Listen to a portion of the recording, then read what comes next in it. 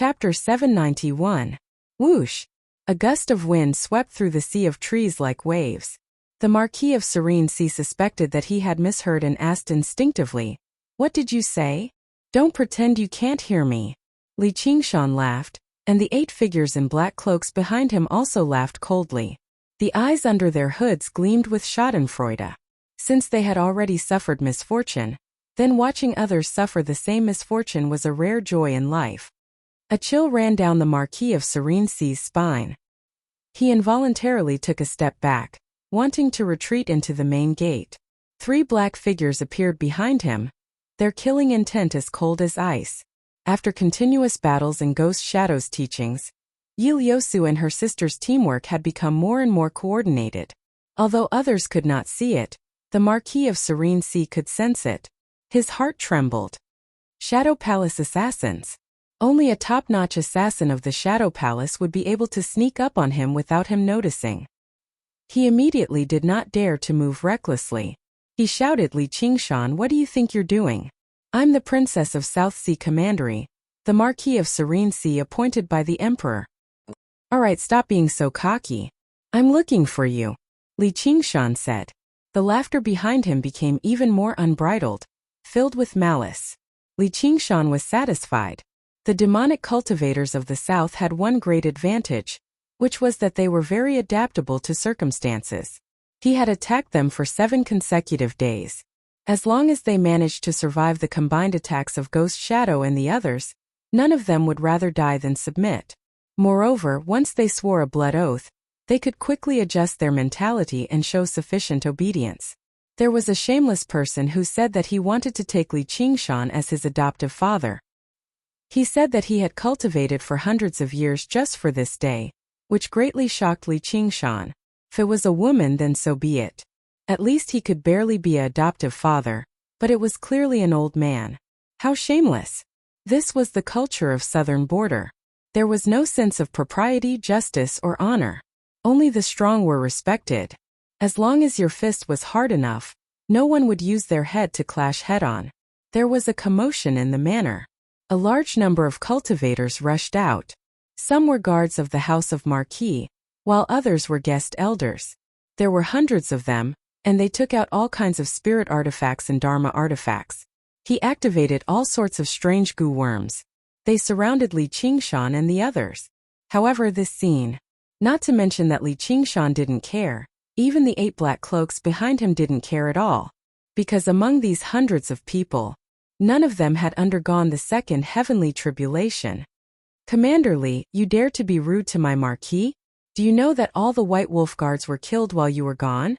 Just you wait for the Hawk Wolf Guard to punish you. If you know what's good for you, I can let my Marquis put in a good word for you," Steward Zhou of the Hofu said. He saw that his family had the advantage in numbers and also had the geographical advantage.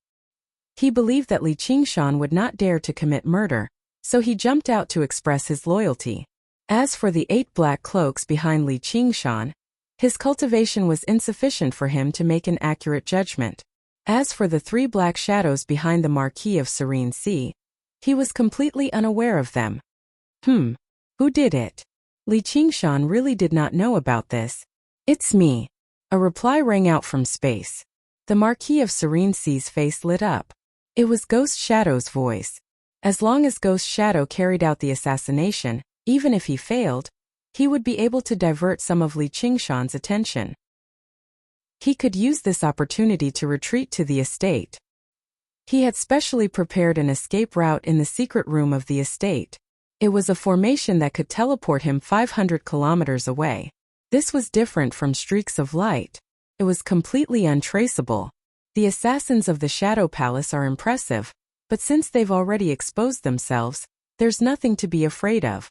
In terms of strength, the 3 of them definitely can't rival the greatest assassin of the South, Ghost Shadow. Sure enough, Ghost Shadow had taken action.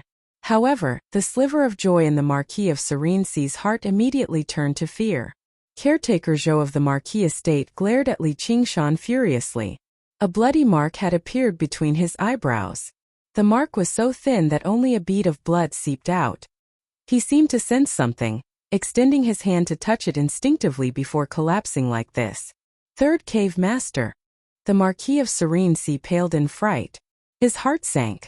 I could tell a long time ago that those bastards were colluding with demonic cultivators. It's clean even if they die. I can go to the Mist Capital to ask for a reward. Li Qingshan said in an unconcerned manner. Marquis, don't be so stubborn and rely on luck. Even boss, you and I have sworn loyalty to Commander Li, so third brother Shadow will obviously be no exception. If you still don't tell these several hundred pieces of trash to piss off and piss me off, I'll swallow them all. The gentleman of heavenly blubber patted his belly with a smile. His fat jiggled about. The gentleman of heavenly blubber. It really is you. Apart from me, who else can be so plump? The gentleman of heavenly blubber smiled and extended his huge fan-like hand. A guard of the estate over 30 meters away cried out as he flew over. The gentleman of heavenly blubber's mouth widened to an unbelievable degree. He actually swallowed the guard in a single gulp. He could vaguely make out a figure below his belly, which vanished after a few struggles. Ah, it's the second cave master of Savage Mountain, the gentleman of heavenly blubber. And the third cave master, Ghost Shadow. Everyone cried out and dispersed in a large circle. All of the cave masters of Savage Mountain were renowned for their viciousness. However, the Marquis of Serene Sea's gaze was focused on the black cloak, figure to the right behind Li Qingshan. His white hair draped down from the hood, and he carried a sword on his back. He was in disbelief. If it was anyone else, then so be it, but he was a sword cultivator wielding an arcane treasure. How proud and arrogant was he? Why would he submit to Li Qingshan? With a final sliver of hope, he called out, Cave Master you. Marquis of Serene Sea, stop wasting time. Yu Wufeng gripped the fogbow sword and said coldly, Yeah, do you want to live or die? I still hope you can survive. Although finding a second heavenly tribulation cultivator in the vast south is quite easy, there aren't a lot of truly useful experts. However, if you really want to die, I'll fulfill your wish. Li Qingshan said. The Marquis of Serene Sea despaired. Li Qingshan was already an extremely terrifying opponent. There were also the 3 peak assassins of the Shadow Palace, the first 3 cave masters of Savage Mountain, and the remaining 6 people. He had already recognized them all. Every single one of them was a renowned demonic cultivator of the south. Right now they all stood behind Li Qingshan, listening to his orders. Even across the entire south, no one could underestimate a force like that. His voice trembled slightly. I'm a marquis. Are you bold enough to kill me? Li Qingshan smiled. Kill him. Before he had even finished speaking, the 3 black figures behind the Marquis of Serene Sea vanished. Ghost Shadow drifted over, locking onto him with killing intent. The fogbow sword left its sheath with a clang, and the gentleman of heavenly blubber reached out with his hand. The remaining 6 black-cloaked figures struck out at the same time as well. It was a sure kill move like a landslide or a tsunami. The Marquis of Serene Sea was unable to dodge, flee, or block them. All he could do was yell out with all his strength, I want to live. Li Qingshan raised his hand, and all of the attacks came to a halt. It was like the tsunami had been frozen the moment it was about to slam down. As long as you want to live. Swear an oath. If the Battle of Savage Mountain had only caused an uproar in the south due to the unknown outcome, then, Li Qingshan's appearance in the commandery city of South Sea this time had answered all of their questions. However, it did not just reveal the outcome of the Battle of Savage Mountain, but the change in the entire structure of the South. After receiving the Marquis of Serene Sea's oath, Li Qingshan held a banquet in the Marquis estate and invited the 10 cave masters. These 10 renowned figures of the South toasted Li Qingshan together, formally pledging their loyalty. The cultivator who accepted Li Qingshan as his foster father even referred to him as king, no longer referring to him as sir or commander. Li Qingshan was confused. He asked for the reason, and the cultivator said, Who in the South doesn't know that the one who unites Savage Mountain is the king of savages? Li Qingshan laughed aloud, accepting the title happily. The Marquis of Serene Sea cursed him for his shamelessness inside, but he forced a smile on his face and also called out, My king. After the banquet, Li Qingshan gave the order to set off immediately and continue his campaign. He basically rounded up all the second heavenly tribulation cultivators in the south apart from the myriad poison cult, making the arrogant declaration he made when he first arrived in the South Sea Commandery a reality. Those who submit to me prosper, and those who oppose me die.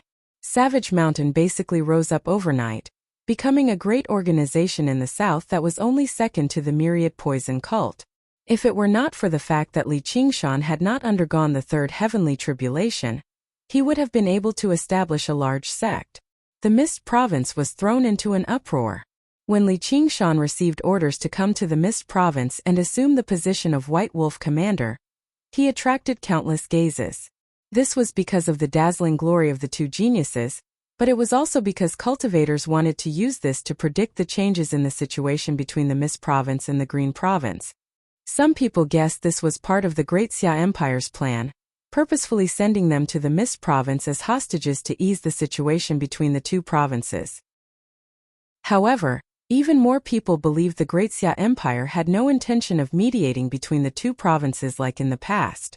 Instead, they purposefully made the two provinces wear each other down so that the Dragon Province would remain absolutely powerful in the center. As for Li Qingshan and Little Ant, they were just chess pieces to speed up the war between the two provinces. Pitiful sacrifices. There were plenty of malicious speculations. How will the Chan Monastery of Devanaga react when they lose these two genius disciples? As soon as Li Qingshan arrived in the South Sea, he killed the White Hawk commander and successfully ascended to his position. He demonstrated viciousness that completely differed from his identity as a Buddhist disciple. However, across the entire Mist Province it was only a small matter. Over 2 years had passed since then, and Li Qingshan's name gradually faded from everyone's sight. It was only mentioned from time to time and guessed at the outcome of the battle. Only when Li Qingshan used the Blood Oath Scroll to command the 10 cave masters and conquer the entire south did his name suddenly ring out again.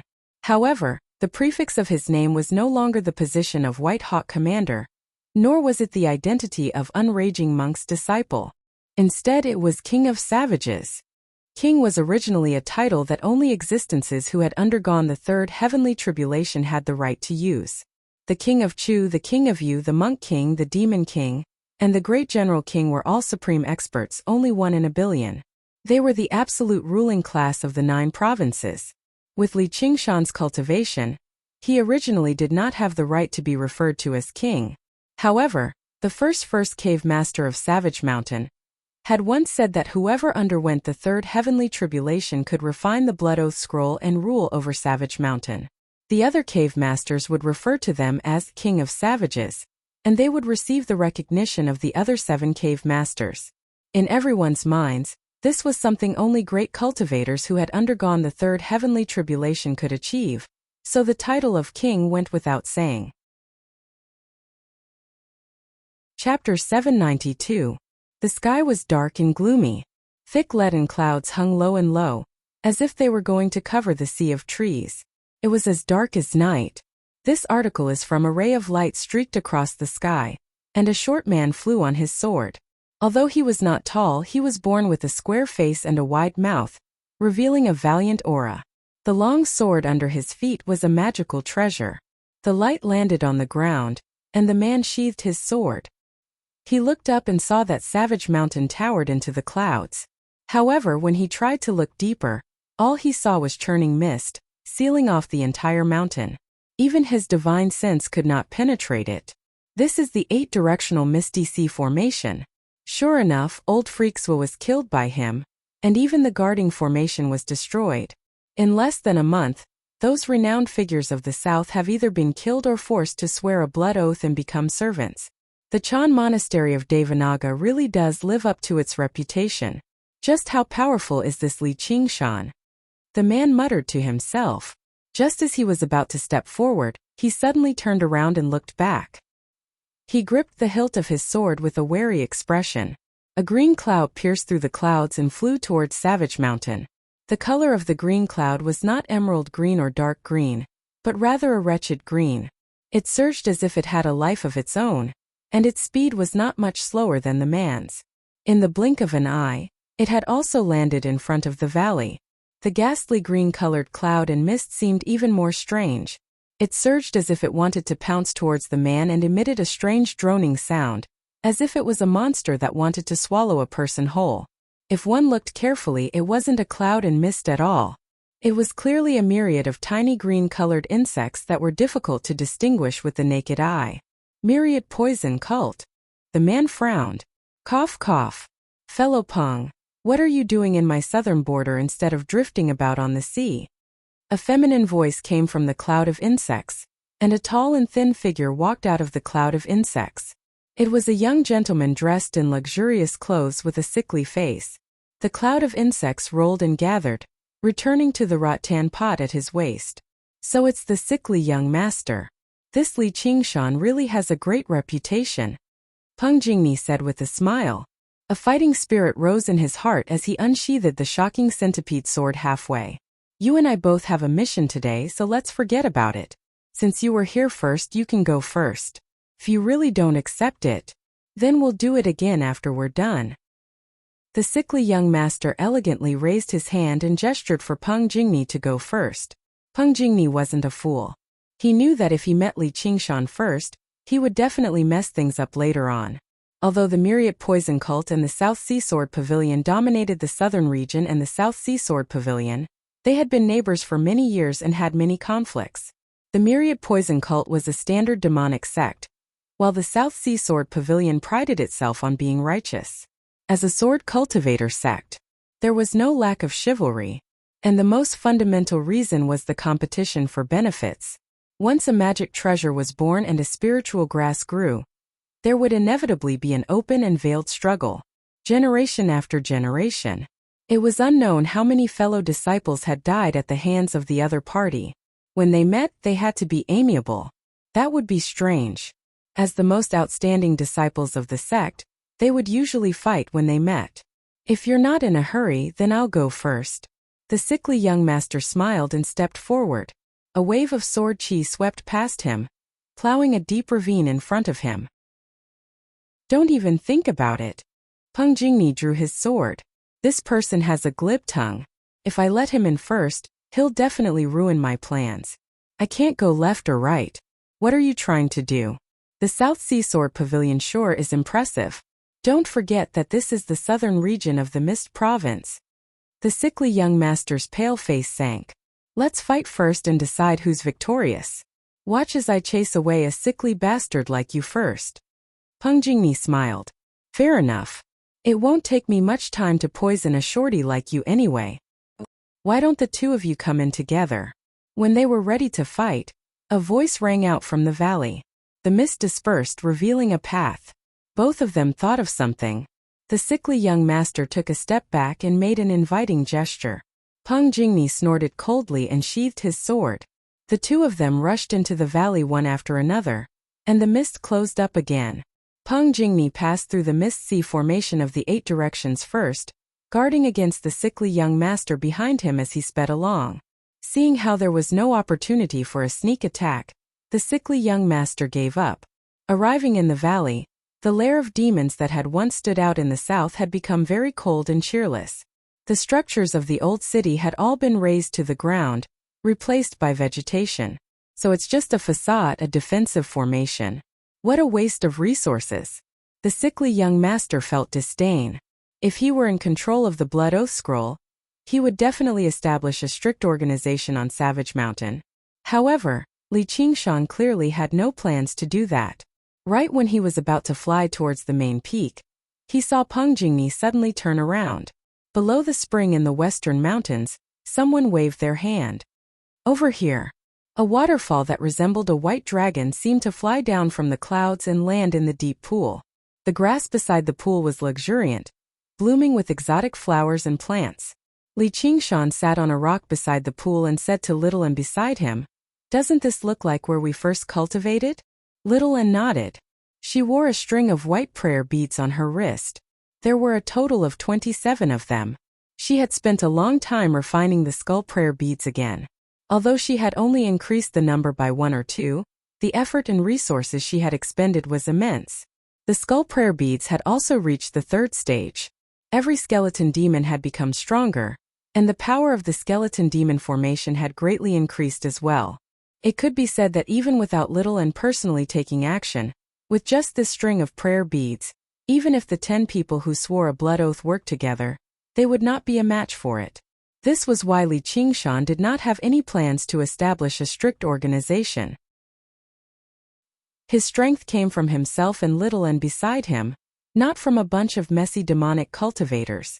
Everyone focused their attention on the powerful forces he had gathered, but they did not know that this was just the tip of the iceberg of his true strength.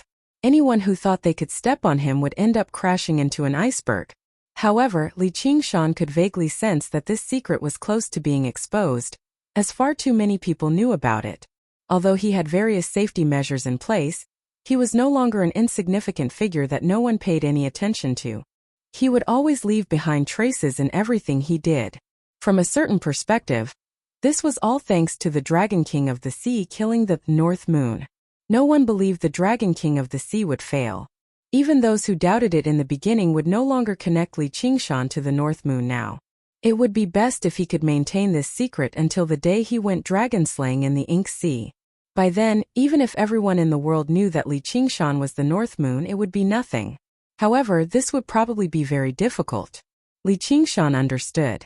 Having reached the 4th layer of the spirit turtle, his premonition was definitely not groundless. Someone's here. It's the people of the Myriad Poison Cult and the South Sea Sword Pavilion. Sure enough, I've alarmed them? Li Qingshan raised his eyebrows and smiled little and said, that disciple of the Myriad Poison Cult is known as the Sickly Young Master in the South. He's a member of the Imperial Clan of the Kingdom of Yu, one of the successors to the throne. He probably doesn't just represent the Myriad Poison Cult. Chapter 793. P.S. Today is my cousin's engagement. I set off in the morning and ran to Zhengzhou for a whole day. I spent most of the time in the car and only returned at night. I'm dead tired. I was too depressed last month. I need to adjust my pace and pull myself together this month. After all, this is the only meaningful thing in my life right now. From tomorrow onwards, I will resume 2 nights a week. Please cast your monthly votes. Dream Talker thanks you. Peng Jingni arrived before the deep pool first. He saw 2 people sitting under the waterfall. One was a tall man dressed in white. His black hair draped over his shoulders.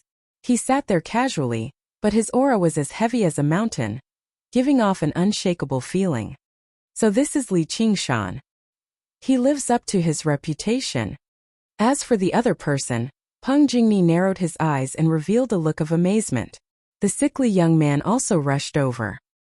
His first glance landed on little and he exclaimed inwardly, to think there's such a beauty in the world. How incredible! He then said to Li Qingshan, you must be Li Qingshan. That's right.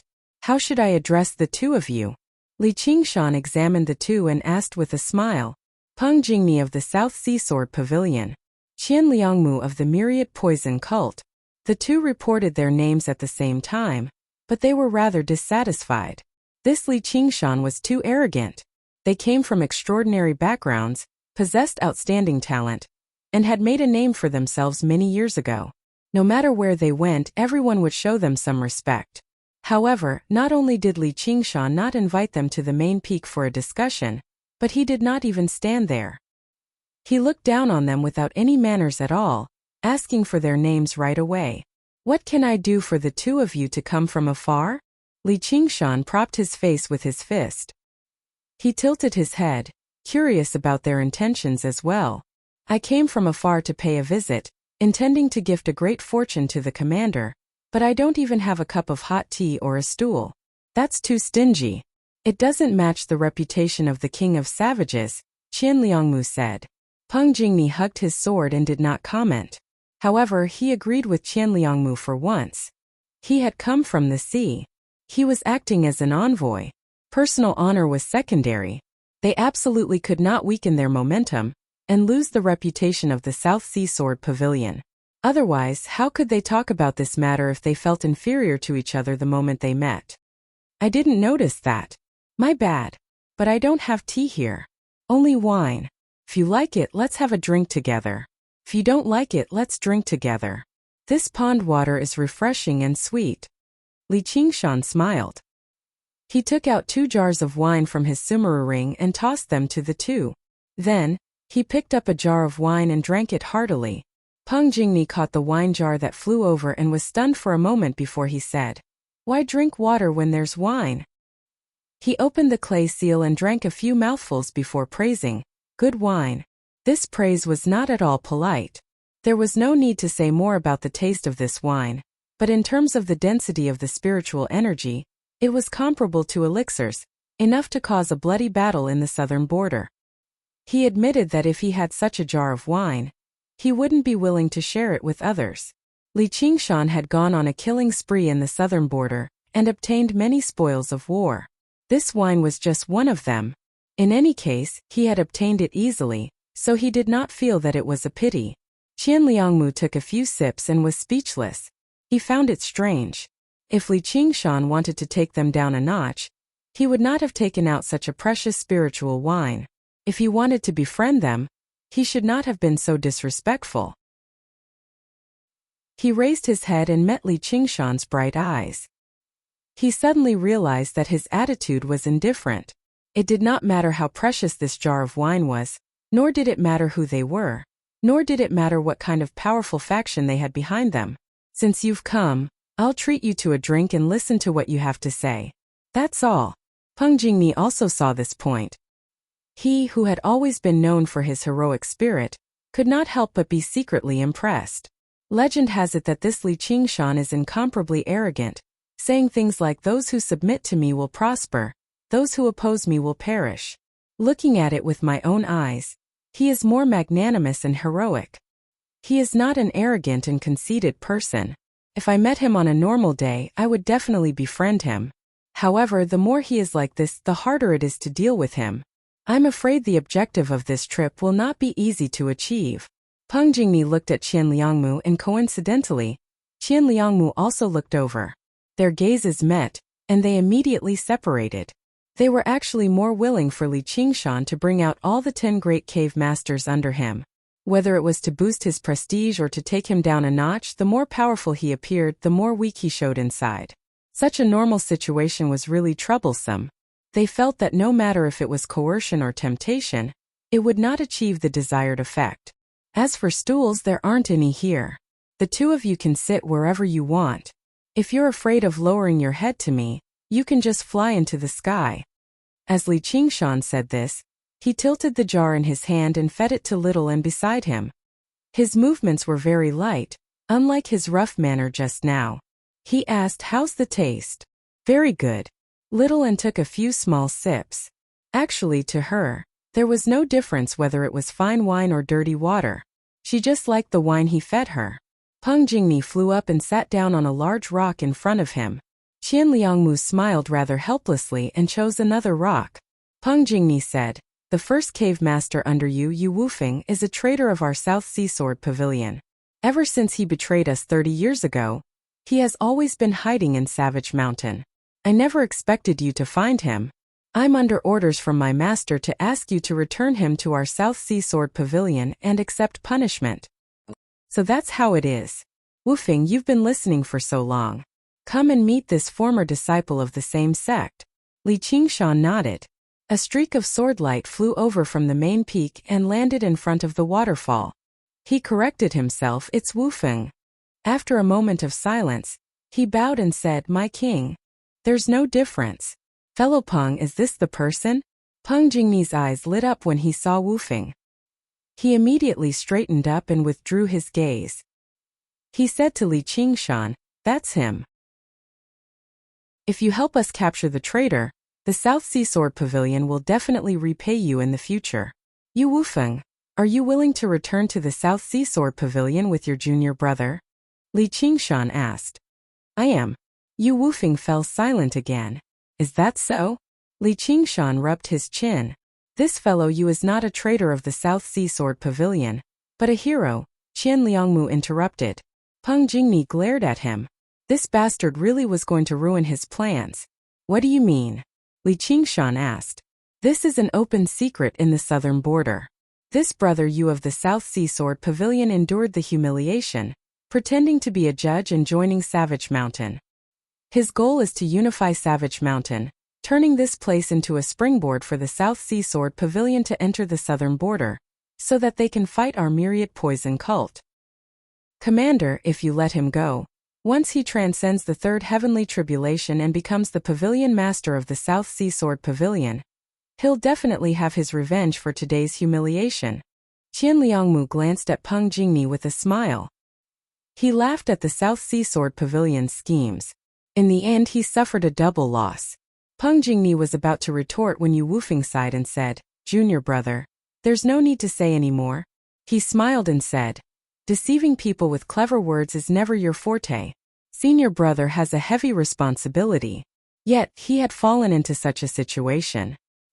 He had truly let down his benefactor. "I've let the sect down." "Yes, senior brother." Peng Jingni's chest warmed up as he lowered his head. Yu Wufeng then said to Li Qingshan, "Commander Li, if you are willing to show mercy, I swear that I will not take revenge for today, nor will I divulge any of your secrets. I'm even more willing to lend you a hand and make you unrivaled in southern border." His words were filled with killing intent, directed at the myriad poison cult. Qian Liangmu said, "I wonder how this oath compares to a blood oath? Brother Yu is truly scheming. Are you trying to get someone else to do your dirty work?" "Commander Li, a single thought of benevolence can lead to endless trouble in the future. There are many things that can replace the blood oath scroll in southern border, such as the poison vow gu, the thousand-needle curse," Qian Liangmu interrupted. "I wonder which of these things can restrain a cultivator who has transcended the third heavenly tribulation. Are you trying to deceive the commander into not knowing about southern border's gu curse arts?" The two of them engaged in a verbal battle.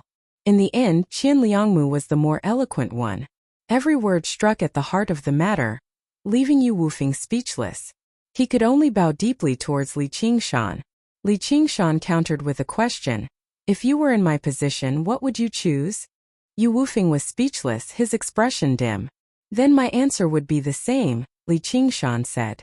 "Fellow Li, do you really think nothing of my South Sea Sword Pavilion?" Peng Jingni shouted angrily. "Fellow Peng, it's best if you keep your cool. If you go too far, it won't be good." Li Qingshan glanced at him quietly. There was no killing intent in his gaze, but it made him shiver inside. Yu Wufeng's gaze was even stricter, reminding him of when he was practicing the sword many years ago. "I lost my composure. Please forgive me, fellow Li." Peng Jingni glanced at Qian Liangmu from the corner of his eye. Indeed, he saw a smile in his eyes. If they really fell out and invaded southern border to attack Savage Mountain, it would only make Li Qingshan side with the myriad poison cult. Not to mention that he still held a hostage that the South Sea Sword Pavilion could not give up. "You don't have to hate me. When your senior brother drew his sword against me back then, didn't he want to kill me?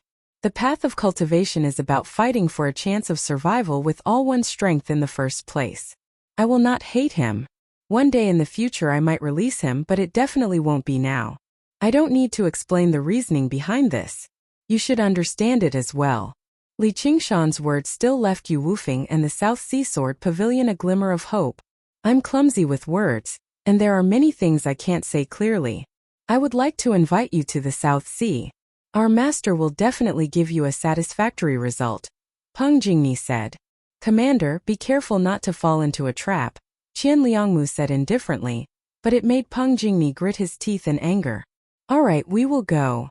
The one who spoke was not Li Qingshan, but little Anne, who had been listening quietly the entire time. Peng Jingni rejoiced inside and looked at Li Qingshan. "If she agrees, then I agree." Li Qingshan was originally stuck between two options. Since little Anne had spoken, she definitely had a plan. As long as he did not go to the South Sea Sword Pavilion, he was confident that he could put up a fight even if he faced that great sword cultivator, not to mention that he had the spirit turtle to foretell fortune. Qian Liangmu wanted to say something, but he shut his mouth again. Even he would struggle to turn down a woman like that, let alone go back on his word after turning her down. Li Qingshan was clearly not an indecisive person. Moreover, this matter might even be an opportunity. Peng Jingni let out a sigh of relief. This outcome was barely satisfactory. He never thought he would actually feel so much pressure when he faced this Li Qingshan. Li Qingshan said, "Prince Qian, let me hear what you mean by great riches and honor." Chapter 794. Qianliangmu coughed gently. The leader of the Myriad Poison cult, the Myriad Poison ancestor, would like to invite you to become a protector of the cult. Peng Jingni immediately sneered. The Myriad Poison cult sure has schemed well. Is this the great riches and honor you speak of? Li Qingshan took a sip of alcohol. That's right.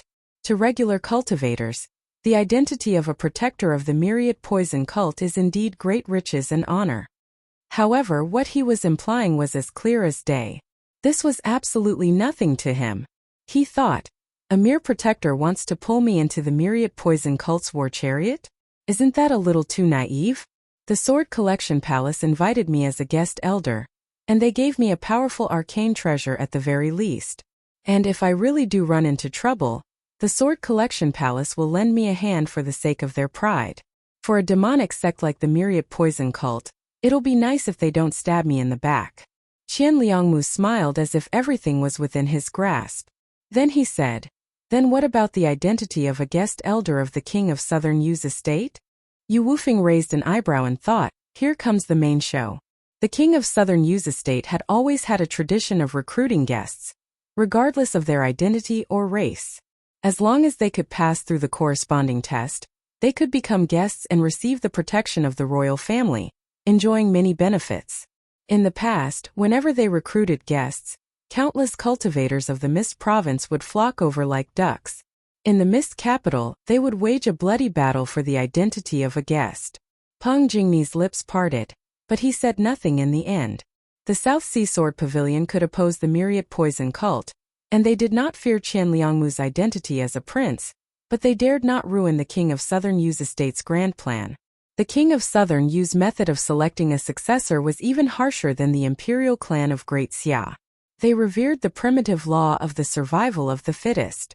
Princes trained in various parts of the Mist province, so dying was very common.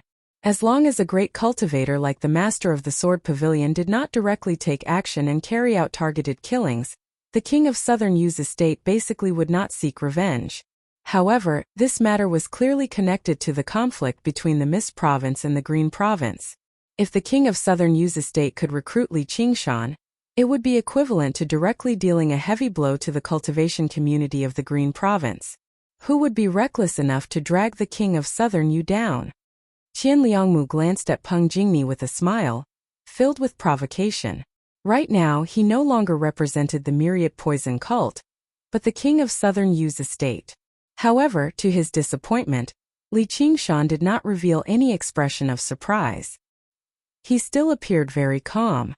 Not bad, this can also be considered a great fortune. Is there anything else? Li Qingshan took a sip of wine and asked with a smile. Qianliangmu's brows twitched. Should I say that he is greedy or is he heartless? In the face of such an important decision, he could actually still smile. Esteemed guest. Qianliangmu narrowed his eyes and spat out these two words as if he was spitting out a knife. A cold light flashed in his eyes. The dagger was revealed. Humph. Let's see if you can still laugh. Yu Wufeng's eyes narrowed. He never expected the King of Southern Yu to offer something like that. The King of Southern Yu's estate was known to have 3,000 followers, which were divided into upper, middle, and lower levels according to their cultivations. Those who had to go through the first heavenly tribulation could become low-ranking officials, while those who had to go through the second heavenly tribulation could become mid-ranking officials. Only those who had undergone 3 heavenly tribulations had the right to become an honored guest. Just the mere status of a lower honored guest was enough to make countless people scramble for it. Before honored guests, even the King of Southern Yu had to show some respect, referring to them as fellow. Although Li Qingshan was known as the King of Savages, he had yet to undergo the 3rd heavenly tribulation. The King of Southern Yu had actually broken tradition and directly appointed Li Qingshan as an honored guest. As long as he became an honored guest, he could basically do whatever he wanted in the Mist province. There were countless other benefits as well. This truly was a great fortune. However, it was exactly because this fortune was great enough that it made it even more difficult for him to turn it down. Since the King of Southern Yu had demonstrated his determination, there were not a lot of people who dared to turn him down.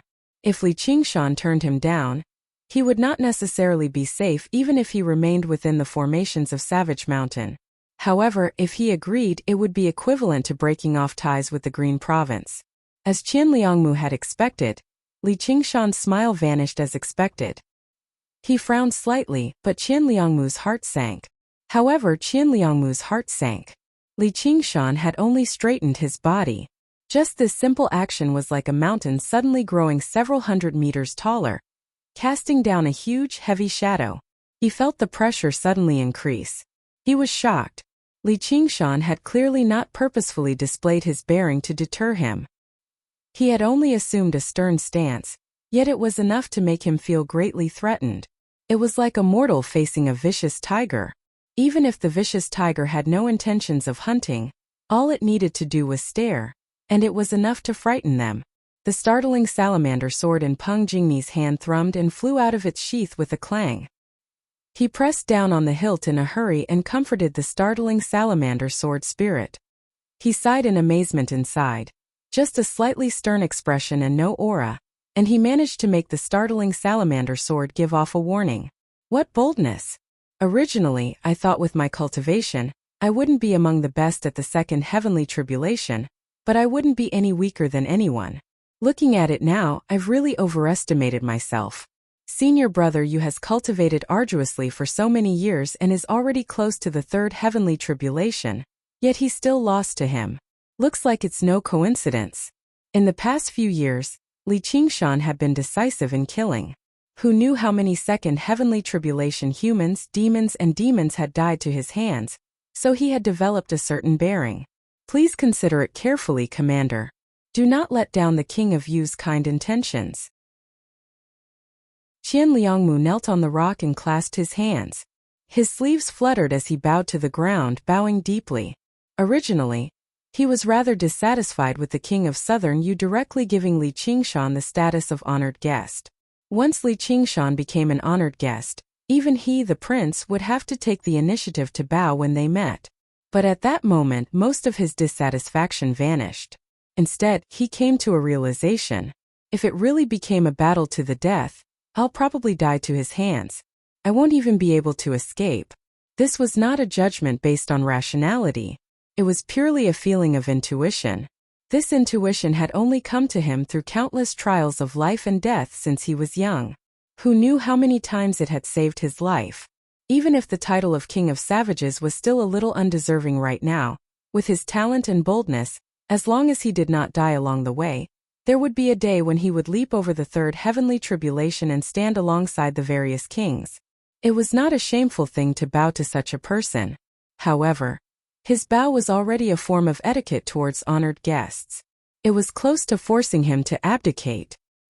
He stared right into Li Qingshan's eyes fearlessly and thought to himself, "Make your choice, King of Savages. Whether it's the Mist Province or the Green Province, if you take a wrong step, even geniuses will die. Their souls will disperse, and they'll be crushed to pieces." Li Qingshan smiled. "What are you being so stern for?" He scratched his head and sighed. I originally wanted to muddle my way through, at least for a few years, and wait until the war actually begins. But sure enough, a mighty provincial lord isn't that easy to deal with. Of course, pretending to agree first before explaining to the Green Province without offending either side seems to be the smartest choice. However, I've never been a clever person, and I don't like putting on an act and feigning civility, so Li Qingshan drank all the alcohol in the jar and smiled. "I refuse." Chapter 795. Qian Liangmu was originally complacent. He was extremely satisfied with his performance just now. Not only did he put on a sufficiently humble front, preventing Li Qingshan from venting his anger on him, but he did not back down at all in terms of bearing, directly forcing Li Qingshan to make a choice. He could not do it half-heartedly. When he heard Li Qingshan's earlier words, the corner of his lips had already curled up slightly. Since he understood the King of Southern Yu's power, all he could do was agree obediently. He had already begun imagining what kind of reward he would receive after completing this mission of persuasion. He would be taking another step closer to the King of Southern Yu's throne. If he could pull Li Qingshan and Qian Liangmu into his side, that would be for the best. However, when Li Qingshan gave his answer, even Qian Liangmu was stunned despite how shrewd he was. Peng Jingni and Yu Wufeng were taken aback too. They knew Li Qingshan would not agree so easily, but they never expected him to turn it down so straightforwardly. His words were equivalent to cutting off his path of retreat. He was not half-heartedly, not fooling around, not deceiving. He was rejecting him flatly, leaving no room for negotiation. Little An looked at him, blinked his eyes, and smiled. Commander Li, have you thought it through? Do you know what the consequences will be? There are a lot of people who don't fear the emperor in the Mist province, but there aren't a lot of people who don't fear the king of Southern Yu.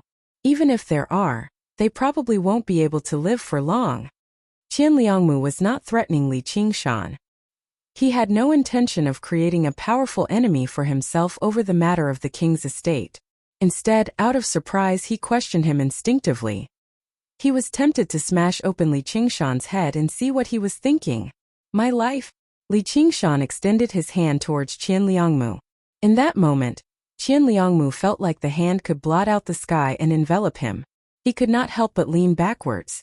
If it were not for the fact that Li Qingshan did not give off any killing intent, he basically would have turned around and fled already.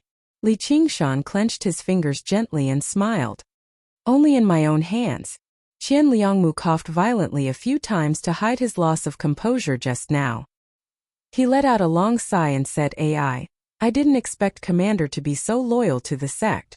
That's rare in the Mist province, but have you ever considered, Commander, when you were set up by despicable people and sent to the Mist province, did the Chan monastery of Devanaga and Chu Lai King ever protect you?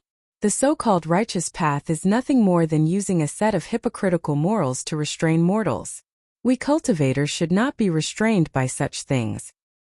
Haven't I made myself clear enough? I'm loyal to no one. Whether it's the Chan monastery of Devanaga, Chu Lai King, or the king of Southern Yu, I came to the Mist province because of my own choice. Of course, I haven't forgotten about the name Siqing either. Regardless of gratitude or enmity, I will return it double. Li Qingshan resumed his lazy posture and gently stroked little Anne's seaweed-like long hair. The smooth and silky touch was very comfortable. Then I have nothing else to say. All I can do is bid farewell. Qian Liangmu stood up and clasped his hands. Please. Li Qingshan waved his hand. After a moment of thought, he took out another jar of alcohol and tossed it to Qian Liangmu. Send my regards to Lord Prefecture Overseer. If the opportunity arises, I'll pay a visit to the Mist capital. Qian Liangmu was taken aback again. He only felt like his actions were always unexpected and unpredictable. Probably all geniuses had a few eccentricities, but he had forgotten that he was also known as a genius in the south.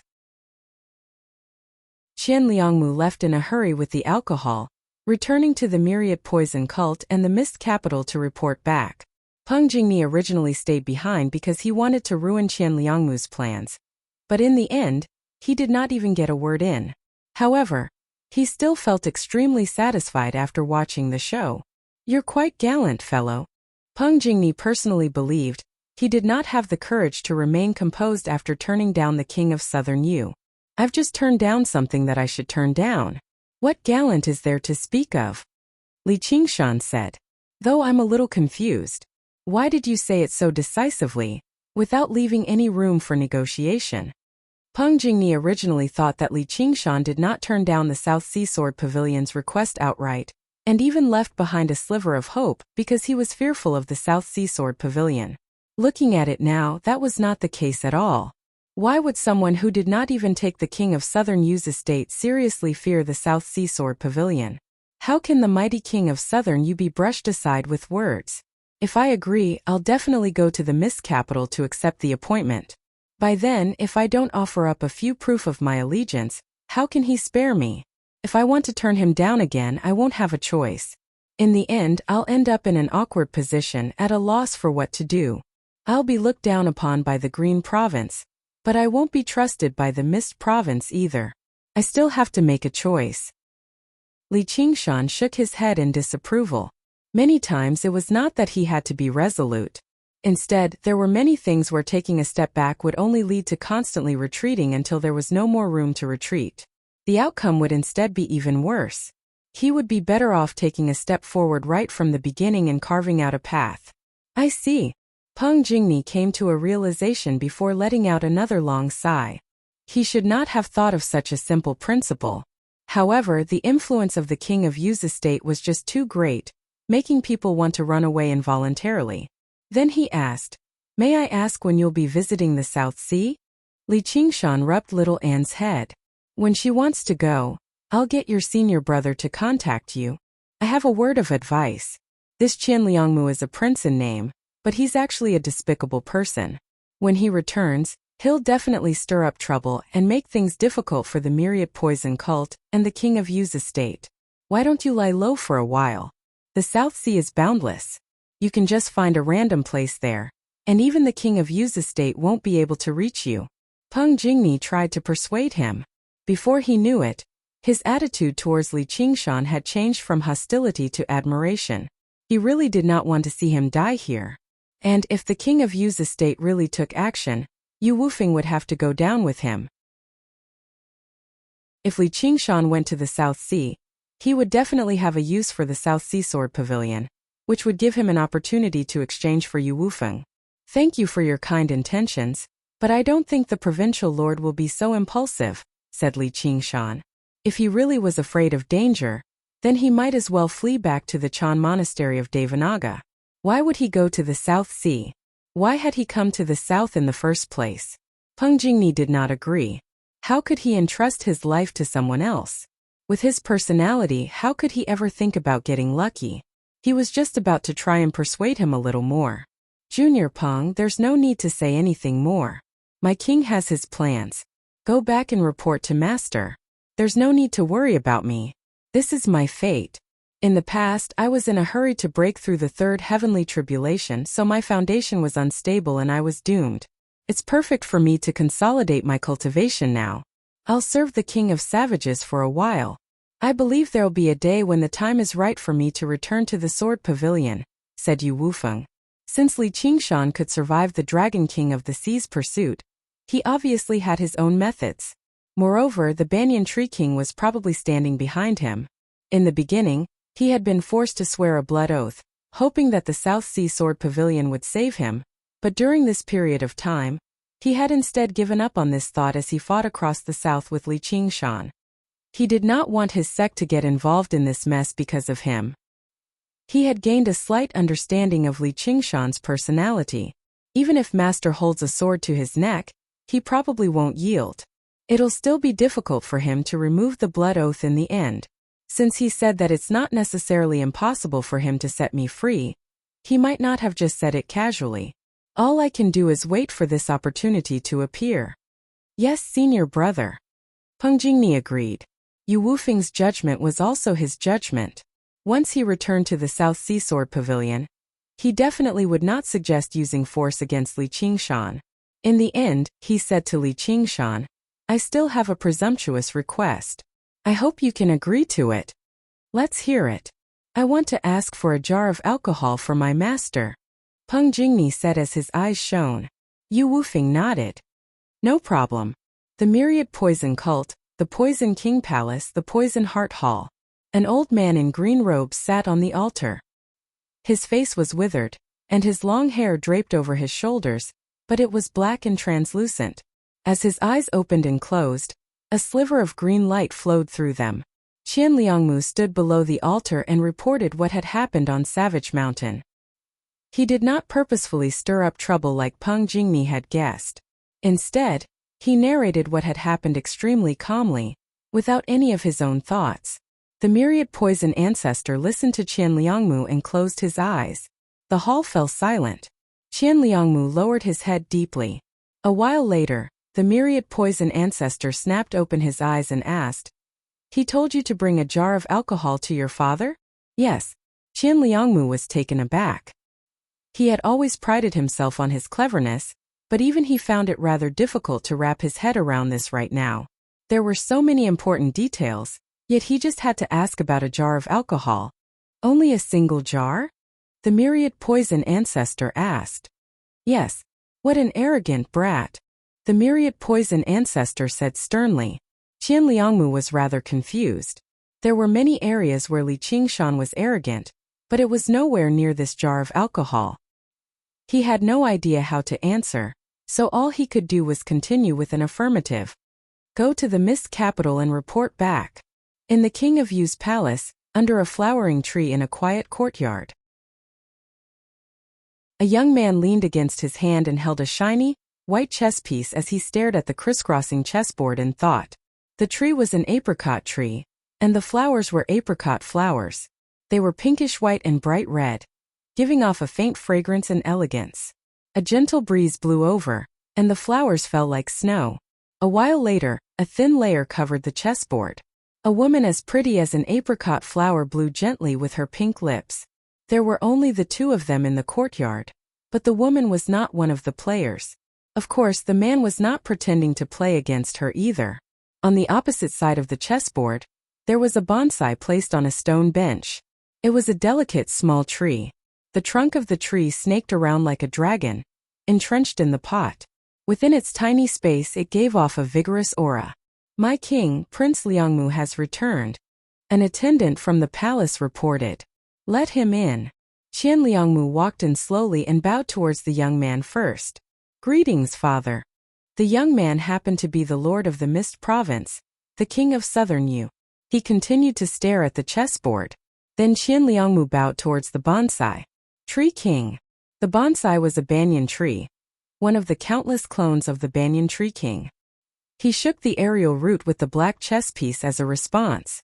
Just when Qian Liangmu was about to bow towards the woman urged him, don't be so polite. If you have something to say, just say it. I still want to watch the game. Qian Liangmu agreed in a hurry. Just like how he did in the Myriad Poison Cult, he described what had happened on Savage Mountain. However, this time he added a lot of his own opinions. He carried out various evaluations and analyses of Li Qingshan and Little And, ranging from the various changes in the south to the situation of the Green Province and Mist Province. His content was over 10 times colder than before. The woman became impatient. The king of southern Yu continued to stare at the chessboard. Only when Qian Liangmu finished did he turn around.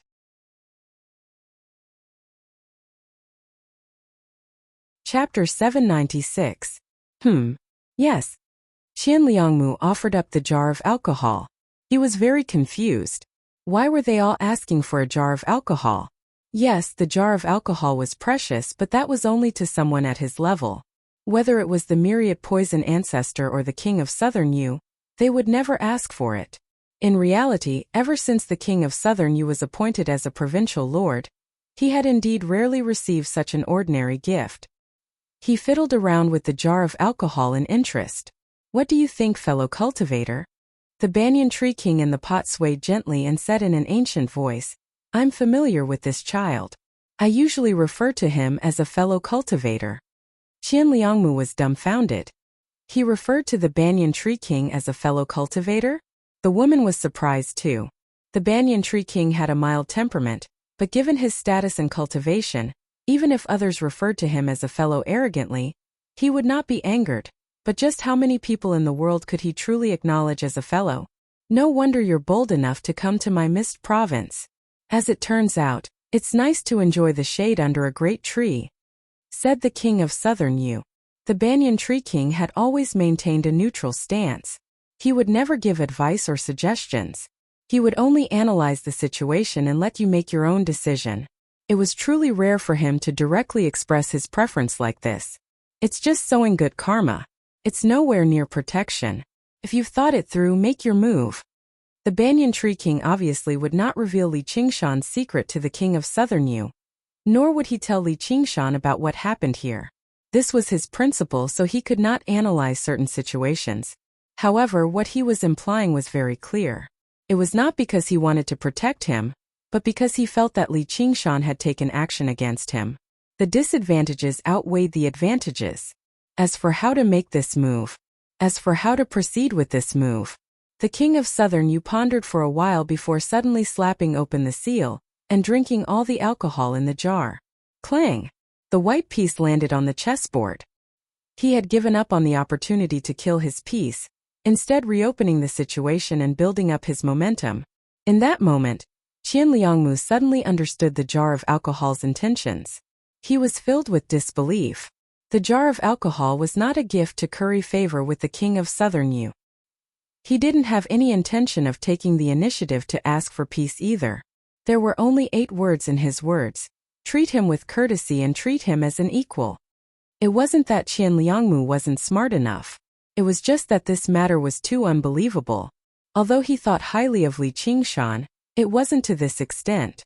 The most unbelievable part was the king of Southern Yu actually accepted the jar of alcohol. No wonder master is angry. This Li Qingshan only gave him 1 jug of wine. It was clear that he didn't put him in his eyes at all. He didn't even want to talk about friendship, let alone being his protector. Qianliangmu took his leave. He thought about how he was going to tell the myriad poison ancestor about what had happened here when he returned. Though with how the Banyan Tree King referred to him as a fellow, it's not a big deal. Perhaps even his master would have to think twice about this. What was the background of this Li Qingshan? Wasn't he from Qingzhou? How could he be friends with the Banyan Tree King? I really don't understand. The king of Southern Yu's decision was not just because of what the Banyan Tree King had said. The Banyan Tree King possessed a great status, but it was not enough to sway his decision. However, this was not enough to influence his decision. Moreover, after considering various factors, the current situation was not suitable to start a war with the Azure province.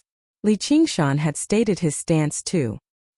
He would not become embroiled in the conflict between the 2 provinces for the sake of the Chan monastery of Devanaga. Of course, this guarantee was utterly unconvincing to the king of Southern Yu. If the 2 provinces actually went to war, he refused to believe that Li Qingshan could remain uninvolved. As a 3rd heavenly tribulation cultivator, why would he be willing to become embroiled in conflict? Could the hatred passed down from his ancestors really make him empathize with them, even to the point of losing his rationality? Compared to that, he would much rather remain in his courtyard, playing chess and admiring the flowers, focusing on cultivation. However, how could people truly be alone in the world? They would definitely be tied down by various connections, such as friends, lovers, children, and even enemies. It would lead to endless conflict. As for people who only wanted to avoid conflict and not prepare for battle, they would definitely lose all peace. His actions will be quite troublesome. There aren't a lot of banyan trees in the south, and the myriad poison ancestor isn't a magnanimous person. I'd like to see what he does next. The king of Southern Yu thought and took a few more steps. However, the Banyan Tree King's skill at chess had always been superior, so he was still distracted. The situation for the white pieces took a sudden turn for the worse. The black pieces were about to kill the dragon. The woman clapped her hands and smiled. Grandpa Banyan Tree is about to win. This game doesn't count. I was distracted. The king of Southern Yu waved his hand and messed up the chessboard. Lingji, you're being shameless again. How shameless, the woman said. Even a small area needs to be fought over when it comes to games, let alone a region that spans thousands of kilometers. It's a matter of life and death. The king of Southern Yu tapped the chessboard, producing a clear thumping sound. Stop quibbling. You've never been obedient since you were young, and your skills at chess are terrible. Grandpa Banyan Tree was far more distracted than you. The woman did not buy it, revealing the king of Southern Yu's past without holding back. Who told me to be called Lingji? It's obviously because I'm unwilling to lose out. The king of Southern Yu smiled. The Banyan Tree King smiled silently. Just like the woman had said, his mind was divided into countless parts, listening to countless words and watching countless flourish and decline. Birth, age, sickness, and death. It was always the joys and sorrows of separation and reunion, love and hatred, repeated over and over again, but when he thought about it carefully, it was all different. It was like thousands of stars gathered in his heart, turning into a sea of stars. He had never grown weary because of his long lifespan. There were many things he needed to think about and questions he could not answer. As he played chess with the king of Southern Yu, he also conversed with Li Qingshan. Of course, he scrupulously abided by the rules of being a tree and did not reveal anything. Li Qingshan had to discover everything himself. Are you ready, sir? In the Azura field, Li Qingshan stood on the branch of the tree and asked. He had already decided to move the Banyan Tree King to Savage Mountain. He had moved all of the night roamers outside the Azura field. I'm ready. Then I'll have to trouble you to come out yourself. I really can't move you. Li Qingshan waved his hand, and a blood-red swirl appeared above the Banyan Tree King, expanding to several hundred times its original size in the blink of an eye. The ground shook and the Banyan Tree King rose up slowly, flying towards the blood-red swirl with thousands of tons of soil and rock, vanishing into the swirl bit by bit. A similar swirl appeared in Savage Valley. The Banyan Tree King's colossal figure slowly appeared. The verdant crown was like a green cloud blotting out the sky. All of the night roamers gazed at this sight with emotions from the bottom of their hearts. As for Yu Wufeng, the gentleman of heavenly blubber, and the other cave masters, they struggled to hide their shock, as the Banyan Tree King resided in the center of the Mist Province. He rarely had any branches in the south. They had only heard of his name, but they had never seen him in person. They could not help but sigh in amazement inside. So this is the Banyan Tree King.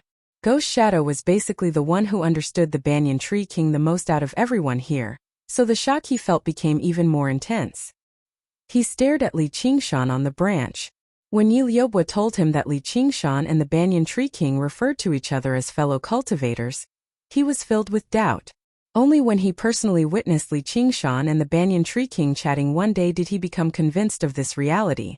As a result, he lost all thoughts of resistance. Just like Yu Wufeng, he just cultivated obediently and waited for the day when Li Qingshan would show mercy. A little more to the east. Yup, a little closer to the main peak. Be steady. Don't fall. Alright. Luluo.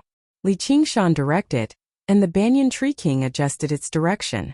With a great rumble, the Banyan Tree King landed slowly, right in the center of the valley, in the city of the past. Afterwards it dug its roots deep into the ground.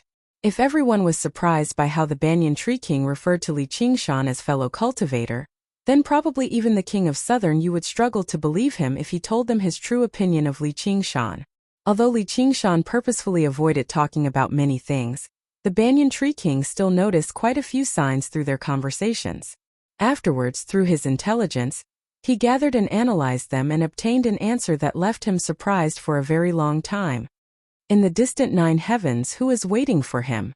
Are you satisfied with this place? Li Qingshan said to the Banyan Tree King. I still have to thank you for allowing me to return to the Mist Province and for having such a great place to cultivate. The Banyan Tree King thanked Li Qingshan. Although it was only one of the countless branches, being able to take root in a blessed land like this was beneficial to his cultivation. You're welcome. However, I do have a small request. In the future, I'll have to ask you to preside over the formations of Savage Mountain. Li Qingshan clasped his hands. He wanted to establish Savage Mountain as a base of operations, so that it would be convenient for him to carry out his activities in the south. However, although he had cast down a few formations of extraordinary power, formations at this level could not be used on a whim. If he wanted to unleash its full power, he needed to possess a relatively deep understanding of formations, but that would take a tremendous amount of time. Even with Little Ant's intelligence, it was impossible for him to accomplish it in a single stroke. Moreover, it was impossible for him and Little Ant to remain on Savage Mountain forever. If there was no one to preside over it, the formation's power would decrease by another 30%. Right now, all of his potential opponents were third heavenly tribulation great cultivators, so it would be very difficult for the formations to stop them for too long. I'm just a tree. It's my duty to provide shade. But as for presiding over the formations, the Banyan Tree King was rather troubled. He had always maintained a neutral stance, so he would never directly interfere with these matters. You said you want me to follow you to the Mist Province, so I fell out with the old dragon in the Green Province. I'll be a demon commander under your command in the future, so why don't you take care of me? If someone barges in, my identity will be exposed immediately, and once it makes it out, that old dragon will even kill his way over. Do you think you'll care or not? Li Qingshan teased. You brat. Fine then. The Banyan Tree King smiled bitterly. Under his control, the formations paused slightly, and the inscriptions flickered and vanished in the air before operating again. They merged with one another and radiated with an endless aura. From the outside, the mist that enveloped Savage Mountain grew thicker, but it was possible to see the sky outside from the mountain. If you have any orders from me in the future, Great King, I'll go cut down any insect that offends you. Li Qingshan smiled. He had made up his mind. With that, he had nothing to worry about. Even if the king of Southern Yu attacked, he wouldn't be able to get through the formation so easily. I'm not worthy of being referred to as Great King by you. I'm afraid my lifespan will be shortened. The Banyan Tree King said in exasperation. Your lifespan is very long anyway. Even if you shorten it by a few years, it won't be a problem. Yu Wufeng and the others who watched on from the side had already become completely speechless.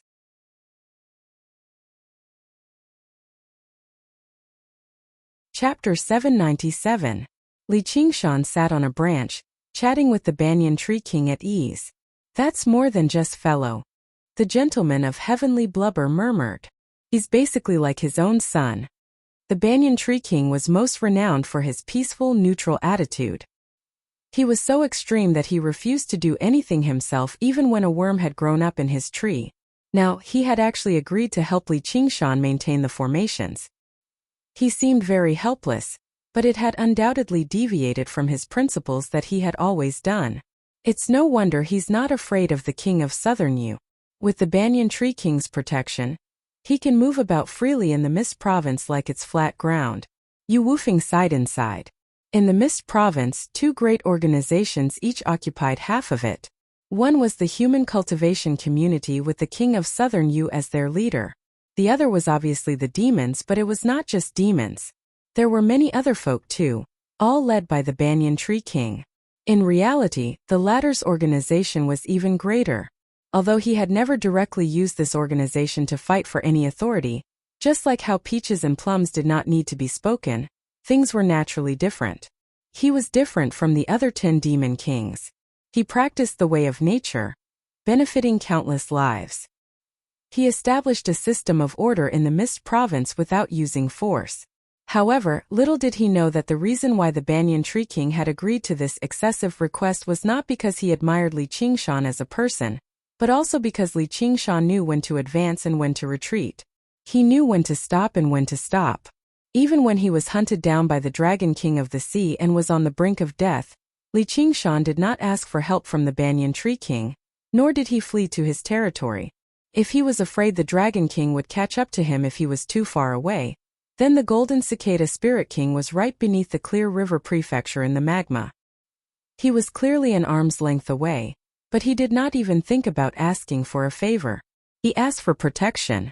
It was exactly this character of taking responsibility for his actions that made the Banyan Tree King willing to break his principles for him. This kind of respect could be said to have been earned by Li Qingshan's life. If the king of Southern Yu truly launched a large-scale attack and reached a point where he could no longer turn back, Li Qingshan definitely would not rely on the Banyan Tree King's protection. Under Yi Liusu's command, the night roamers all took up residence. After settling down, the men and women, old and young, were all overjoyed by this new environment. In the future, I will definitely go to your towering sky city to take a look, Li Qingshan said to the Banyan Tree King. Towering City was located in the Solitary Tree Commandery. It was the largest city in the Mist Province, as well as where the Banyan Tree King's main body resided. Sure, you're welcome anytime. At that time I'll introduce a few young friends to you. Actually, it's more suitable to be a monster, said the Banyan Tree King. I'll have to go through 3 heavenly tribulations. After settling things with the Dragon King of the Sea.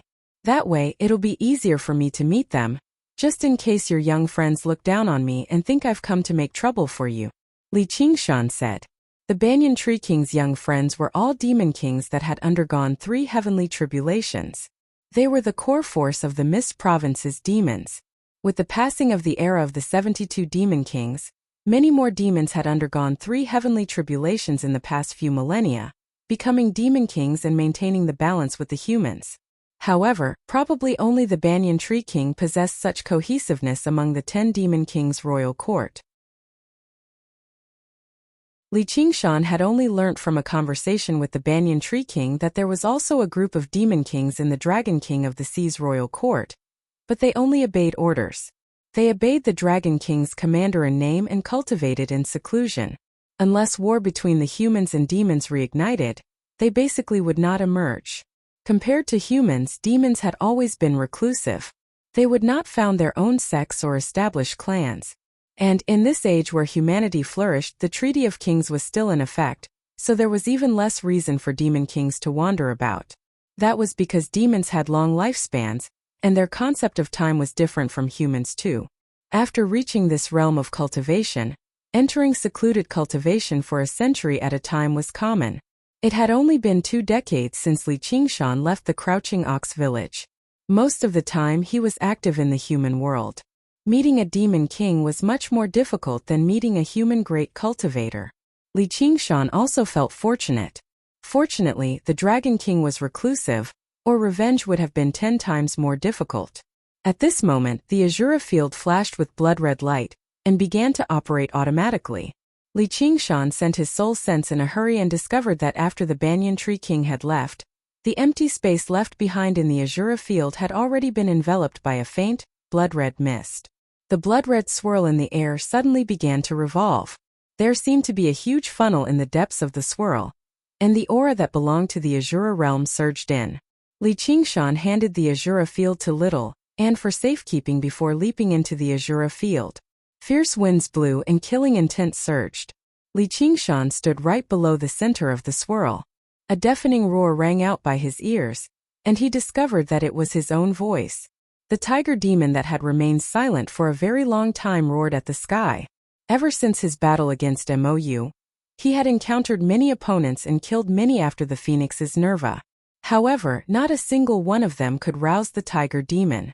Li Qingshan had always been focused on the phoenix's scripture of Nerva. Although he wanted the tiger demon to break through to the 5th layer, there had never been any progress. Only at this moment did the vicious tiger in his heart awaken from its slumber, sensing the summoning from another world. That was a land of endless slaughter. Battle was its only theme. Li Qingshan's mind roused. He was like a sleepy person breathing in the cold air of winter. He thought, sure enough, the Azura field is of great assistance to the tiger demon's transformation. At this moment something seemed to flash past the depths of the whirlpool, like a flash of light. When Li Qingshan narrowed his eyes and looked over, he saw nothing at all. He suddenly felt a sense of danger, and he turned around abruptly. It was more like the tiger demon's battle instincts than the spirit turtle's premonition. Its pitch-black eyes shone brightly, and a circular blade flew out from the space before him. It spun rapidly but also silently, cutting towards his neck. The angle it chose was so ingenious and vicious that even Ghost Shadow could not match it. It also contained countless variations. It actually made Li Qingshan feel like he could not dodge it even though he had been through countless battles. The strike had already pushed the art of assassination to a breathtaking level. Nice! Li Qingshan praised. He exhaled and blew the circular blade away with a whistle. He threw a punch towards the back of the blade. Tremble! His strength had completely recovered now, and after the phoenix's Nerva, he was even stronger than before. He completely unleashed the power of the tremors of the ox demon. No matter how fast his opponent was, they would be caught up in it and forced to reveal themselves.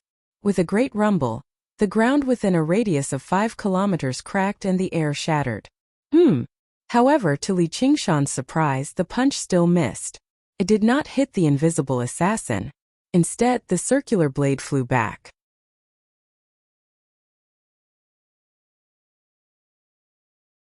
Chapter 798. The circular blade spun towards Li Qingshan. Suddenly, it shone with blood-red light, and a ripple-like blade of blood condensed on the edge of the circular blade. It grew to the size of a round table and whistled shrilly as it spun rapidly, as if it wanted to cut through everything. Li Qingshan stood with his arms crossed and his eyes narrowed. Spirit Turtle's profound shell. A thin, faint blue barrier of light formed from countless hexagons blocked the circular blade's path. However, the collision he imagined did not happen. With a flash, the circular blade passed through the Spirit Turtle's profound shell and slashed towards his face. Li Qingshan's eyes narrowed. The spirit turtle's profound shell was unscathed, but the circular blade had actually directly pierced through space.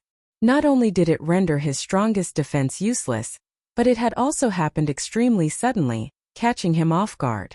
This head-on attack was even more vicious than the silent sneak attack just now. Just when he was about to gain the upper hand, the circular blade suddenly descended and slowed down. Gravity of the Earth. In a battle between experts, there was only a single line.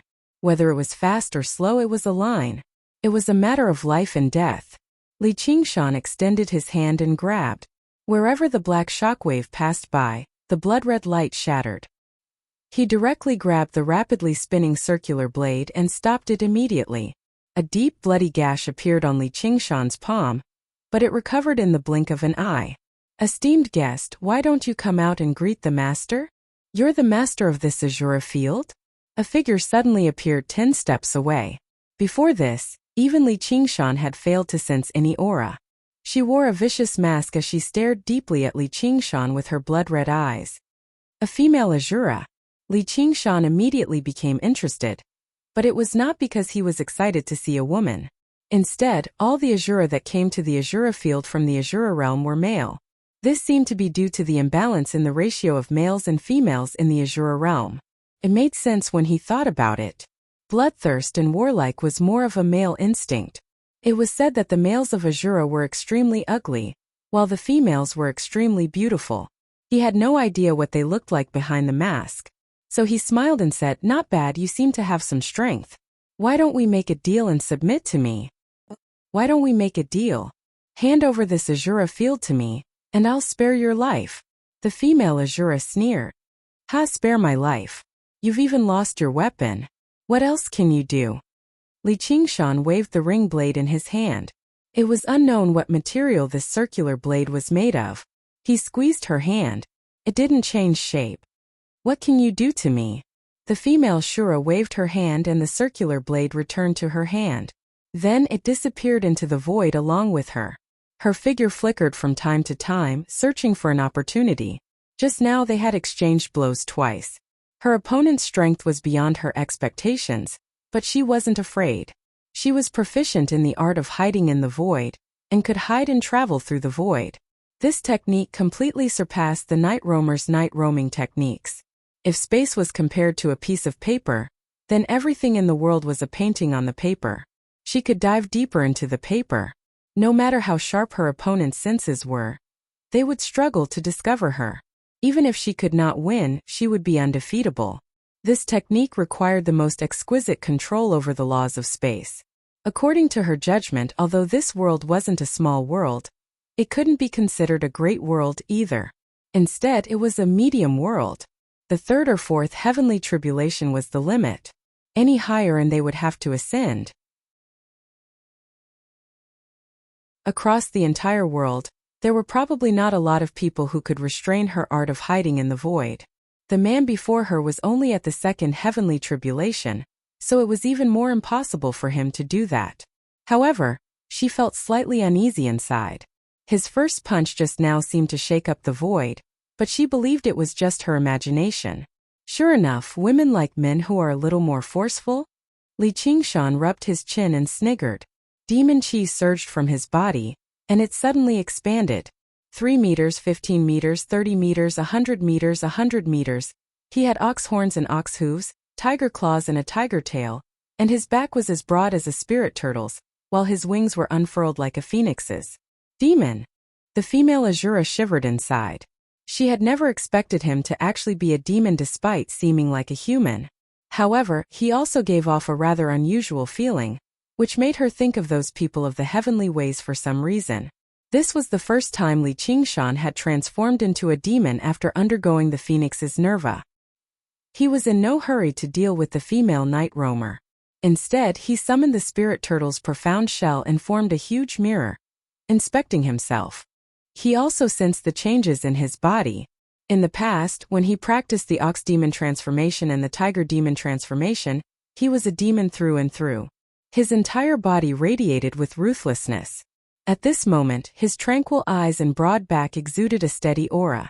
A pair of huge phoenix wings hung down from his back like clouds in the sky. Every single feather seemed to be formed from condensed flames. Logically speaking, it would be very incongruous for such magnificent wings to appear on his dark, vicious demon body, but it was the exact opposite. Not only did it not feel incongruous at all, but it was instead like he was born like this, like he was supposed to look like this. Although his appearance greatly differed from humans, there was a wondrous smear of divinity within his demonic nature. Even if a mortal were present, they might still feel fear, but they would struggle to associate him with the word monster. That was a body of the demonic and divine that had transcended the aesthetic standards of humans. If you still don't surrender, I'm going to take action. I'm just afraid I'll accidentally kill you. Li Qingshan's metallic voice rumbled through the clouds like thunder, echoing through the entire Azura field. The female Azura hid in space. This was a world of absolute silence. Whiteness stretched out endlessly, giving off a feeling of boundless emptiness. The slightest carelessness would make them lose themselves in there forever. Although this world seemed empty, every step forward required a great deal of effort.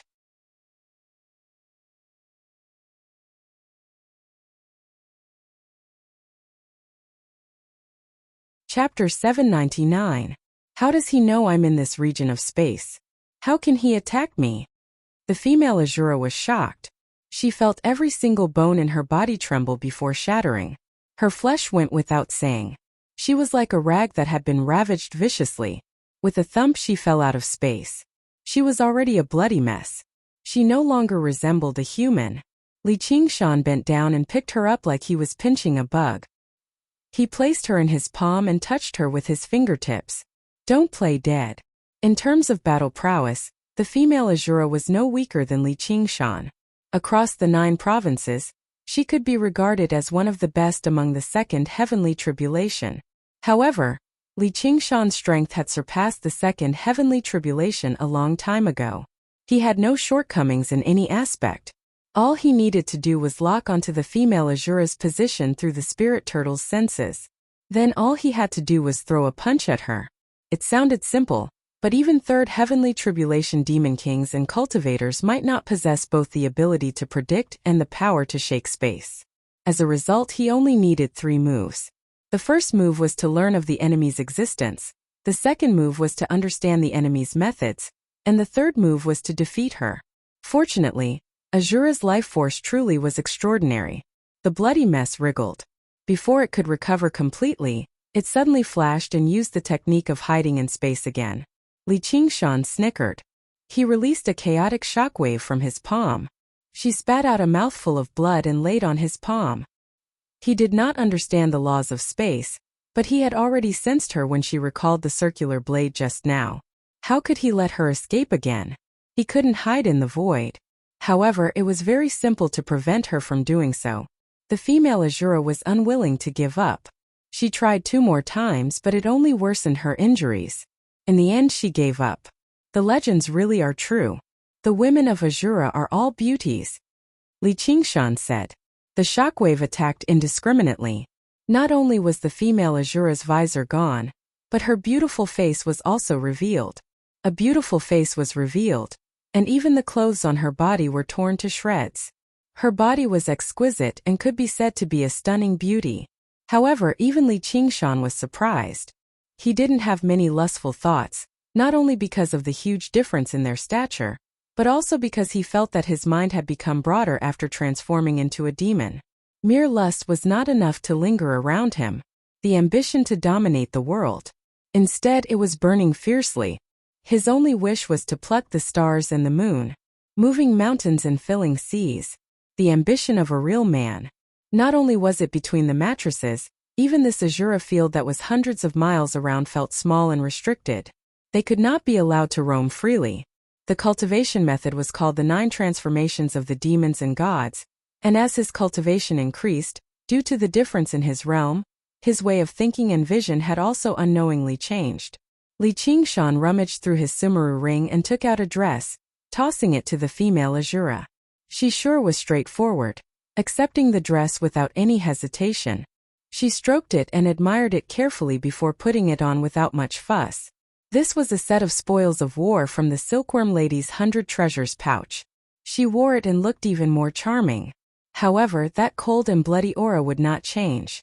With a boom, Li Qingshan sat down and looked at the female Azura in his hand. What is your name? Yinqing. Aren't you afraid that I will kill you? Li Qingshan saw that she was still fearless despite being in the enemy's hands. He couldn't help but feel that it was strange. Anyway, this is not the first time I have been killed. I will naturally revive in the Azura realm, Yinqing said indifferently. In reality, she had already died over a dozen times. As long as one was accepted into the Azura realm and became an Azura, death was normal.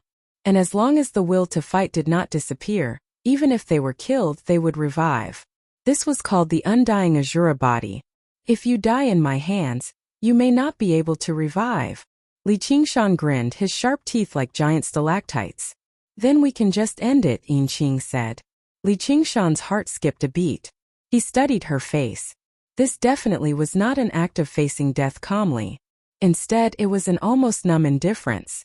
Forcing her to submit to him would probably be rather difficult. He probed, "Be my subordinate."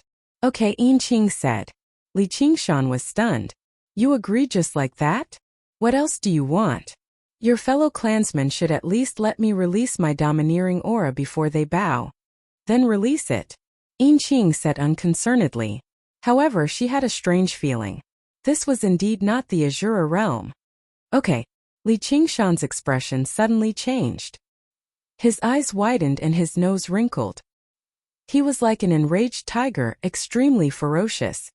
His aura surged and his scarlet hair flew like fire. Yinqing was dumbfounded. She looked up at him. Azura King? She was not surprised to encounter experts from other worlds.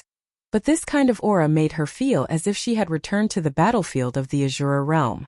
After Yinqing entered the Azura field, the blood-colored vortex had already slowly stopped spinning. However, stimulated by Li Qingshan's aura, it started spinning again. Li Qingshan withdrew his aura and said with a smile, "How about it? Unfortunately, you're too weak and can't stimulate my fighting spirit. Otherwise, I could be even more impressive." This isn't a place you should stay, Yinqing said. Oh, then where should I stay? There. Yinqing pointed upward, at the depths of the blood-colored vortex. One day I will go. Li Qingshan glanced over, and then he lowered his head and said, "But before that, I have to understand what sort of place it is. Do you know?" He'd always been trying to understand the appearance of other worlds. Even if he was unable to clearly see above the 9 heavens, he could at least get slightly closer. The guests from the Azura realm were naturally a good choice. However, it was slightly regretful that those ordinary Azuras and Azura generals were utterly unable to give Li Qingshan a satisfactory answer because their strengths were too low and they were immersed in the endless battles. I know a little. But before that, I have a request. Yinqing's attitude softened slightly because Li Qingshan revealed the aura of an Azura king.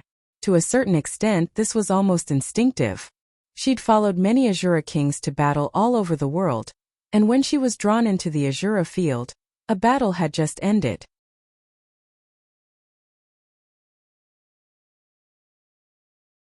Every leaf and every insect was so novel and so familiar, reminding her of those blurry memories from a long, long time ago. Li Qingshan and Little looked at each other and shrugged. Country bumpkin, you've never seen the world. Little stared at Li Qingshan. So many women, so many. You can't blame me. She ran over from the Azura realm herself. And I have no interest in this kind of woman who reeks of blood and doesn't even know how to be shy.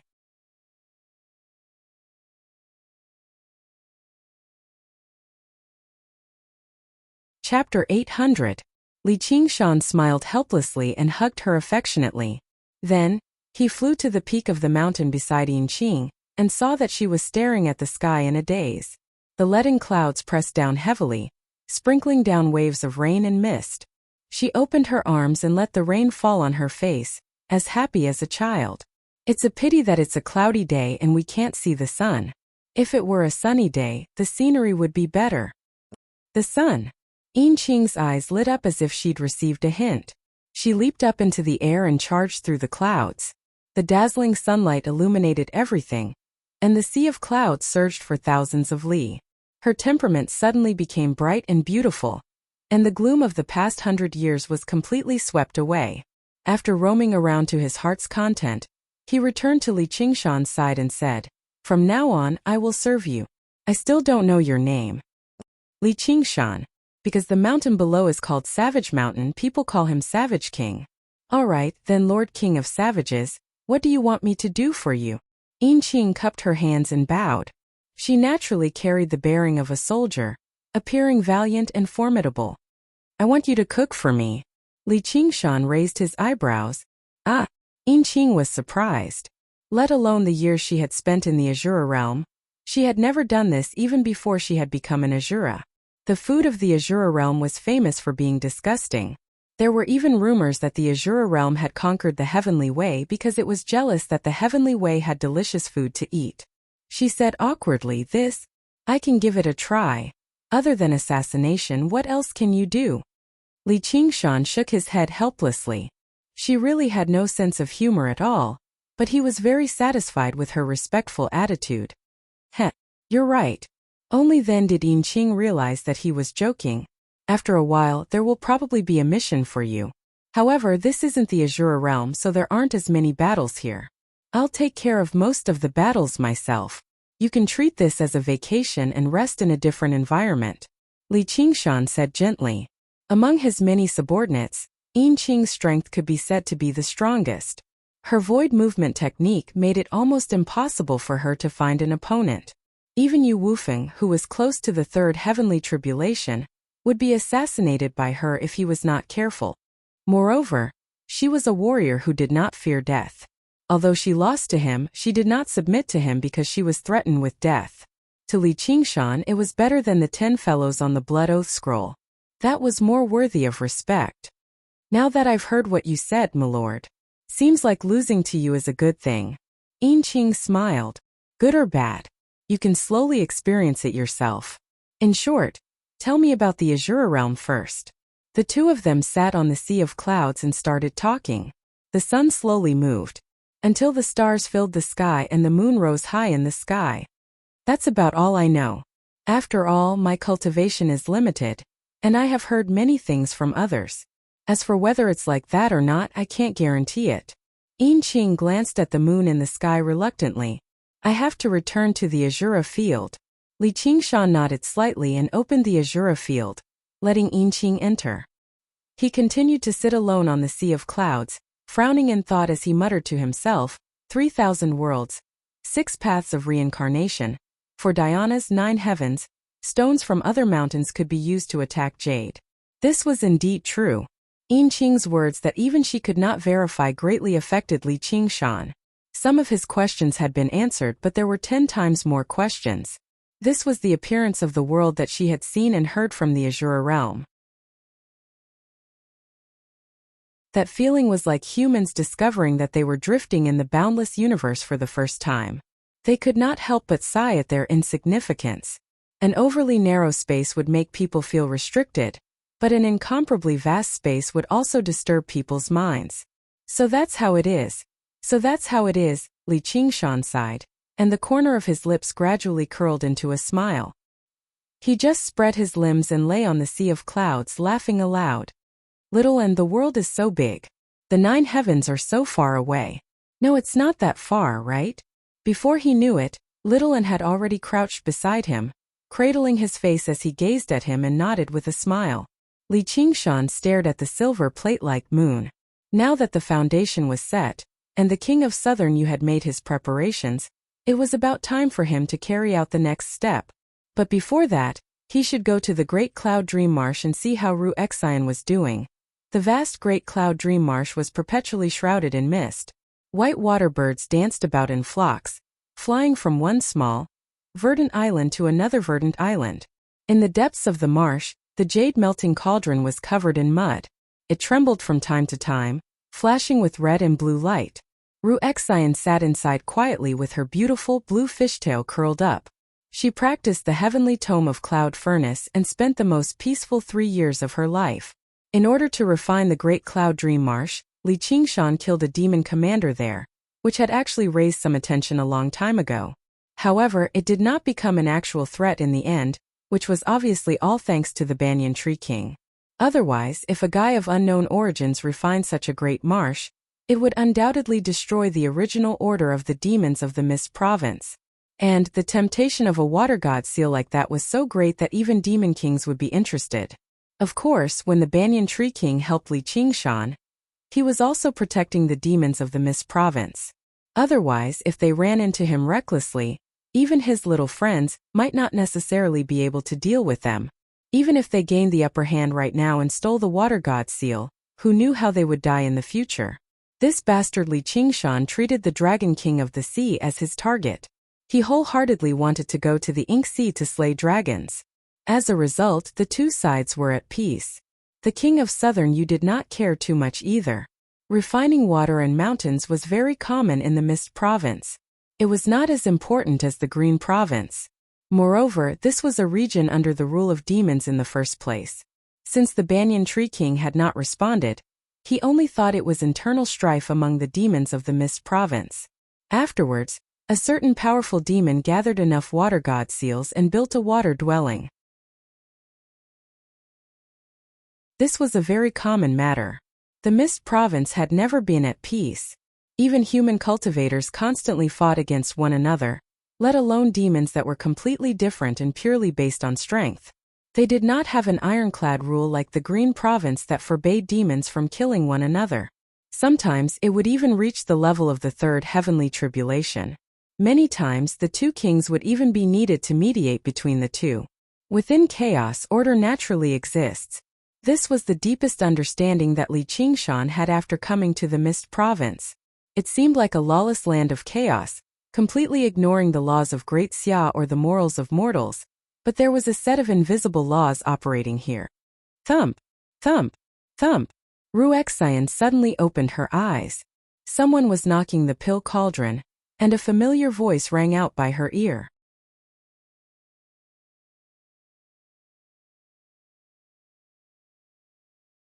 Chapter 801. Ruexian smiled. No. Little girl, if you don't open the door, I'm going to break in. With a soft sound, a series of white bubbles rose up, and the sludge slid down from the pill furnace. The pill furnace opened and Ruexian walked out. Their eyes met and they both smiled. They hadn't seen each other for nearly 3 years, but in this smile, it was as if they had just parted yesterday. Your cultivation speed is too slow. I gave you the water god seal, but you still haven't undergone the second heavenly tribulation. Li Qingshan sized her up. She had already retracted her fishtail and turned into human form. Her skin was even more lustrous like the highest quality white jade. Even her lips were like natural red jade, and her flowing eyes were like rare black jade. She was like a jade beauty that had been enlightened by an immortal, coming to life, and had an otherworldly aura. How can it be that easy to undergo the second heavenly tribulation? I can't compare myself to some beasts. Oh, I'm not talking about you. Ruexian said with a smile. You don't need to emphasize it. I know you're talking about me. It's useless to be envious, jealous, and hateful. This is the difference between a genius and a mortal. Oh right, don't forget, you're not a human either. Mutant, Ruexian said, and tossed a jade bottle to Li Qingshan. Drink it, you beast genius. This is. Li Qingshan opened the jade bottle, and a faint red liquid rippled within. Ruexian had given him a bottle of medicine like this before. It could balance the power of water and fire, and it had a miraculous effect when used when advancing to Demon Commander. And this bottle of medicine seemed to be even purer and richer than the previous one. Stomachache medicine. My stomach hurts after drinking it. How can there be such a medicine? Just how is this thing refined? Didn't you say you didn't have the flower of water and fire? Li Qingshan asked. To him, this small bottle of medicine was more precious than any miraculous medicine, but the more it was so, the more he wanted to understand its origins. You're a man, no a beast. Why are you so wishy-washy? If you keep talking nonsense, there won't be any more in the future. How are you doing in Nanjiang? Ruexian changed the topic. With my methods, I can do whatever I want in a mere southern border. I am now known as the King of Savages. I've established a dwelling in Savage Mountain, and I have countless experts under me. I was just about to invite you over to enjoy yourself. Li Qingshan toyed around with the jade bottle in his hand. King of savages. Ruexian was stunned. She clearly knew what kind of place Savage Mountain was. And what did the Savage King mean? However, he smiled and said, "Don't you think this nickname is very stupid? Just by hearing it, I can tell that it sounds like it's just there to make up the numbers, and it doesn't sound good. It doesn't matter what it's called. But before we go to the southern border, you should at least tell me, why do you want to go to the South Sea?" Although she had deliberately changed the topic, Li Qingshan would not let her go so easily. "I'm a mermaid from the South Sea. I've returned because I miss my hometown. Isn't this reason very reasonable?" Ruexian shrugged. "You said it's a reason, so you better tell me the truth. Don't force me to torture you. You're not my man, why do you care so much about me? If you want, I can be too." As expected, you don't want it at all. Ruexian thought about it seriously. "Hey, what is it that you can't say? Tell me." Li Qingshan truly ground his teeth in hatred. He was tempted to knock her mouth open. He pressed down on her shoulders with both hands, about to throw down a few harsh words and force her to speak. However, when he looked into her eyes, the words turned into a long sigh. He let go of her and shook his head with a bitter smile. "I give up, my lady." "Sigh." Ruexian agreed with a smile. "Let's go. We'll go to Nanjiang. When you have something to say, you can tell me. I have to say, you've reminded me that there are still some things that can't be done forcefully." Li Qingshan had a helpless expression. "It's not that I can't." The corner of Ruexian's lips curled into a smile. "It's that I'm unwilling." As long as you understand." Li Qingshan left behind his mirror clone in Great Marsh of Cloud Dream to wield the water god seal before taking off on a cloud, traveling to the south with Ruexian. Sitting on the cloud, Li Qingshan told Ruexian about his experiences in the south. Ruexian could not help but mock him a little, but she was unable to hide her concern. In her eyes, Li Qingshan's current situation was not very optimistic. The King of Southern Yu definitely did not hold any goodwill towards him. Once the Mist Province declared war with the Green Province, he would definitely be the first one to sacrifice him. The King of Southern Yu was weaker than the Dragon King of the Sea, but if Li Qingshan wanted to contend with him, he would have to unleash the power of the North Moon. Once his identity was exposed, the Dragon King of the Sea would immediately kill his way over. The Chan Monastery of Devanaga probably would not be able to tolerate him either, so how was he supposed to run around freely? "What are you worried for me?" Li Qingshan saw how she furrowed her brows and could not help but smile. To his surprise, Ruexian did not respond viciously. Instead, she said seriously, "It's best if you don't cause too much trouble. Just cultivate in seclusion on Savage Mountain for a few years, and find an opportunity to return to the Green Province." "Then what about you? We're cultivators. Shouldn't we each walk our own paths?" Ruexian said. Every single cultivator's paths were different. Perhaps they would overlap from time to time, but they would still walk in different directions at the end of the day. If they got in each other's way because of their feelings, then it would be better for them to forget about each other than helping each other in difficult times. "Without you, who's going to refine pills for me? We've known each other for so long, so when have I ever been afraid of trouble? Once we get to the south, come with me to Firemelt Mountain." That's an old enemy of you merfolk of the South Sea, but I don't think you have any racial sentiments," Li Qingshan said. He was in no hurry to ingest the bottle of medicine that balanced fire and water. He had just undergone a lengthy period of secluded cultivation, so he was in a good mood right now.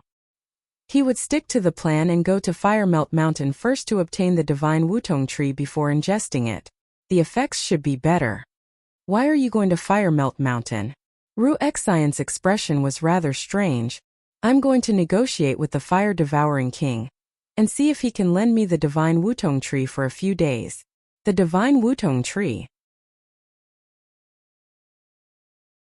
Ruexian's expression changed slightly. "That's the sacred tree of the fire devourers, and it's where the royal court is located. Even the fire devourers can't approach it casually, so why would he lend it to you? You sure know a lot about it. Help me come up with some ideas. How can I make the fire-devouring king change his mind? Li Qingshan said. Fire devourers have violent tempers. They're courageous and belligerent, and they're extremely vengeful. They're definitely not easy to get along with. I'd advise you to give up. I wouldn't be worried if you provoked the myriad poison ancestor. At his age, he'll definitely be weighed down with misgivings no matter what he does. However, the fire-devouring king will really make it impossible for you to establish a foothold in the south. Ruexian said. Aren't you just trying to goad me into contending with the fire-devouring king? Li Qingshan smiled. Ever since he had spoken to the Golden Cicada Spirit King and the Banyan Tree King, he had become determined to obtain the divine Wutong tree. He wanted to see just how difficult the fire devourers were to deal with. I have absolutely no such intentions. Ruexian suddenly raised her voice and looked at Li Qingshan, saying sternly.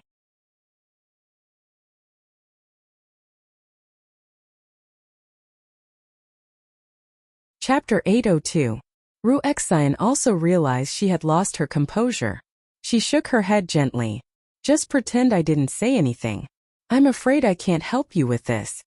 Her long eyelashes cast a deep shadow, preventing Li Qingshan from seeing her eyes. Li Qingshan sank into his thoughts. As the cloud rapidly traveled south, Ruexian's words gradually faded away. In the end, she fell completely silent, staring towards the south for a very long time. When the sun set in the west and the stars filled the sky, Li Qingshan said, We've arrived at Savage Mountain. Ruexian said, Inside the south I've returned. Fire Melt Mountain stretched for several hundred kilometers. It was a huge mountain range. The rocks were scarlet red like fire, and there was not a single blade of grass growing on it. There was only a vermilion color. Bam-like plants grew and grew like clumps of fire. Li Qingshan and Little and gazed down from the cloud. All they saw was that the mountains were like fire.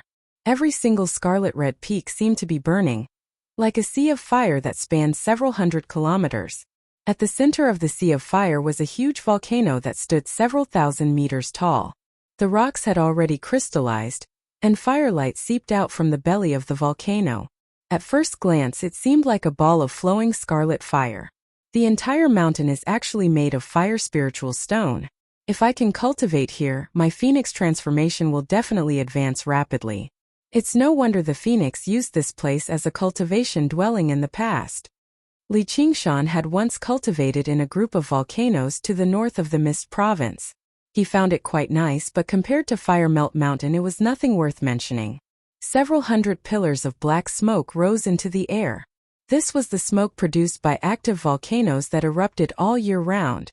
The smoke condensed without dispersing, resonating with one another from afar. It seemed to possess some intelligence, entangling with one another in the air like snakes. Great rivers flowed down from the crater of the volcanoes or gushed out from the cracks. They flowed around in channels that were clearly man-made, forming a complicated inscription that gathered power. This is a colossal formation.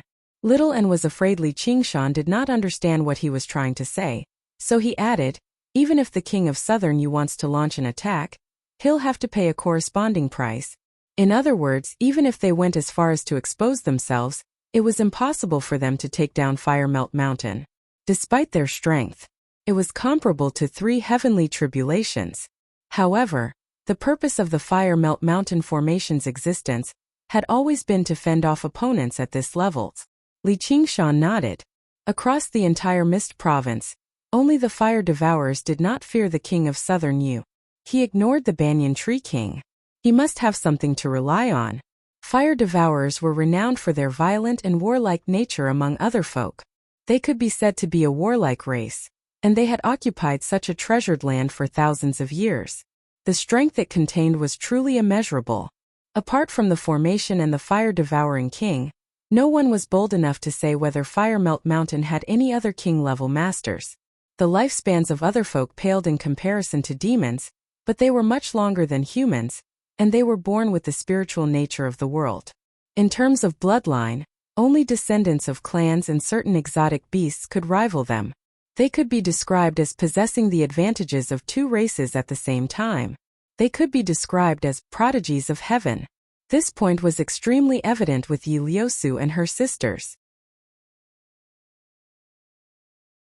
Among the group of friends Li Qingshan knew in the Clear River Prefecture, basically all of them could be described as geniuses, but they were still stuck at Foundation establishment. Not a single one of them had undergone the second heavenly tribulation. Just how many years had it taken for his father-in-law, Han Anjuan, to undergo the second heavenly tribulation? Although the three of them had Li Qingshan's assistance and some guidance from the Banyan Tree King, their cultivation speed was still startlingly fast. And, apart from them, there were a few other night roamers who were close to the second heavenly tribulation. They were all matriarchs and princesses of past night roamer clans. The bloodline of regular night roamers was equivalent to descendants of clans. Their talent was great. Even though they were not as great as Chu Tian's 5 elements constitution, Yu Zijian's pure yang constitution was not too far off. And they were the best of the best among the night roamers. However, they had been suppressed by Helicoverpa rosa for many years, unable to unleash their full potential. They had basically built up their strength now. If Li Qingshan was not stingy with origin spirit pills, he would be able to obtain a group of powerful night roamer assassins in just a few years. He also understood why the Great Xia Empire allowed the sale of other folk as slaves, and why they did everything they could to suppress them. Legend had it that the 9 provinces had once been ruled by other folk in the ancient times. Other folk were known as godfolk. They established divine kingdoms and enslaved humans and demons. Afterwards, they only overthrew them by combining the strength of the 2 races while the other folk were in conflict. Looks like the fire devourers really are a tough bone to chew. Li Qingshan waved his hand. Profound light illuminates all. The spirit turtle's profound shell condensed into a sphere in the surroundings before suddenly dispersing. Every single piece illuminated a scene, illuminating fire melt mountain down to the slightest detail. Fire devourers could be seen playing and fighting in the magma and flames, as well as red stone structures in a crude style that sat on the 2 banks of the fire seam river. Li Qingshan waved his hand again, and the spirit turtle's profound shell stacked together. He gazed at the huge, red, crystal-like volcano on the main peak like a pair of binoculars. In the crater of the volcano was a majestic city built on the rock face. Long corridors wound around it, leading straight to the very bottom of the volcano.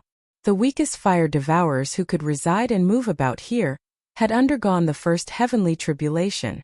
There were so many of them that it would make many large sects ashamed. A palace hall that seemed to be carved out of red crystals was located at the bottom. Its foundation was also a thick layer of red crystals that covered the entire crater. Flames were surging under the crystals, as though they were ice formed from fire. That was the purest fire spirit stone of the highest quality. Firelight flowed through every single piece of fire spiritual rock. It was beautiful. That was where the royal court of the fire devourers resided. Found it. Li Qingshan's eyes lit up. In the very center of the crater was a huge wutong tree. Its roots were deeply rooted in the fire spiritual rock, extending into the magma. Its pale white trunk and fiery red leaves gave off a holy glow.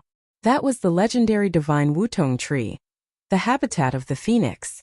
Just by glancing at it from afar, Li Qingshan felt a sense of familiarity and closeness, like a wanderer who had left home for many years had returned. The wutong tree seemed to be calling out to him. No, not him, but the phoenix. The phoenix would never return. Who's so bold as to spy on my fire melt mountain?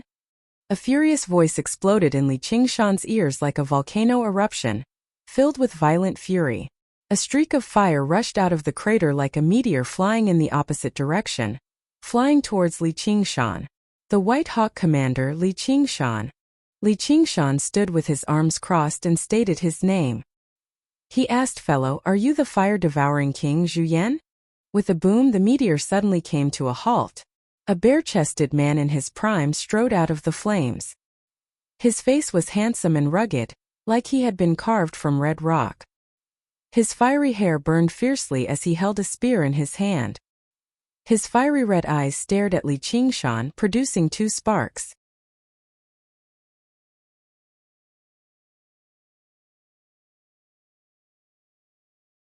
Chapter 803. Li Qingshan said, "That's right." Zhu Yan studied Li Qingshan up and down before suddenly bursting into laughter. "Why are you laughing, fellow?" Li Qingshan raised an eyebrow. "I'm laughing at a brat like you. You're bold enough to refer to me as fellow. You really don't know your place. Those ignorant people call you the king of savages, but do you really think you're a king? Zhu Yan did not hide his contempt towards Li Qingshan at all. The flames on him roared and waves of heat surged towards Li Qingshan, ruffling Li Qingshan's clothes. The hierarchy of the cultivation world was strict, more distinct than any social class. The vast heavenly Tao was the sole ruler. It used heavenly tribulation after heavenly tribulation to divide all living beings into different ranks. The difference of one heavenly tribulation was like the difference between heaven and earth. The higher one's cultivation, the greater this difference would be. It was impossible for those above to treat those below as equals.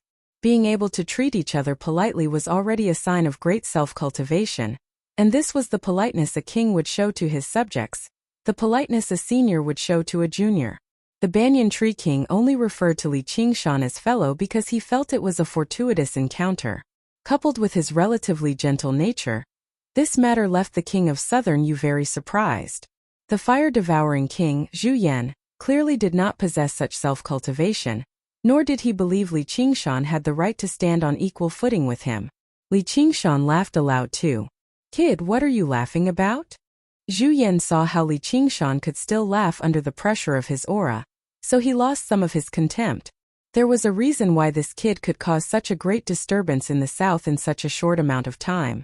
If you don't like being called fellow, then forget it. It's just polite anyway. Not just anyone has the right to be my friend. Li Qingshan said. "You." Zhu Yan became furious. He studied Li Qingshan again and pointed at him with the spear of fire. "You sure are bold. Just what are you trying to do by spying on Fire Melt Mountain? If you don't explain yourself, eat my spear." Li Qingshan had basically experienced the temper of fire devourers. Not only were they easily angered, but they were fearless too. His various backgrounds, even the King of Southern Yu would have to reconsider. The fire-devouring king had threatened to kill him the moment he opened his mouth. Just how arrogant was that? He knew that this time it would be difficult to be kind. Not to mention that he was not willing to bow down. Even if he was willing, it would only make Zhu Yan even more arrogant. He took it as a last resort and said in a neither servile nor overbearing manner, "I heard that there is a divine wutong tree in your mountain that is very mystical. I would like to borrow it." Zhu Yan was taken aback. "Is there something wrong with your head?" Li Qingshan said. "Is there something wrong with your ears?" Zhu Yan's eyes widened. He was on the verge of erupting in anger, but he began to laugh again. He rested the spear on his shoulder and actually did not lose his temper. He said in a joking manner, "It's not impossible for you to borrow the divine wutong tree, but there's a condition." Li Qingshan was rather surprised too. He asked, "What condition?" "Go to the South Sea and bring me the head of the Merfolk King, and I'll lend you the divine wutong tree." Zhu Yan smiled. Li Qingshan frowned. This bastard was clearly messing with him. He said sternly, "If I had the strength, I might as well just take your head." Zhu Yan's face sharpened. "Since you don't have the strength, then piss off. I'll spare your life for the sake of you making me laugh." You're not allowed to call yourself the king of savages in the future, or if I find out, I'll burn down your savage mountain. He seemed crude, but he actually still had some misgivings about Li Qingshan's identity. However, his misgivings were not the Chan Monastery of Devanaga or the Unraging Monk, but the Great Xia Empire. In a place as chaotic as the South, basically no one would care about the identity of a White Hawk commander. Even if he died, the Hawkwolf Guard would not avenge him. However, there was an exception. The Great Xia Empire was extremely wary of other folk, in particular the most belligerent of the 7 other folk, the fire-devouring folk. If a White Hawk commander died on Fire Melt Mountain, perhaps the Divine Hawk might cast its gaze here, leading to unpredictable consequences. Although the Great Xia Empire was beginning to decline, Zhu Yan was unwilling to take this risk just to kill an idiot with a screw loose. Fury ignited in Li Qingshan's chest, turning into raging battle intent. His dark eyes stared straight at Zhu Yan, gradually dyed red by the flames. Zhu Yan let out a gentle sound of surprise and squinted his eyes. He actually felt threatened. "You really overestimate yourself." If you really want to die, I'll give you what you want. Little An tugged at Li Qingshan's sleeve and shook her head gently. Li Qingshan withdrew his aura, and his expression had already calmed down. He clasped his hands. I've witnessed the might of the fire-devouring kings today, so this trip has been worth it. Since you refused to lend it to me, sir, I'll be taking my leave first. Without caring about how Zhu Yan responded, he left with a flick of his sleeve. In that split second, he had considered various possibilities, such as luring Zhu Yan into the Azura field and killing him with little An. However, while the Azura field had improved, it was basically impossible for it to trap an expert at this level, and it would be very difficult for them to kill him in a single strike. In reality, the chances of being killed at the third heavenly tribulation were extremely slim, unless there was an overwhelming disparity in strength or an extremely powerful spatial confinement. And across the entire 9 provinces, there were very few existences that could form an overwhelming disparity in strength against Zhu Yan, as well as a space that could imprison him. At the very least, Li Qingshan did not possess either right now. Coupled with the fact that Fire Melt Mountain was right below, where other third heavenly tribulation fire devourers might exist, the chances of killing Zhu Yan were basically zero. Li Qingshan and Little An would have to risk exposing their identities and being killed. As a result, Li Qingshan left without any hesitation.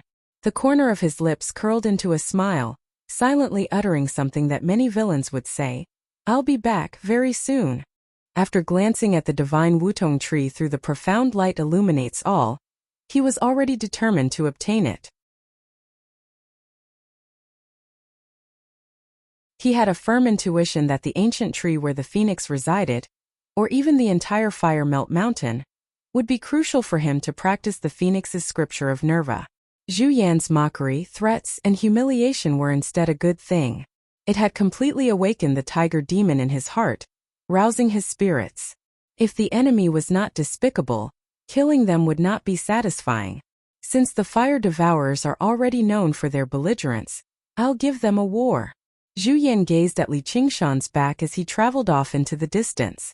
He suddenly felt slightly uneasy.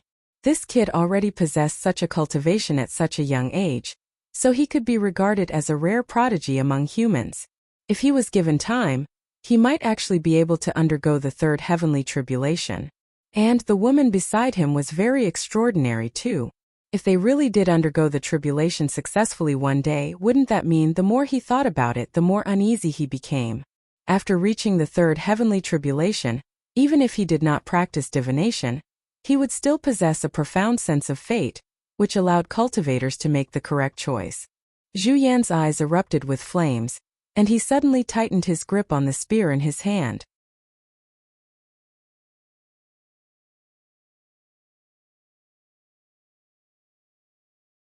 Chapter 804. Hold on. A sense of danger suddenly surged through Li Qingshan's heart. A call rang out from behind him, and there was a flash of fire before him. Zhu Yan blocked his path with his spear. Flames surged around him as his aura surged. What else do you want, sir? Li Qingshan raised an eyebrow and glanced at Little An had always been expressionless in front of others, but Li Qingshan could tell that she clearly understood what was going on. He thought, this girl. I've changed my mind. I'm willing to lend the divine Wutong tree to you for cultivation. Zhu Yan pointed his spear at Fire Melt Mountain, basically carving the words, ill intentions into his face. Oh, don't you need me to exchange for it with the head of the Merfolk King? I've already prepared to go to the South Sea. Li Qingshan laid out his hands with a smile. Haha, with just you? I can understand that you can't afford it, so I'll show some mercy and lend it to you. Kid, why don't you hurry up and thank me on your knees? Zhu Yan's eyes were filled with mockery, like a cat toying with a mouse, and a mouse that was extremely arrogant and had no idea what was going on. However, Li Qingshan's calm and fearless attitude made him raise his guard slightly. How can I lend the treasures of the fire devourers to an outsider? I've misspoken. I'll never mention the word borrow again. Li Qingshan glanced back at Fire Melt Mountain. The divine Wutong tree stood in the center of Fire Melt Mountain. Once the formations were activated, even demon kings would struggle to escape death. Even if Zhu Yan had been willing to lend it to him sincerely in the beginning, how could he use it without worry? Not to mention that he was clearly filled with hostility right now. Since he could not borrow it, then he would take it by force. Wondrous treasures of the world belong to the strong. All he could do was fight. What? You said you wanted to lend it to me earlier, but you're not lending it to me now? Are you toying with me? Today you'll have to lend it to me even if you don't want to. Seeing that Li Qingshan wasn't fooled at all, Zhu Yan's face turned grim. Sparks flew out of his mouth and danced around Li Qingshan. Didn't your mother teach you not to spit when talking to others? Li Qingshan waved his hand impatiently. He laughed and said, besides, if I, your old man, want to leave, I'll leave. How can you stop me? Li Qingshan took out a violet talisman with a flip of his hand. Before he came to Fire Melt Mountain, he originally planned on seeing the divine Wutong tree in person. It would be great if it really was true. Then he would negotiate a deal with the fire-devouring king. He borrowed the right to use the divine Wutong tree, conquering all over the southern border. He had also accumulated a large amount of spoils of war, and this purple talisman was one of his spoils of war in the southern border. He never expected the fire-devouring king to cut him off as soon as he opened his mouth before going all out with his mockery. There was no room for negotiation at all, and now they were prepared to make a move. However, it was not like he was unprepared, or in other words, under Little Anne's special reminder. Of course, while violet talismans were powerful and rare, they could not pose any threat to Zhu Yan. However, this violet talisman was not for battle. A great shifting talisman. You want to leave? Zhu Yan recognized the talisman with a single glance. With a snap of his fingers, the specks of sparks suddenly erupted, expanding by thousands of times. The power they unleashed was enough to split open mountains and split open the ground. Li Qingshan turned around and pulled Little Anne into his arms. With a great rumble, the surging flames completely swallowed them. From the ground, they seemed like flowers that had suddenly bloomed in the sky. The spear in Zhu Yan's hand turned into a scarlet streak of light, stabbing towards Li Qingshan with lightning speed. He did not give Li Qingshan the opportunity to activate the violet talisman at all. The lofty demon suppression tower fell down, enveloping Li Qingshan and Little Anne. The tip of the spear collided with the tower, emitting a sharp clang. Zhu Yan was slightly surprised. Although he had not used his full strength in that attack, he did not expect the demon suppression tower to be so tough. In that instant, thousands of sparks burst forth from the tip of the spear, as if thousands of explosions had occurred. The demon suppression tower only lasted for an instant before shattering. However, by the time the flames dissipated, Li Qingshan and Little Anne had already disappeared. Humph, and here I was thinking that you had something to rely on to speak so arrogantly before me. It's just a great shifting talisman. I'll find you and skin you alive. Zhu Yan snorted coldly and 2 streams of flame spewed out of his nostrils. Then he looked around and closed his eyes to sense. The great shifting talisman could not be compared to the purple escape talisman, which could allow one to travel 5,000 kilometers. It could only move 500 kilometers at most. Coupled with the fact that he was moving 2 people at the same time, they would not be more than 250 kilometers away. They would not be able to escape his pursuit at this distance. However, after a while, he opened his eyes and frowned. How can they hide their auras so thoroughly? It's as if they don't exist. Without any hesitation, he chose a direction based on his intuition and turned into a meteor as he gave chase. However, he flew back a while later. Clearly, he had not succeeded. Zhu Yan wanted to attack Savage Mountain, but he gave up on the idea after some thought.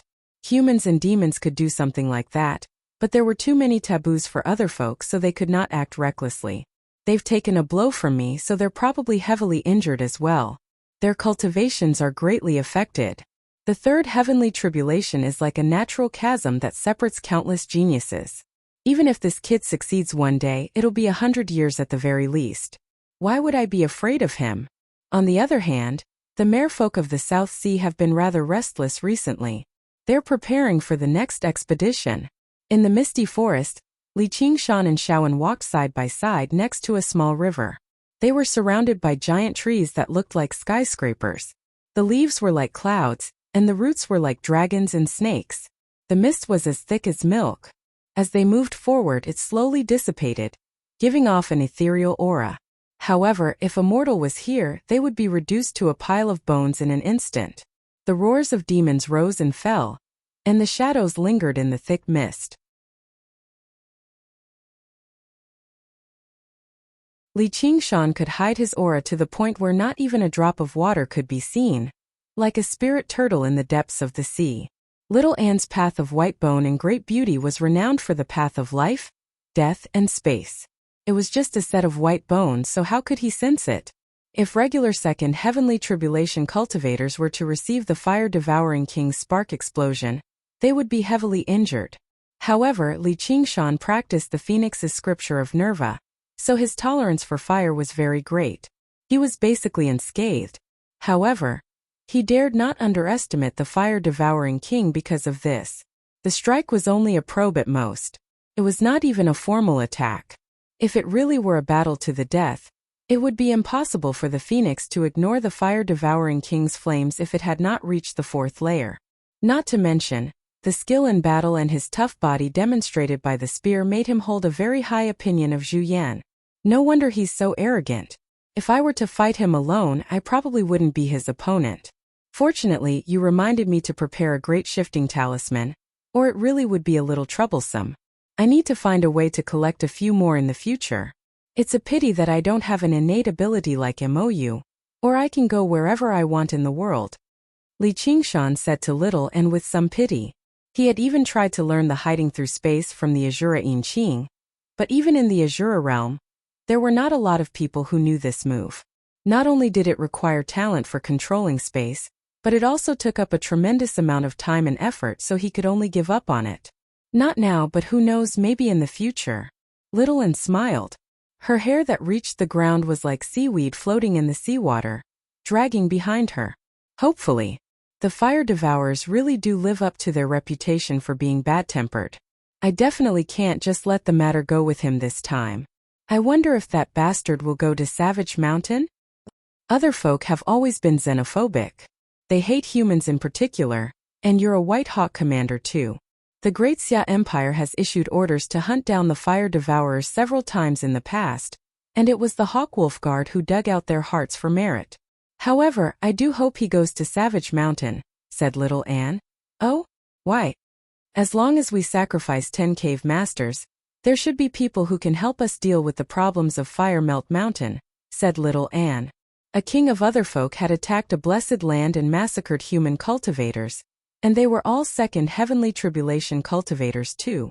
Was he planning on rebuilding his divine kingdom and washing away his old grievances? How could the Great Xia Empire tolerate him? Li Qingshan was mildly taken aback before smiling. Everything is going according to your plan. He never thought the Blood Oath Scroll would actually have a use like this. Actually, there's no need for 10 people. We only need to send the Marquis of Serene Sea to his death. Fair enough, but he probably won't go. He doesn't take us seriously either. As soon as Little Anne turned around, Li Qingshan pinched her delicate nose and smiled. You knew the fire-devouring king would be like this a long time ago, didn't you? You even told me to negotiate with him, which made me lose so much fun. I even wasted a talisman. Nothing is absolute. Perhaps he really will offer us something we can accept, and it won't be the Merfolk King's head. Moreover, we have to personally confirm the divine Wutong tree before we can decide whether it's worth the effort or not. Little Anne pouted and said with a nasal voice, "It's worth it. It's very worth it. We're basically determined to get it. Tell me, what other brilliant plans do you have?" Li Qingshan rubbed her head. Haven't you already thought of it? Little Anne said. That's right. The enemy of my enemy is my friend. If we want to take down Fire Melt Mountain, we need to borrow the strength of the merfolk of the South Sea. That little head of yours sure is thinking too much. Li Qingshan nodded. If they had all undergone the third heavenly tribulation, flattening Fire Melt Mountain would not be difficult. However, they did not have that strength right now, so they needed to borrow their strength. If they did not have the Blood Oath Scroll and went to the South Sea and told the Merfolk King, "We're willing to lend you a hand and destroy Fire Melt Mountain," it'll probably be boring again. However, if the two of them were coupled with the 10 cave masters who had sworn a blood oath and 12-second heavenly tribulation cultivators, it would be enough to become an important counterweight to the balance between the two races. They might even be able to drag the South Sea Sword Pavilion down with them. However, even though they had made so many preparations, how to borrow their strength was still a problem. They would definitely be wary of him, and he could end up as a sacrifice with the slightest carelessness. The key is how to move the Merfolk King. Merfolk don't have such a bad temper, but they're exactly the same when it comes to xenophobia. Merfolk hide in the South Sea, and the Hawkwolf Guard has far less information than the Fire Devourers, so it's really difficult to make a decision. Humph, if that stone fish woman still doesn't help out, I'll eat her, Little An said. Stone fish woman? Li Qingshan was taken aback. He smiled. You're talking about Ruexian. Don't worry, she'll definitely help me. At this moment, Li Qingshan's expression changed. He exchanged glances with Little An. Someone is attacking Savage Mountain. Floating Heaven said. No bullet window.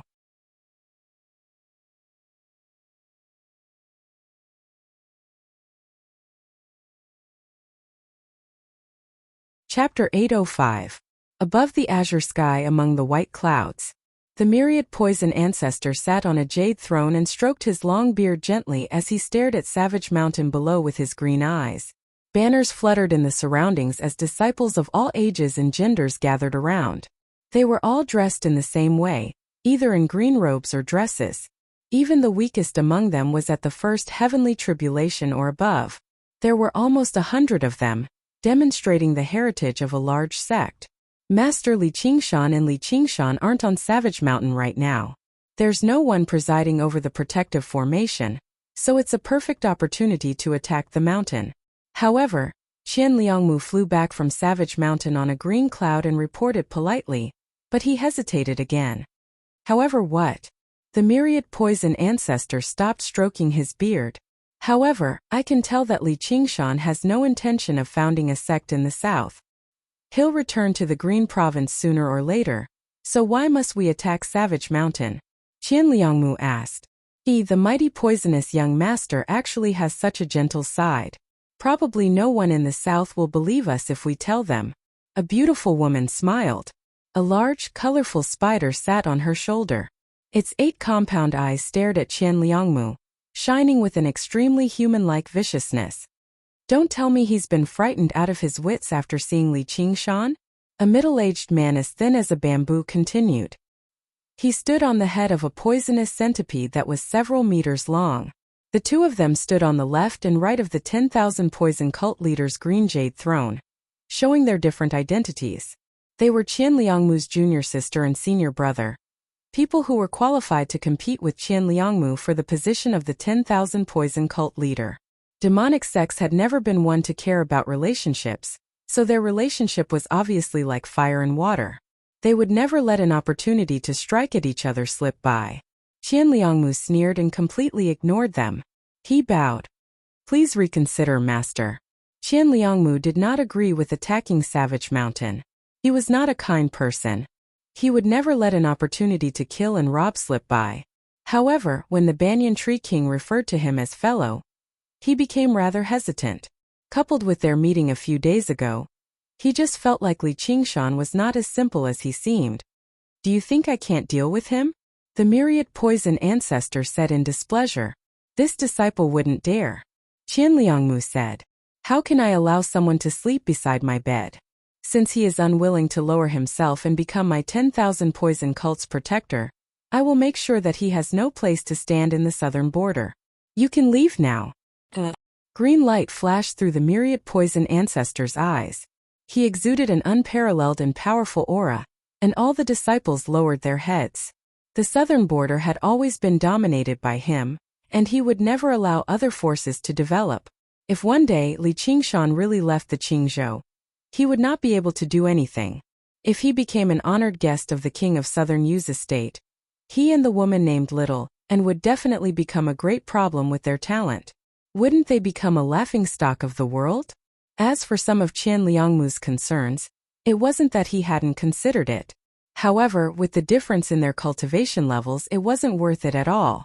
The king of Southern you did not take action.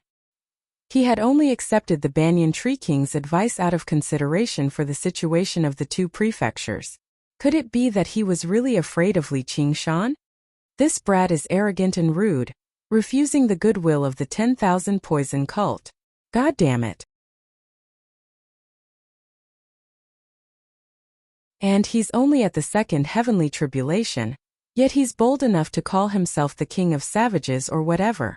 Master wants to teach a false king like him a lesson today so that he understands the difference between him and a true king, said the gorgeous woman with the spider. Junior brother, if you're afraid, feel free to return to the mist capital. I'm willing to lend my meager strength to assist Master in destroying Savage Mountain. Capture Li Qingshan alive, the centipede man said and shot a glance at the surroundings. Apart from a few elders who were proud of their statuses, the regular disciples all called out with him. Destroy Savage Mountain. Capture Li Qingshan alive. For a moment the banners swayed, and the battle cries shook the sky. The myriad poison ancestor slammed the armrest of his throne and stood up. With a wave of his right hand, the chilly winds and green flames swirled and gathered, condensing into a dark green sphere. Lightning crisscrossed and flowed, and the light dyed everyone's faces green. The lightning pearl of myriad poison was a secret technique of the myriad poison cult. It possessed the toughness of lightning and the gentleness of poison, making it extremely destructive. In that moment even the sun seemed to dim. Everyone's gazes were drawn to the lightning pearl of myriad poison. Green light flowed through the myriad poison ancestor's eyes, and he extended one hand to both hands. The lightning pearl of myriad poison spun and grew larger and larger, shining brighter and brighter. In the blink of an eye, it reached the size of a water tank and was pushed down violently, immediately striking Savage Mountain. Rumbling filled the heavens and the earth, causing the earth to tremble slightly. Lightning shot out and dyed the sky green.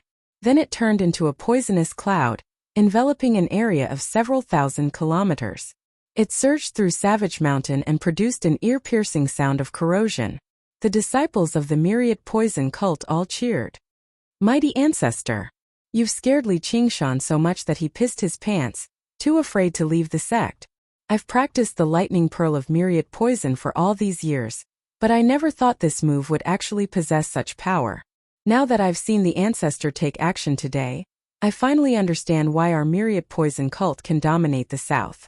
Li Qingshan is like an ant trying to shake a tree. How laughable! Savage Mountain has already fallen, so I'll serve as the vanguard for the ancestor right now and capture Li Qingshan. The myriad poison ancestor stood with his hands behind his back rather proudly. The corner of his lips curled into a complacent smile, but his smile suddenly stiffened. He barked coldly, "All of you shut up!" Everyone fell silent out of fear. They had no idea why the myriad poison ancestor had flown into a rage. Only when they looked over did they see that beneath the poisonous cloud, Savage Mountain remained shrouded in mist and clouds. The protective formation was unscathed. Their flattery was no different from mockery. Qian Liangmu thought, sure enough, it's not that simple.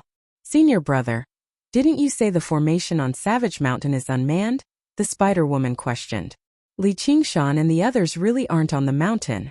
I never thought they'd be bold enough to pass the control of the formation to someone else. On Savage Mountain, the Banyan Tree King sighed inside. This kid sure knows how to make trouble for me. He used his roots to extract the dense spiritual chi of Savage Mountain before scattering it into the air through the branches and leaves, activating the various formations.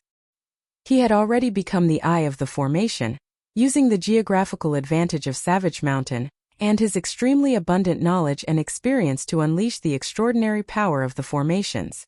All of you shut up. None of you need to do anything. Just watch properly. The myriad poison ancestor bellowed out furiously and left the jade throne, flying towards Savage Mountain. He swung his hand and struck out again and again. Lightning pearls of poison bombarded Savage Mountain one after another. The booms rang out constantly like a thunderstorm. In the valley, the night roamers gazed at the sky in fright. Within the surging poisonous mist, bolts of green lightning danced about like dragons and snakes, constantly battering against the formations. Any single bolt of lightning would be a disaster for them. Myriad poison ancestor. He really is a great cultivator after all. What he's capable of is not something we can match up to. Yu Wufeng stood on the top of the mountain. His white hair drifted in the wind as he was stern. Boss Yu, now's not the time to praise others. If the myriad poison ancestor kills his way in, we'll all be doomed. The gentleman of heavenly blubber also arrived at the top of the mountain to watch. His fat jiggled as a sliver of fear filled his face. An opponent like that was not something he could contend with at all. Even when he hid in the formation, he struggled to feel safe at all. Fellow cultivators, please block the attack. Iliosu flew over. The blood oath doesn't require us to throw our lives at the myriad poison cult. I think the Banyan Tree King is in charge of the formation. There's no need for us to do anything. Yu Wufeng snorted coldly inside.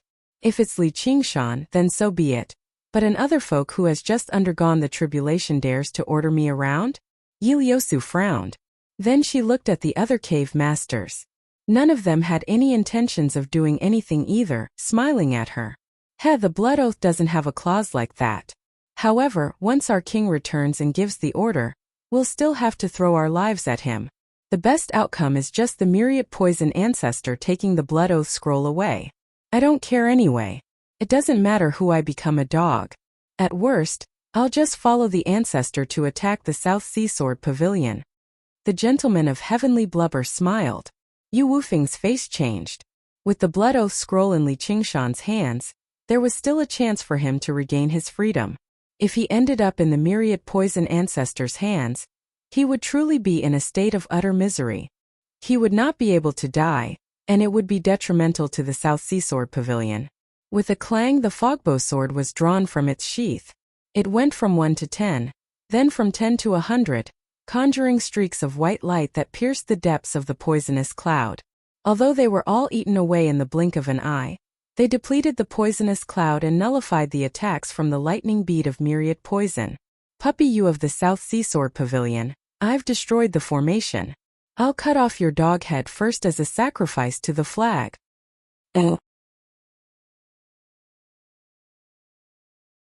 myriad poison ancestor could not see the situation on Savage Mountain, but he recognized the sword style and fogbow sword chi of the South Sea Sword Pavilion. Originally, he had dragged all his disciples out so that they could show off their might, but he never expected the formation of Savage Mountain to actually be so tough. The way it operated was extremely ingenious, without the slightest opening. He could not help but fly into a rage out of humiliation. Old dog myriad poison. Get through this formation first, Yu Wufeng said. At this moment, the gentleman of heavenly blubber moved too. He sucked in a deep breath and fierce wind surged into it. His mountainous body swelled up, becoming like a huge ball of flesh. He swelled to the limit and suddenly opened his mouth, spitting out a streak of sticky, scorching blood-red light. It rushed into the air and actually pierced the poisonous cloud, creating a huge hole. His mountainous body shrank as he gasped for air. Yu Wufeng glanced at him in surprise. He never expected him to actually go all out. The gentleman of heavenly blubber smiled. Since I can't avoid being a dog, I have to find a good family. Although Li Qingshan and Little and were in possession of the Blood Oath Scroll, they did not oppress them too much. Even when they attacked various parts of the south, they possessed an absolute advantage. Not only was there no danger, but they even shared some of the benefits. Li Qingshan had no intention of founding a sect or establishing some sort of organization in the south, but the gentleman of heavenly blubber was intrigued. He proactively advised Li Qingshan on one hand, and he also established connections with the various cave masters on the other. He wanted to establish Savage Mountain into a true sect. He ranked second among the 10 cave masters, while Yu Wufeng stood aloof. He only wanted to return to the South Sea Sword Pavilion. Although the night roamers were favored and trusted by Li Qingshan, there was a natural barrier between them and the cave masters. They basically never interfered with one another. No matter how he thought about it, his position actually felt a little like a caretaker. If he really could establish Savage Mountain into an organization of its own, then he would be a figure with actual authority to help the King of Savages govern Savage Mountain. And, after a period of contact, he discovered that Li Qingshan was not a dishonest demonic cultivator. Since he had said there was a chance to remove the blood oath, He was not joking around. By then, not only would he regain his freedom, but there was even a chance for him, the caretaker, to become the second king of savages. Then he said, "Our king is about to return, yet you still haven't taken action? Are you waiting for our king to give a personal order?"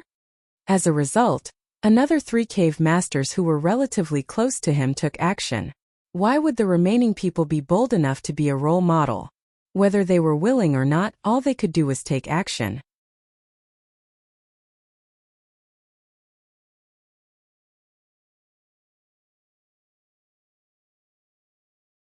Chapter 806.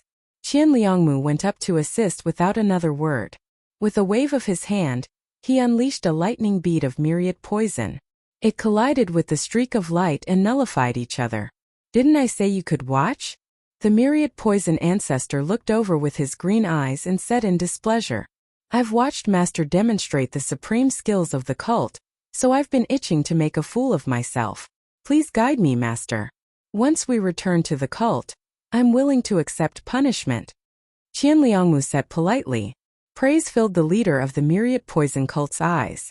With a wave of his hand he said, "So be it. I'll let you mess around this time."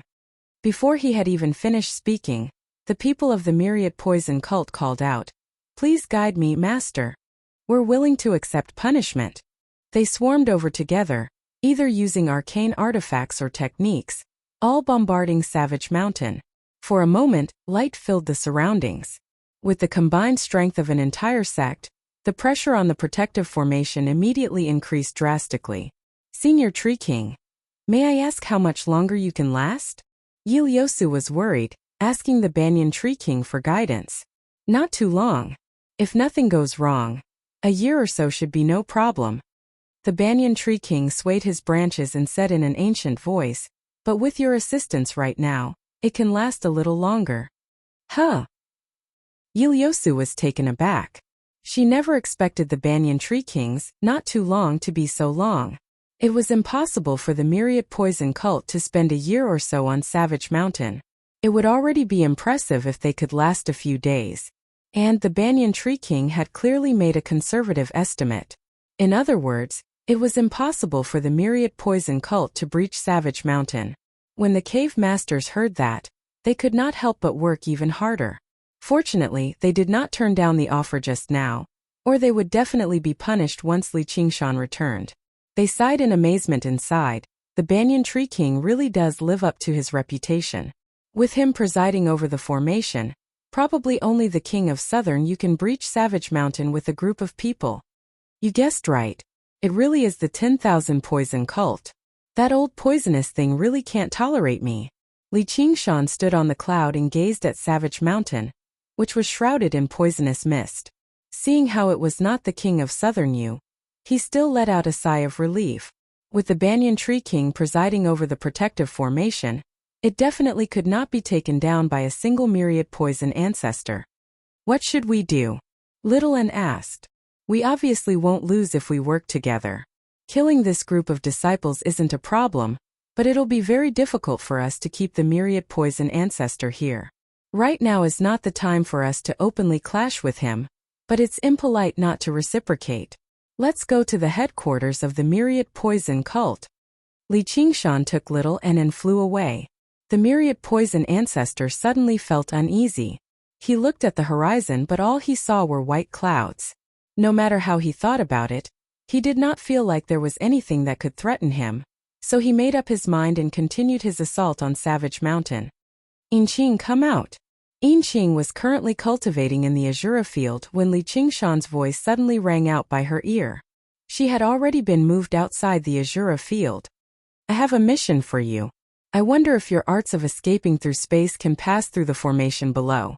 Inqing followed Li Qingshan's finger and looked in the direction that Li Qingshan was pointing at. All she saw was a huge basin below. Within the pale green miasma sat a series of majestic buildings that rose and fell. They were all dyed dark green and gave off a sinister aura. "Sure."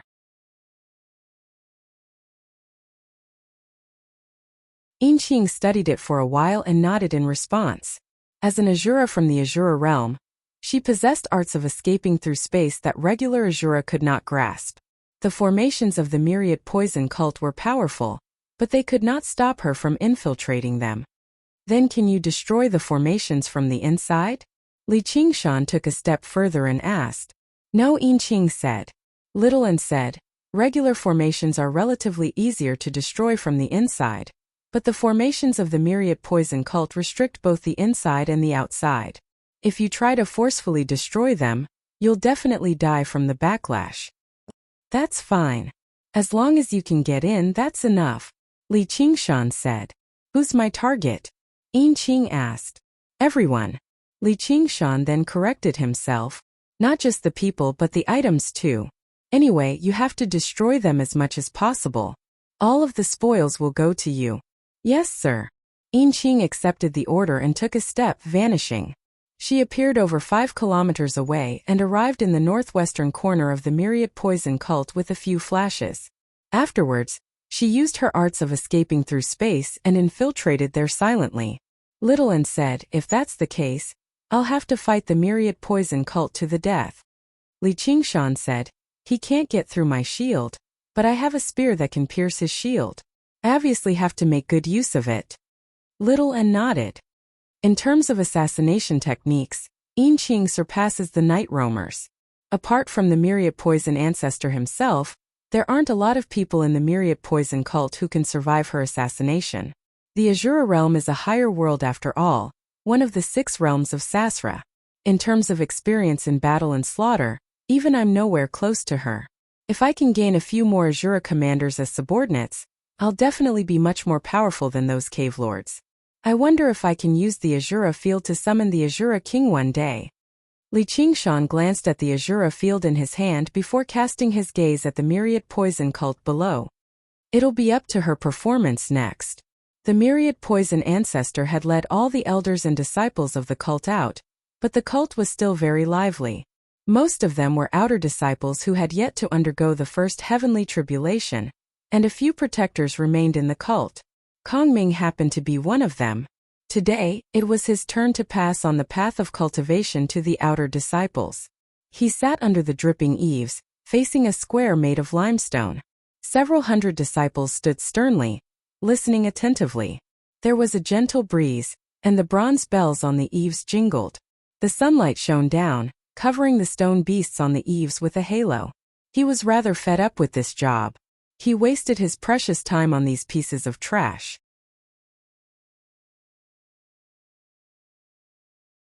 In another 3 years, not even a third of them would still be standing here, and after going through the various selections, there might not even be a single person who could reach his position in the end. However, he could not ignore the rules of the cult, so he spoke patiently as his eyes darted around among the disciples. In this generation, there were a few disciples who were rather good-looking. He could play around with them when he had the time. The warm wind blew, the sun shone brightly, and he was in the absolute safety of the sect, so he seemed extremely relaxed. He even felt a little tipsy. When a coldness suddenly filled his heart, he was slightly taken aback. He lowered his head, only to see a circular blade around his neck, glistening under the sunlight. Kill! The myriad poison ancestor had been attacking Savage Mountain for so long, so he gradually became anxious. He also found it rather strange. With his cultivation and mental fortitude, even if he could not take down Savage Mountain, he should not be behaving like this. Had he failed to account for something? And it had already been so long, so why hadn't Li Qingshan returned yet? He believed that as long as Li Qingshan appeared, he definitely would not be able to escape his senses. Then, he would be able to capture the leader. Even if he could not take down Savage Mountain, it would not matter. Right as he thought about it, his heart skipped a beat. Oh no!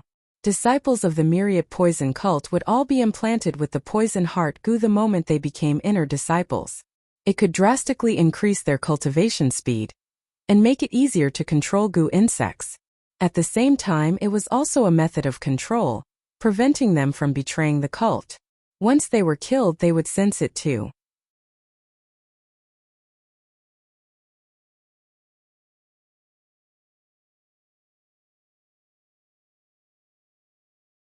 Chapter 807.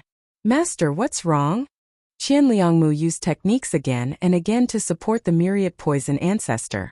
Suddenly, he saw the myriad poison ancestor's expression change drastically, so he could not help but ask, "Return to the myriad poison cult." The myriad poison ancestor had no time to explain. He turned into a streak of green light and flew back to the myriad poison cult. The other disciples, elders, and so on were all clueless. They all flew back with the myriad poison ancestor. The surroundings of Savage Mountain below had been corroded by the poisonous cloud and bombarded by techniques, reduced to a wasteland. However, Savage Mountain was completely unscathed. The cloud and mist surged without dispersing. Seeing the people of the myriad poison cult suddenly retreat, the night roamers and the 10 cave masters were all confused. They were all surprised. Yiliosu asked the Banyan Tree King for guidance again. "Senior, the myriad poison cult has suddenly retreated. Is there some scheme behind it?" The Banyan Tree King understood everything. He smiled. "Your king must have come up with some scheme to lure them away." Yiliosu stopped worrying. Even if the myriad poison cult had any schemes, they would be completely exposed before the Banyan Tree King, who was renowned for his wisdom. Li Qingshan had pulled him over to watch over Savage Mountain, so it was as safe as it could be. The myriad poison ancestor flew quickly. Suddenly his heart skipped a beat. Another 2 inner sect disciples had died, and they had been in the myriad poison cult. His face could not help but change drastically, and he sped up again. "Just what has happened? The formations haven't been triggered. Has there been internal strife in the cult?" He could not be blamed for having doubts like that. Without destroying the formations, even the king of Southern Yu and the Banyan Tree King could not massacre the descendants of the cult. Speaking of which, probably only the Shadow Queen of the Night Roamers possessed such a wondrous ability. However, the Shadow Palace's sphere of influence did not extend beyond the south. Apart from Ghost Shadow, he had never heard of any Night Roamers operating there. The Shadow Queen would never take action so easily, let alone oppose a large sect like the myriad poison cult. The myriad poison ancestor returned to the basin in a hurry. He passed through the green miasma and landed in the myriad poison cult. Immediately, the heavy smell of blood filled his nostrils. Corpses littered the ground and fresh blood flowed, dyeing the limestone square red. The corpses were all headless, and in the middle of the plaza, there was a pyramid made of several hundred heads piled up. They were all disciples of the 10,000 poison cult, and the one at the very top was Protector Wei Ming. Under the red light of the setting sun, he died with everlasting regret, his expression sinister and mournful. Behind the pyramid of human heads, on the blue shadow wall, 5 words were written in blood: "Savage King respectfully." The bloody words had yet to dry as they flowed down. The myriad poison ancestor's face reddened before going from red to green, a wretched green. His eyes shone with venomous light as he squeezed out 3 words from between his teeth. "Li Qingshan." He waved his palm fiercely, and the pyramid of human heads along with the screen wall were all turned into powder. His chest heaved up and down. Before he could calm down, he suddenly said, "Not good." Qianliangmu, his 2 senior brothers, junior sister, 3 direct disciples, 5 elders, and 3 protectors hurried back to the myriad poison cult with several dozen inner sect disciples. They were obviously much slower than the myriad poison ancestor. When the myriad poison ancestor hurried back to the myriad poison cult, they had not even completed a 10th of the journey. Qianliangmu and the others were all worried. They had no idea what had happened in the cult, but they were afraid of abandoning the regular disciples. If the 10 cave masters of Savage Mountain caught up to them, they would basically be cutting off the foundation of the cult. Of course, they were just overthinking. Just the name of the myriad poison ancestor was enough to deter any cave masters from taking this risk. Although they had not come across any actual danger in this battle, they were all exhausted. They all sat down to meditate and recover. A while later, only Yu Wufeng stood up. He held the fogbow sword and gazed in the direction the myriad poison cult had retreated in. He seemed to be in thought. "My king must have lured the myriad poison ancestor away. Regular disciples can't fly fast, so they'll definitely fall behind. And without the geographical advantage, they won't be able to recover much of their strength through pills alone. Why don't you catch up and take a look, brother Yu?" The gentleman of heavenly blubber said with a smile. He had lost quite a lot of his fat again, turning into a fatty that weighed 250 kilograms. Fatty, you sure are cunning. Are you trying to send me to my death? Yu Wufeng said coldly. Even without the myriad poison ancestor, how was he supposed to contend against Qian Liangmu and the others all by himself? Once he was kept busy, once the myriad poison ancestor and the others returned, he really would have no idea how he died. Not exactly. It's not like I know how to ride the sword, so it's not easy for me to come and go. If you can kill a few people from the myriad poison cult, you'll be doing a great service for Savage Mountain. With my king's clear distinction between kindness and grievances, perhaps he'll return your freedom?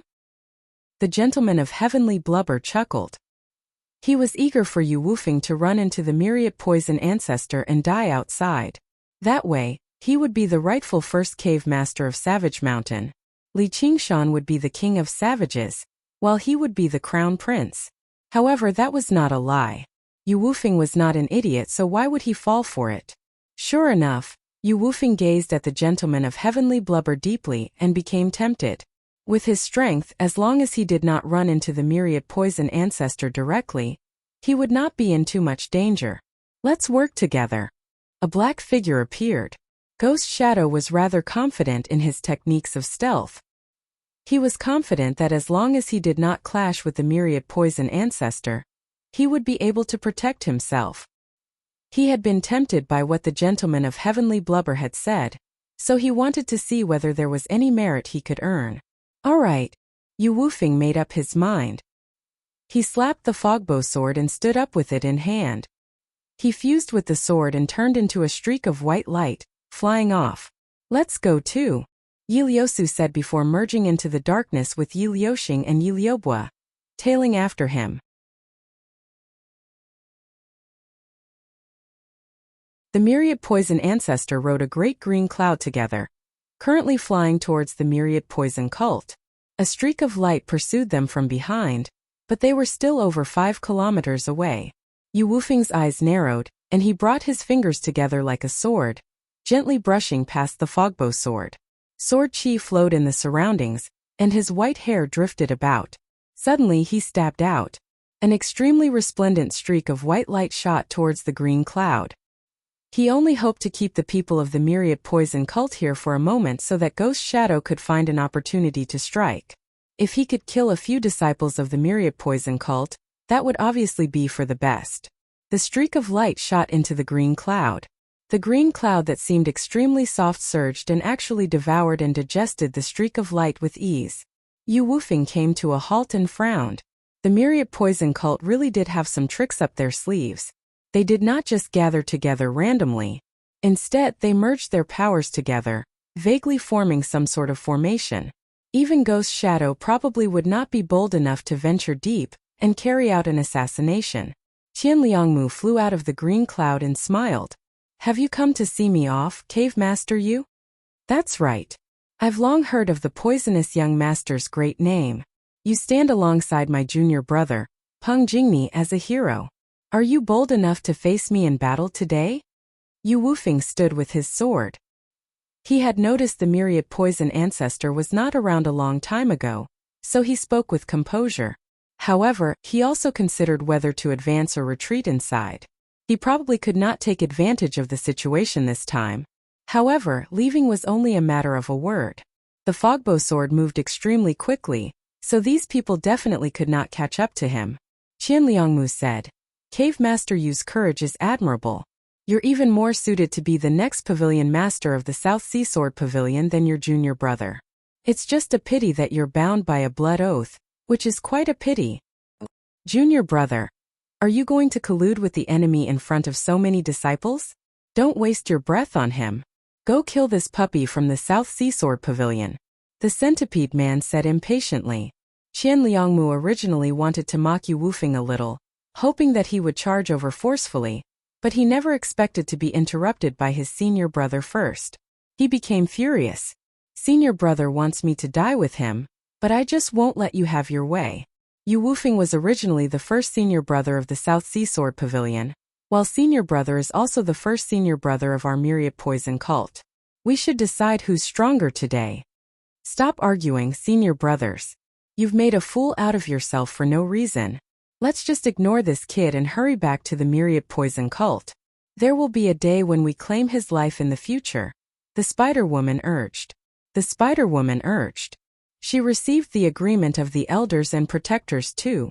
They were rather worried about the myriad poison ancestor's sudden departure. Even if you can escort someone for 1,000 kilometers, they'll still have to part in the end. Please return, Cave Master Yu. We'll definitely come again in the future. Qian Liangmu clasped his hands. He personally believed that as a member of the royal clan, he would not be as vulgar as these southern barbarians. He would always display the bearing of a prince no matter what. Yu Wufeng said nothing. This time, only the 10 cave masters could stand a chance against him. Right when he was about to retreat resolutely, a strange sound suddenly rang out by his ear. The sound was like a dragon's cry, enough to stun ghosts and gods, ringing through the clouds.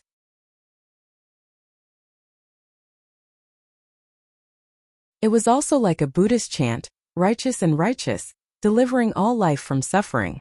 When he heard it, even his soul trembled. Yu Wufeng immediately shut off his sense of hearing, but it was useless.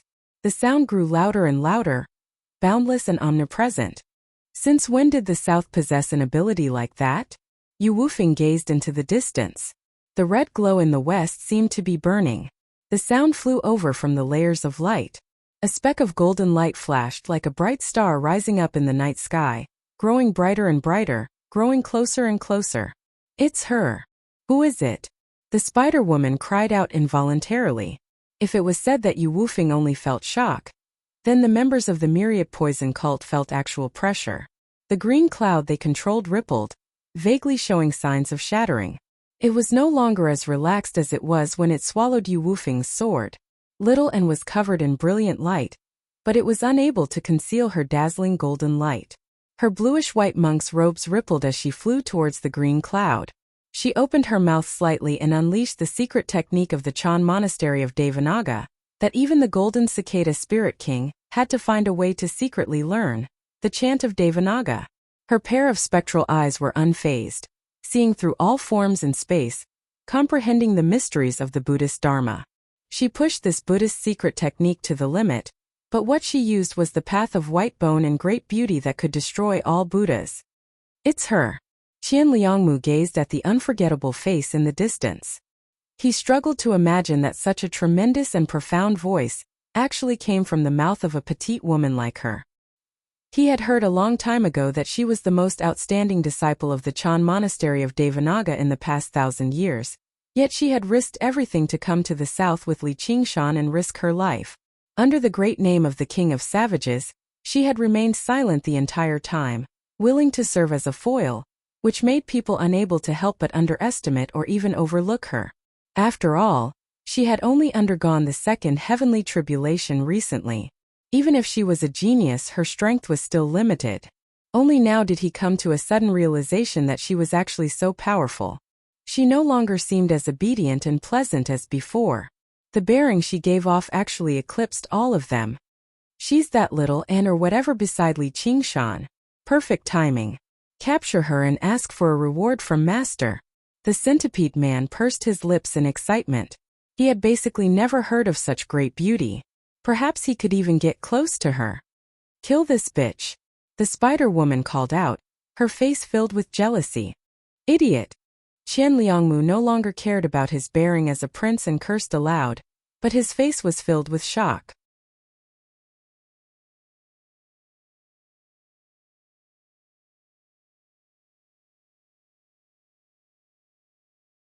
Chapter 808.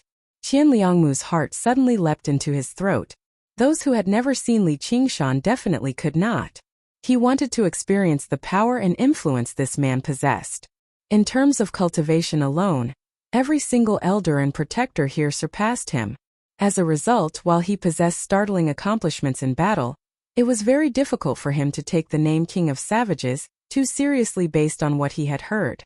Just like how the myriad poison ancestor did not care about how the Banyan Tree King referred to him as fellow, all the cultivators who had reached their realm of cultivation were talented prodigies. All of them had gone through many years of arduous cultivation. All of them were confident in their own strength. No matter what, Li Qingshan was far too young in his 30s. Qian Liangmu might seem like a young master on the surface, but according to the seniority of mortals, he was more than enough to be Li Qingshan's grandfather. The mighty greatest sect of the south had gathered their elites together. Even if the myriad poison ancestor was not present, why would they be afraid of a mere Li Qingshan's ambush? That was what they thought, and that was what the myriad poison ancestor thought too, which was why he left without worrying about their safety at all. However, Qian Liangmu had personally seen Li Qingshan and experienced the difference between them, so he understood fear. Since Li Qingshan was bold enough to draw away the myriad poison ancestor and purposefully intercept them here, he must have been quite confident. Glancing around, there were mountains and forests that rose and fell as far as the eye could see. Li Qingshan could be hiding anywhere. The vast surroundings suddenly became filled with killing intent, suffocating them. Little and pressed forward like a dazzling star, flying over from the western horizon. The chant of Devanaga became deeper and clearer, echoing through the surroundings. Even with the green clouds in the way, the elders and protectors felt their blood surge. They struggled to even focus their soul senses. The regular disciples were even worse off. They clutched their heads and collapsed on the clouds. They felt like their souls had been tossed into surging waves, about to be ripped apart and annihilated at any time. So this is the supreme cultivation technique of the Chan Monastery of Devanaga, the chant of Devanaga. Sure enough, it's something. Oh no, we can't let her continue using it. Let's strike together and take her down. As he spoke, little N was already within 10 miles. The power of the chant of Devanaga was unleashed to the extreme, and he had no intention of slowing down at all. In just a breath's time, the two sides would officially engage in battle. The 10,000 poison cult's disciples were itching to give it a try. Just as they were about to attack, they suddenly felt their bodies become heavy, as if they were about to be pulled down from the sky. Their bodies staggered. The green cloud surged and was on the verge of collapse, and those normal disciples who were already suppressed by the chant of Devanaga in the first place spat out blood, feeling like their organs were about to rupture. Qian Liangmu's heart skipped a beat, and he suddenly raised his head. They're here. Amidst the white clouds, in the depths of the sky that was dyed red by the multicolored light, a black dot appeared. It was rapidly enlarging and falling at an unbelievable speed. The strong wind whistled past Li Qingshan's ears. Wisps of white turbulence appeared around Li Qingshan's body, leaving the white clouds far behind him. The dark green land blew in his face. He unfurled his wings of wind to the limit, and the flames of the phoenix blazed. Wind and fire merged together, dragging behind him like a long glowing tail of a comet.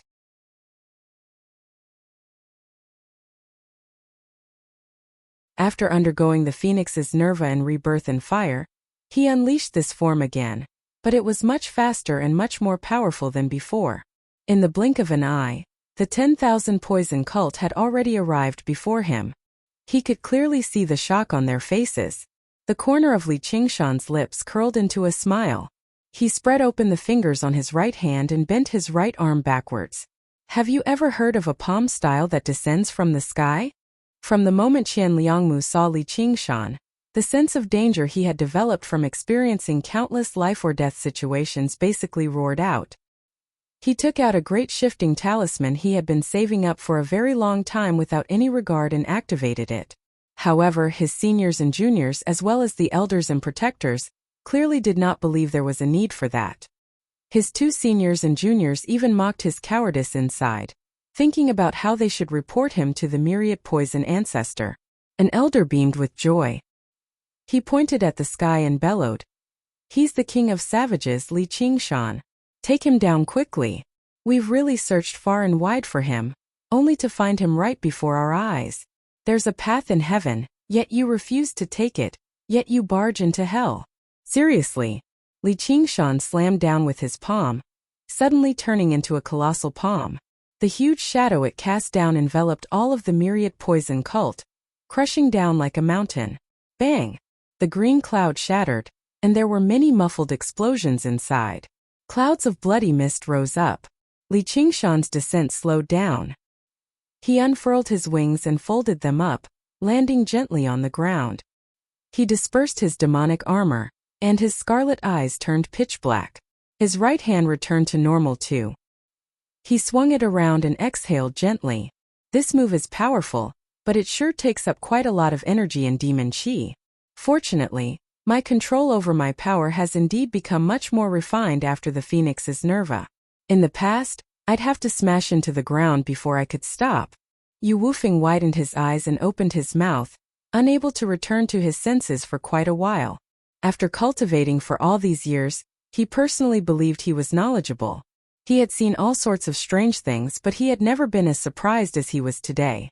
From the moment Little N appeared, he had been prepared to provide support. After all, she was in possession of the Blood Oath Scroll. When Li Qingshan descended from above, he swung the fogbow sword, ready to put on a good show. However, before he could even unleash a sword technique, Li Qingshan had already flown over with a swish. Who knew how many times faster than when he rode his sword? And then the myriad poison cult was gone. 2 direct disciples, 3 protectors, 5 elders, as well as dozens of inner court disciples, all of them had vanished from the world.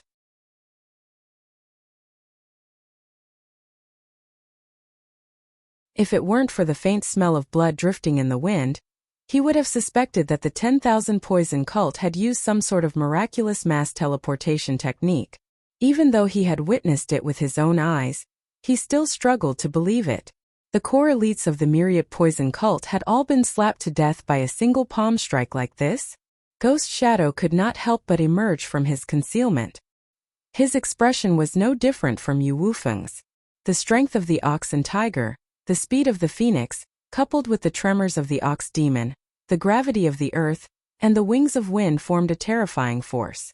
Let alone a group of second or first heavenly tribulation cultivators, even the myriad poison ancestor would be heavily injured if he managed to survive that strike. Of course, it was basically impossible for him to land a strike like this in a battle of the same level.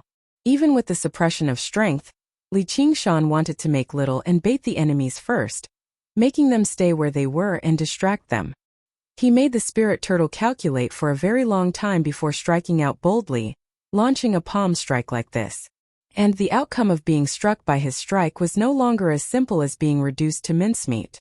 All of their bones and flesh would be completely destroyed, reduced to a bloody mist. Coincidentally, the moment Li Qingshan landed on the ground, Little N flew over. She swung the Bloodsea banner and sucked the bloody mist and souls into it.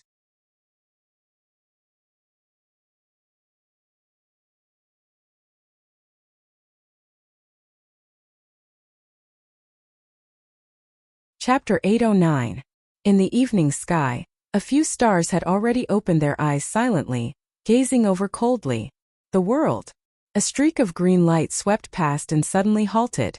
The myriad poison ancestor's expression changed drastically, becoming filled with disbelief. He murmured, "Impossible, impossible. Just who is it?" He refused to believe that Li Qingshan possessed the ability to do so. It was exactly this wrong assessment that made him pay a heavy price. He gritted his teeth and a layer of green appeared on his face. He sped up and flew away without any regard for the cost of his cultivation. When he was close to where the people of the myriad poison cult had died, he suddenly heard a call from below. "Master! I'm here." Who was it? Who did it? The myriad poison ancestor arrived beside Qian Liangmu in a flash and grabbed him by the shoulder, asking viciously, It was Li Qingshan. Just him. And that Little N used the chant of Devanaga to intercept us. I sensed that something was amiss, so I used a great shifting talisman. Don't tell me. Qian Liangmu had escaped, but just now he still doubted whether he had made a mistake. He was worried about how he was supposed to explain things to the myriad poison ancestor if Li Qingshan was not as dangerous as his instincts told him. Only now did he finally confirm he was right when he saw the myriad poison ancestor's expression, and the situation seemed to be even more severe than he had imagined. There were so many people. Did none of them escape? You sure know how to run. The myriad poison ancestor glared at Qian Liangmu. I deserve to die. Please punish me, master. Qian Liangmu said. Whatever. It's already impressive that you managed to escape. Once I ascend, you'll be the next leader of the myriad poison cult. Don't let me down. The myriad poison ancestor waved his hand and gradually calmed down. He gazed in the direction of Savage Mountain with a sunken face. Master, what should we do now? Qianliangmu had no idea whether he should laugh or cry now that he had obtained what he had been dreaming of. He asked carefully. Li Qingshan and the others had probably fled back to Savage Mountain already. When Li Qingshan was not around, even if they gathered the strength of the entire myriad poison cult, they still could not take down Savage Mountain, let alone now when only the two of them remained. They would just be asking to be humiliated if they went. However, he was not bold enough to say that to the myriad poison ancestor. However, the myriad poison ancestor was not a mediocre person. It had just been many years since he suffered such a great loss, which was why he had been careless. Now that he had been dealt a heavy blow, he had already made up his mind. You go back to myriad poison cult to hold down the fort. I want to go somewhere. I will not rest until I crush Li Qingshan's bones and scatter his ashes. That's strange. The myriad poison ancestor actually hasn't attacked. So much for rushing back in such a hurry. Li Qingshan stood at the top of the tall tower on the main peak of Savage Mountain. He shaded his eyes with his hand and gazed at the sky. All he saw was the setting sun. The sky was as dark as ink, and the moonlight was like water. He's a sect master after all. He won't be so unwise. Little An sat on the edge of the tower. The stars reflected in his eyes as his long hair drifted in the night breeze. Fair enough. What a pity. I was planning on cursing him a little more. Li Qingshan looked away and said in some pity, he won't just swallow his anger. We still need to take precautions, said Little An. As long as the King of Southern Yu doesn't launch a full-scale attack, who can get through our Tree King formation? Li Qingshan smiled. In the valley, the Banyan Tree King sighed helplessly. I'll have to worry about this kid again. In my knowledge there are still some. Little An said.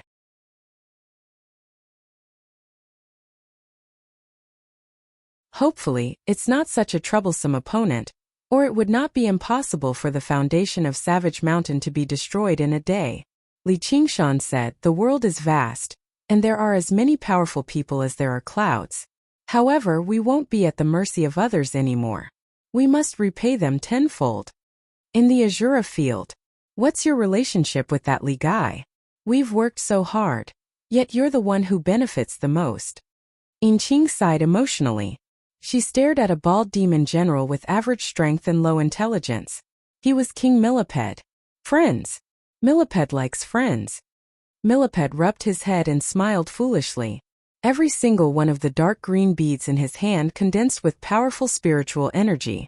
These were the main spoils of the battle, the 10 golden cores of the protector elders of the myriad poison cult. Due to their poison affinity, they were useless to Li Qingshan, so he tossed them all to Millipede. The 10 poisonous cores were enough for Millipede to save 1,000 years of time. His status as a demon commander was already set in stone, and his chances of becoming a demon king had increased drastically. Yin Qing was filled with admiration for this treatment. She felt even more admiration for Li Qingshan now. If she returned to the Azura realm one day, following an Azura king like this did not seem like a bad choice. However, right now she should properly enjoy this rare vacation. Yin Qing sat down cross-legged and took out an exquisite teapot from a pile of 100 treasures pouches. She pinched a handful of tea leaves and brewed them with spiritual water. She filled a cup, and green smoke curled up as a strange fragrance wafted through the air. Millipede no longer looked at the poisonous cores. Instead he stared straight at the teacup, drooling. Yin Qing put down the teacup. Sigh, you're so disgusting. Whatever. Wipe away your drool. I'll treat you to a cup. Your Majesty, the cave masters are awaiting your arrival at the Wild King Hall. They invite you over to give them instructions. Yu Wufeng arrived at the main peak and clasped his hands towards Li Qingshan at the top of the tower.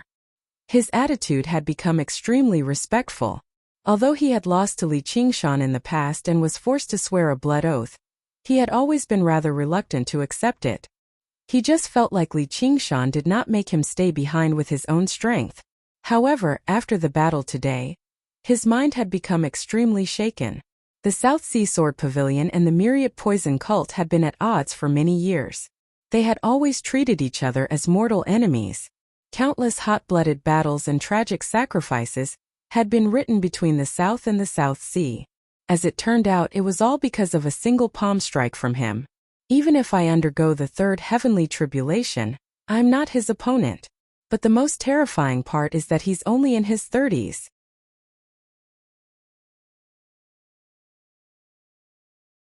Not only was he shocked by Li Qingshan's great strength, but he also felt like his worldview had been shattered and his horizons had been broadened. Li Qingshan leapt down. Let's go. The Savage King Hall was a hall built by the Gentleman of Heavenly Blubber on Savage Mountain. It was made from 1,000,000 tons of black basalt, sitting majestically on the mountain ridge. It had not been sculpted, but it gave off a primitive savage aura. It seemed especially deep under the night sky. In the center of the hall was a black rock throne. Below it were 10 slightly smaller seats to the left and right. The 9 cave masters had already taken their seats. Apart from Ghost Shadow, who remained silent, the other cave masters discussed and communicated with one another. The Gentleman of Heavenly Blubber was the most active. At this moment, a tall figure appeared at the entrance of the hall. Li Qingshan strode in. The cave masters stood up at the same time, bowing and clasping their hands. Greetings, my king. Their unified voices echoed through the empty hall, filled with similar fear and respect. Li Qingshan walked past them and arrived before the black throne, examining it. The throne stood high up, its base fused with the ground. According to the aesthetics of the South, it was carved into many skeletons. However, the back of the throne was jagged like a sword, black rock that had not been carved. It stabbed straight into the sky. Li Qingshan shook his head. It's just a rock.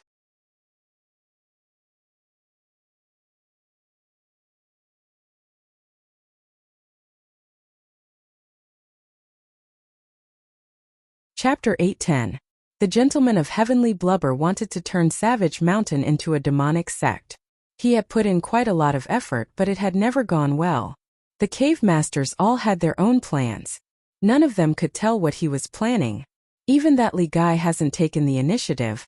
Yet you damn fatty blabbered on endlessly. Seriously, the eunuchs are more worried than the emperor. However, after this battle, the cave masters could not help but reevaluate the feasibility of this plan. Since even the myriad poison cult could do nothing to them, and Li Qingshan had even destroyed their entire sect, Savage Mountain was clearly about to rise up as the greatest organization in the South. It was even more impossible for them to rely on external forces to break free. As a result, the rock beneath Li Qingshan's bottom was no longer a rock, but a throne that grasped the power of life and death. It was enough to make people envious. One day, when Li Qingshan grew tired of sitting on it, whoever sat on it would become the new king of savages. Li Qingshan had no intention of founding some large organization, nor did he believe he had any talent for leadership. However, this was the cultivation community. Strength would obviously have people submitting to you. Strength could replace tactics and schemes. You've all worked hard with the myriad poison cult's invasion this time. Li Qingshan waved his hand, and everyone answered loudly, serving the king is our duty. The myriad poison cult has no idea what's good for them. I've already destroyed their entire sect, leaving only the myriad poison ancestor. I still don't have confidence in killing him, so I'll spare him for now. I'll definitely make him pay the price in the future. Almighty my king. If it weren't for you today, of course I wouldn't have been able to get through this formation, but I've already said it before. I'll remember who works for me. Especially second fatty. Look how much thinner you've become. Li Qingshan pointed at the first seat to his left. The wide stone chair was basically unable to contain the Gentleman of Heavenly Blubber's fat. The Gentleman of Heavenly Blubber turned it down, but his fat jiggled from laughter. He changed the topic and said, my king, as the saying goes, nothing can be accomplished without rules. Our Savage Mountain still needs a set of rules. We can't just rely on the Blood Oath Scroll, just in case someone slacks at a critical moment and watches us make a fool out of ourselves. Li Qingshan glanced around. Do you have any objections? The cave masters expressed their approval one after another. Li Qingshan said, all right. Second fatty, I'll leave this matter to you. Wait. One of the cave masters stood up to stop them. Oh. Li Qingshan looked up and saw that the one who had spoken was actually the Marquis of Serene Sea. He thought to himself, Ever since this old fellow made the blood oath, as long as I don't speak to him, he's never said a word. He doesn't think much of the other cave masters either. Why did he suddenly take the initiative to speak today? Marquis, what do you think? Don't tell me you have other thoughts and want to return to your serene sea Marquis residence? The gentleman of heavenly blubber turned around. The friendliness unique to fatties had suddenly vanished, replaced by a fierce-looking, hideous face. It was enough to remind people that he was also a notorious demonic cultivator in the south. I wholeheartedly agree with second cave master's suggestion. However, the so-called rules are first and foremost to distinguish between superiors and inferiors. In the southern wilderness there's nothing else, only strength matters. My king, I request a match to redetermine the rankings. I refuse to believe I'm only the 10th cave master. The Marquis of Serene Sea clasped his hands. Because he had sworn the blood oath last, he was ranked 10th.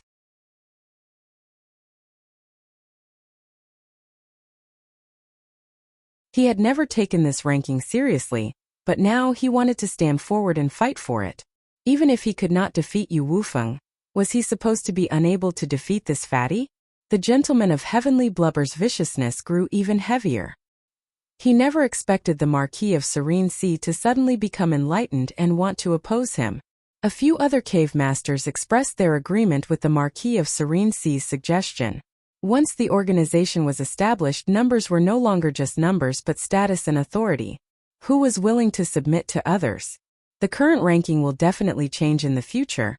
But with me, it's not just strength that matters. There's also merit. The fire-devouring kings have taken advantage of my powerlessness and insulted my incompetence, so I wish to destroy them to prove that I'm not powerless or incompetent. What do you all think? Why don't you voice it out?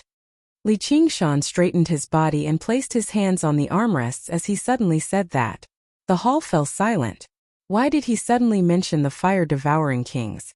The fire-devourers were in existence much more troublesome than the myriad poison cult. Across the entire Mist Province, there were many more large sects than the Green Province, but their foundations were nowhere close to the Green Province's. Often, only the sect master would be a great cultivator who had undergone the third heavenly tribulation, passing it down through the generations in the sect. This was because the conflict in the Mist Province was far too intense. Not only was it between sects but it was also within sections. If Qian Liangmu became the leader of the myriad poison cult, his two senior brothers and junior sister would probably flee elsewhere. If they underwent the third heavenly tribulation and were unable to take back the position of sect master, they would be forced to start anew and establish a new sect. This was why there were so many sects in the Mist Province and so many independent cultivators. However, across the entire Mist Province, there was only a single fire devourer, and they had never split up. The force they had accumulated through the generations was not something the myriad poison cult could rival. Fire devourers were extremely belligerent. Once they were provoked, it would be like poking a hornet's nest. What? You've all gone mute. Li Qingshan said. Please reconsider, my king. The fire devourers are no trifling matter. They're riddled with masters. Savage Mountain's formations might be overseen by the Banyan Tree King, but they might not be able to stop them, said the Marquis of Serene Sea. Said the Marquis of Serene Sea. The gentleman of heavenly blubber also cast aside their conflict and expressed his agreement with him. Once they declared war against the fire devourers, their chances of dying would increase drastically. The fire-devouring kings did not hold back when it came to killing. What a bunch of unreliable people.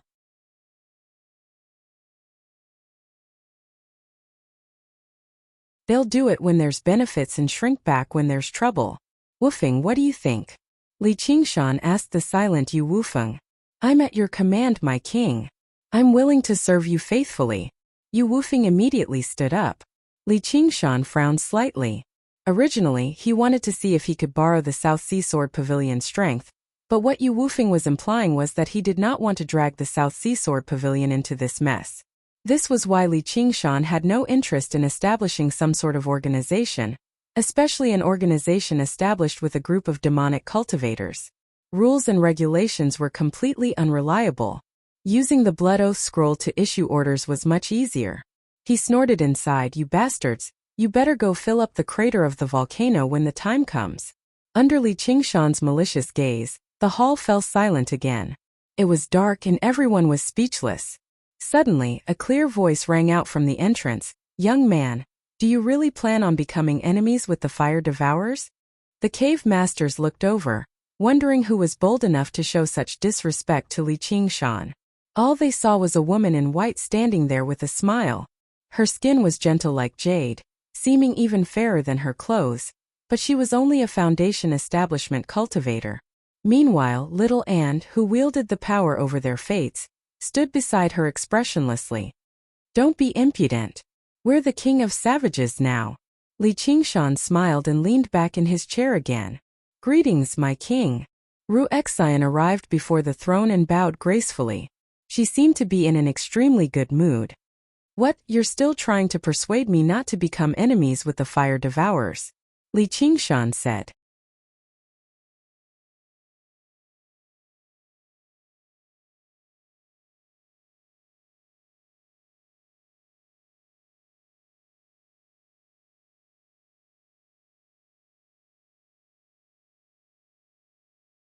The darkness became thicker and thicker, like a pool of black water surging in the silence. In this extreme darkness, even the surrounding environment became grotesque and motley. The trees twisted vaguely, like drifting silhouettes, imprinted in the darkness even darker than the darkness. Shadowy, black plants grew around the myriad poison ancestor. They were densely packed, with huge buds on the slender stems. Thousands of buds bloomed at the same time, but what bloomed were not flowers, but mouths with crisscrossed fangs. They said together, "Let's go. Myriad Poison, why aren't you enjoying yourself in the south? Why have you come to my shadow palace?" Every single voice was ear-piercing. Thousands of them stacked together, enough to make people want to go deaf. Even the Myriad Poison ancestor became slightly restless. He made up his mind. "I want to ask you to kill someone for me, fellow." "Oh, someone I can kill but can't. You should know that the Shadow Palace never assassinates targets above the third heavenly tribulation, whether it's humans, demons or other folk or half-human half-demons, half-human half-other folk or half-other folk half-demons." The Shadow Queen spoke extremely quickly. Her shadow rose up and formed a triplet in the air. Every stroke turned into the silhouettes of humans, demons and other folk before rapidly weaving together to form so-called half-human, half-demons and so on. No, not the third heavenly tribulation, but the second heavenly tribulation. "Oh, that's interesting. Name? Li Qingshan." The Myriad Poison ancestor struggled to hide his resentment. "The king of savages, Li Qingshan. I refuse. Please return." The Shadow Queen seemed to consider it before turning him down firmly. Her shadow drew a cross in the air before drifting away. "Hold on, you still haven't heard my reward." The Myriad Poison ancestor took a step forward and extended his hand. The shadow plants suddenly merged into a colossal shadow monster, blocking the Myriad Poison ancestor's path. It roared out, "Did the king of Southern you send you? Does he want to drag the night roamers into the war between humans? Go back and tell him he can forget about it. I wish him the best of luck forever. I wish him that his own kind will chop off his head." No, this has nothing to do with the king of Southern Yu, the Mist Province, or even the Green Province. It's all about me. The Myriad Poison ancestor hesitated before finally revealing his grievances with Li Qingshan. To him, this was a great humiliation that he struggled to mention. The shadow monster let out a strange cackle from time to time. In the end it said, "Infiltrating the Myriad Poison cult and killing people. I suspect it's the handiwork of that ghost shadow from Savage Mountain." So you're talking about that child. I've let him rest up. It's time for him to come back and continue working. Thank you for telling me about him. I'll bring him back.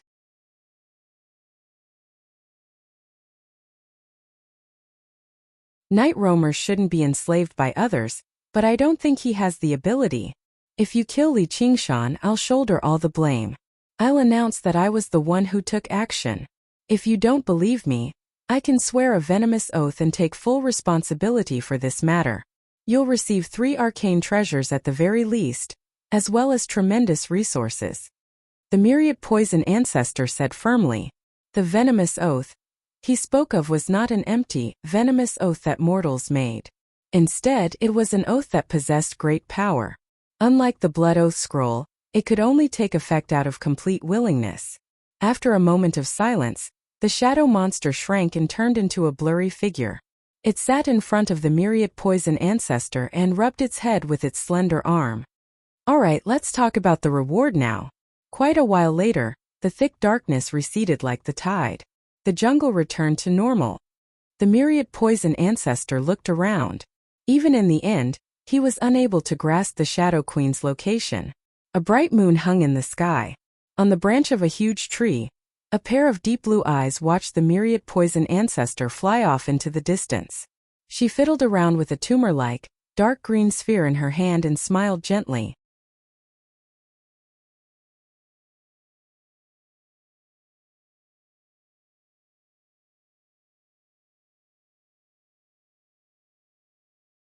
Chapter 8:12.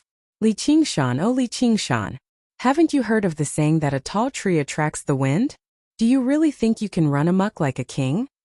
I'll just borrow your head tonight. As she spoke softly, she blinked her deep blue eyes, and her figure drifted away under the moon. She flew over mountains and rivers, through the vast sea of trees. When the moon set in the west, she arrived outside Savage Mountain. She circled around it and praised inside. It's no wonder that even myriad poison can't force his way in. These formations aren't particularly special, but the way they operate them can be described as having reached the pinnacle of perfection. If I want to sneak in without anyone noticing, it really will be rather troublesome. However, it was just troublesome. Very soon, the Shadow Queen passed through the thick mist and arrived in the valley. A huge tree towered into the sky in the valley, extremely eye-catching. She was taken aback. Why does this tree seem so familiar? And it seems to be the core of the protective formation. No way. Since when does the old Tree King help people with something like guarding their home? Don't tell me it's just another banyan tree demon that looks similar? Filled with surprise, the Shadow Queen approached the Banyan Tree King. She wanted to investigate it more closely, but the sight below the tree only made her even more surprised. It was late at night right now, the time when night roamers were active. Night roamers came and went on the streets of the town that had just taken shape. There were both men and women, young and old. The older people still behaved in a quiet manner, making no sound at all. As for the young people and children, it was much livelier. They drank and feasted under the moon, playing around on the streets. If it were not for their ink-blue skin and pointed ears, if it were not for the fact that the children moved as nimbly as a black panther when they played around, they were basically no different from humans. They seemed like a paradise that stood aloof from the world, tranquil and peaceful. The Shadow Queen slowed down and made her way through the streets. She was extremely confused inside. Is this really Savage Mountain? Why are there so many clansmen here? The children laughed as they passed through her body and disappeared into the corner of the street. Their laughter still lingered. She shook her head slightly, convinced that she had not fallen into some kind of illusion. The only person who could create such a realistic illusion and deceive her perception was probably that old monster from the South Sea. However, that old monster had never left the sea, and it was even more impossible for him to appear here. As the Shadow Queen approached the depths of the town, she became more and more surprised. Not only were there so many night roamers here, but their cultivations had also exceeded her expectations. According to her senses, there were 4 night roamers who had undergone the second heavenly tribulation in the valley alone, and there were even more who were close to this realm. They were just stuck at a bottleneck. If they were given enough resources and the right guidance, they would be able to become a core force of the Shadow Palace. I've really made the right decision to come here. Compared to magic treasures, this is the most precious thing. The Shadow Queen was rather excited too. After all, the greatest restriction to other folk was their population. They followed the ancient law of nature. The more powerful the bloodline, the more difficult it was for them to reproduce. As a result, every single clansman was extremely important. Even if they were not powerful, they could still contribute to the expansion of the race. She approached the Banyan Tree King, and her eyes suddenly narrowed. It really is this kid. The third cave master of Savage Mountain, Ghost Shadow, had changed from his secretive and silent ways.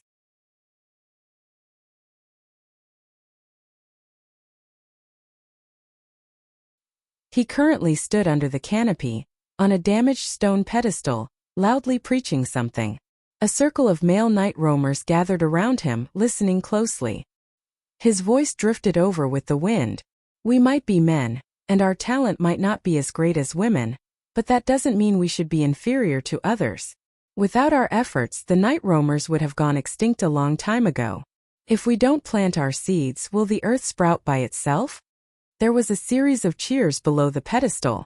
In particular, as cultivators we're even more equal, and our talent is actually better than most humans and demons. We can't give up on ourselves. We have to work hard on cultivation and change our status. Isn't the savage king who rules over us right now a man? Everyone say it with me. We have to become stronger. We have to become stronger. The male night roamers raised their arms and called out, "All men unite. We're not tools for procreation. All men unite.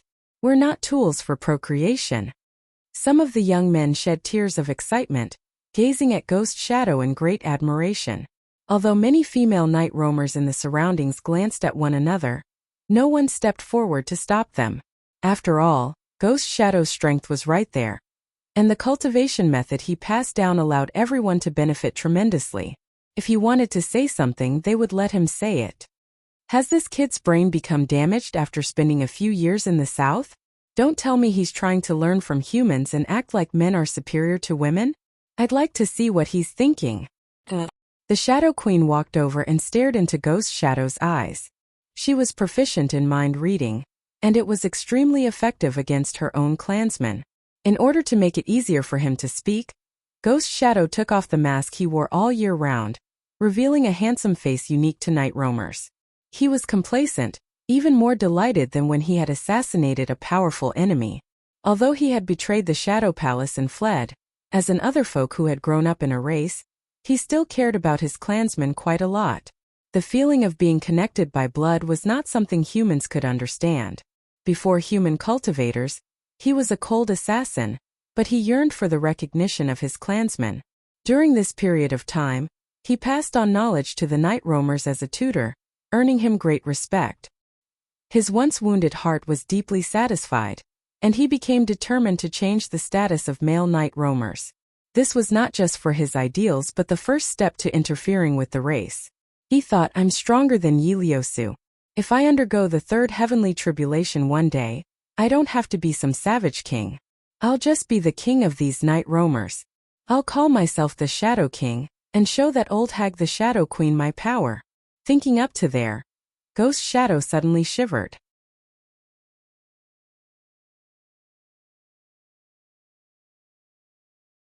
The night wind seemed to chill slightly. He looked around and experienced an ominous feeling for some reason. Old hag. You better be prepared to die of old age in bed, the Shadow Queen said viciously.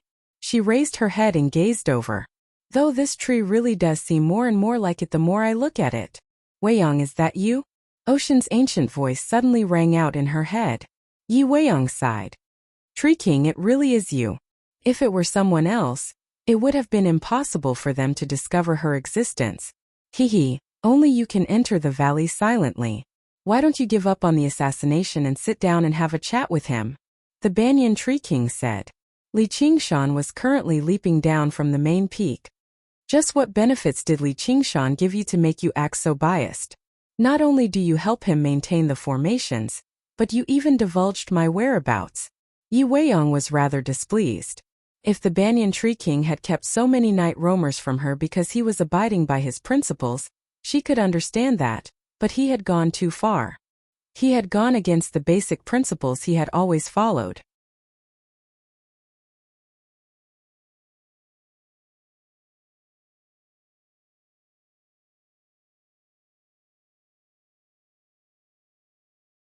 Chapter 8:13. Oh! Yi Weiyang could not help but reevaluate Li Qing, who flew through the air above Savage Mountain. Li Qing was scanning the surroundings. Clearly, he had not discovered her location and had only sensed something. However, if it was just the instincts of a sudden impulse, then that would be far too sharp. It did not match his cultivation. The Banyan Tree King was definitely not someone who lied. From what he was implying, if they clashed, it would be detrimental to her as well. However, that was a little too unbelievable. He was only at the second heavenly tribulation. No matter what kind of startling abilities he possessed, he would only be at the third heavenly tribulation at most. If she wanted to, she could still assassinate him. As a result, she said, "It's not that I don't believe you, but I still have to give it a try. I'll have to see whether he has the right to sit down and talk with me." The Banyan Tree King said, "Then go ahead and give it a try." Li Qingshan was currently cultivating in the center of the mountain when he suddenly felt a sense of danger. He left the hall and arrived on the main peak to take a look. All he saw was the gentle night breeze, the bright moon, and the gloomy banyan tree. There was nothing out of the ordinary. "What's wrong?" Little An arrived beside him. Li Qingshan told him what he felt. The sense of danger was so fleeting, barely discernible. "Perhaps I've made a mistake. Logically speaking, what kind of danger can I encounter if I stay on Savage Mountain?" "No, there's another possibility." Little An shook his head gently. He took out the bamboo jade lot of the cloud bookcase and closed his eyes to divine. "What possibility?" "The Shadow Queen." Little An opened his eyes. The result of the divination was nothing, but that was within his expectations. Only the King of Assassins of the Mist Province, the Shadow Queen, could make him feel threatened on Savage Mountain while hiding from and deceiving his instincts. Fooling regular divination was nothing difficult. Myriad poison can't fight his way in, so he's asking for reinforcements? After being pointed out by Little An, the faint sense of crisis immediately became clear. Although it was still so weak that it was easy to ignore, Li Qingshan straightened his face and did not dare to be careless again. None of these kings and queens who had gone through 3 heavenly tribulations were easy to deal with, not to mention assassins who were good at defeating stronger opponents. Comparing the two, he was probably not the stronger one. "Maybe she's already here." Li Qingshan flew down. His forehead lit up and turned into a single crystal-like eye. It shot out a beam of red light and scanned the valley. At the same time, he spread out his divine sense to search, but naturally he found nothing. If she could discover her existence so easily, she wouldn't be a movie queen. Li Qingshan flew into the sky again. His eyes suddenly became tranquil, as blue as the ocean, allowing the spirit turtle to divine. The sense of danger became heavier and clearer, but it seemed to be shrouded by a black curtain, unable to find the source of danger. As a result, he no longer had any doubts. The Shadow Empress was here, but where exactly was she? Suddenly, he had a flash of inspiration. A power was prying into his mind. Using this thread of karma, he immediately obtained a result. "She's right in front of me." Li Qingshan's face tensed up. Without saying anything else, he threw a punch forward. Yu Weiyang arrived before Li Qingshan and rubbed her chin as she studied this man known as the King of Savages. She was in no hurry to strike. You really do have some extraordinary bearing. The toughness of his body far surpasses that of regular people. He can rival demon commanders or even surpass them. There really aren't a lot of people who can stop him at the second heavenly tribulation.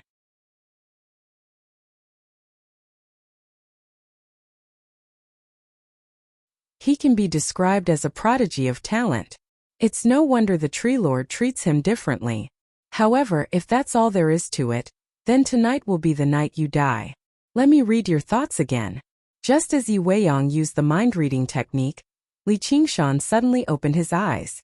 His presence surged like a tsunami, surging through the boundless night and gathering in his right hand. His fist tore through the air. Yu Weiyang was finally moved. Not only was she shocked that he could discover her, but she was also shocked by the ferocity of this punch. Originally, in her current state, she could withstand most attacks without any problems. However, facing this punch, she felt something that she had not felt for a long time. Suppression. However, she was not at the level of Ghost Shadow, whose body twisted and moved like a shadow. Bang! Li Qingshan's punch landed in the air. In that instant, Endless Night felt as if he had been struck by lightning. The power of the shock spread out like a ripple. The space also rippled, and a shadow appeared in the air. In an instant, a white bone sword stabbed toward the shadow. Little An had made her move. Under the bright moon, the sword did not return. Her long hair fluttered in the wind, and she looked like a fairy from another world. The bone sword was the same as her. It did not have any particularly shocking power. It did not reveal any aura, and even the moonlight was not tainted. It was just an ordinary sword that stabbed out. This was a sword that could kill Buddha. I've been assassinated. Yi Weiyang found this absurd. It was not because she had been careless, but because she had never thought that someone could hide their aura to this extent. Even she had not sensed it. However, a moment later, she realized that she had still underestimated this sword. The Buddha-slaying sword pierced through the darkness, and the shadows scattered like rags. The moonlight was bright, and the sky was boundless.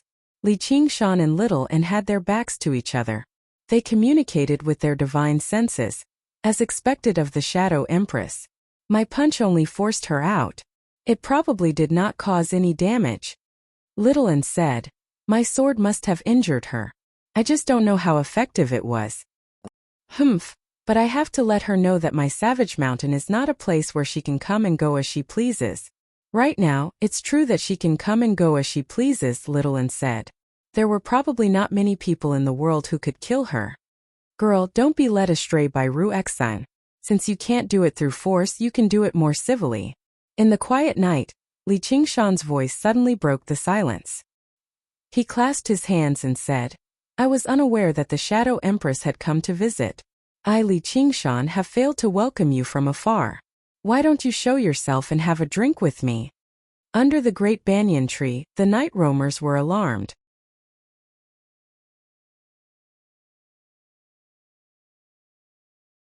They all raised their heads and looked around.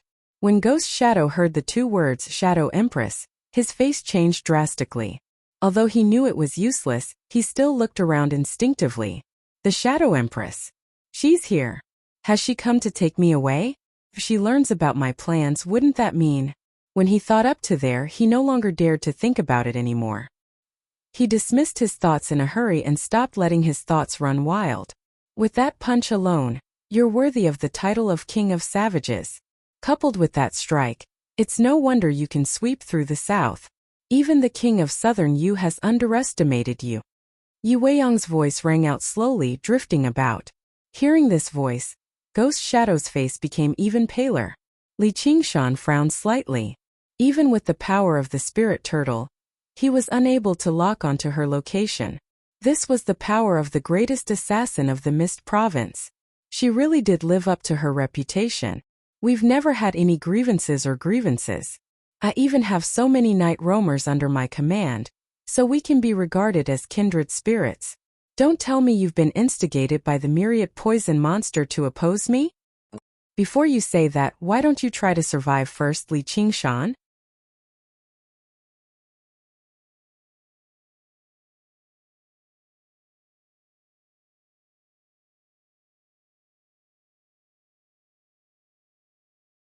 Chapter 8:14. With a gentle wave of his right hand, he ripped open an abyss in the vast moonlight, like a huge black mouth with crisscrossed fangs.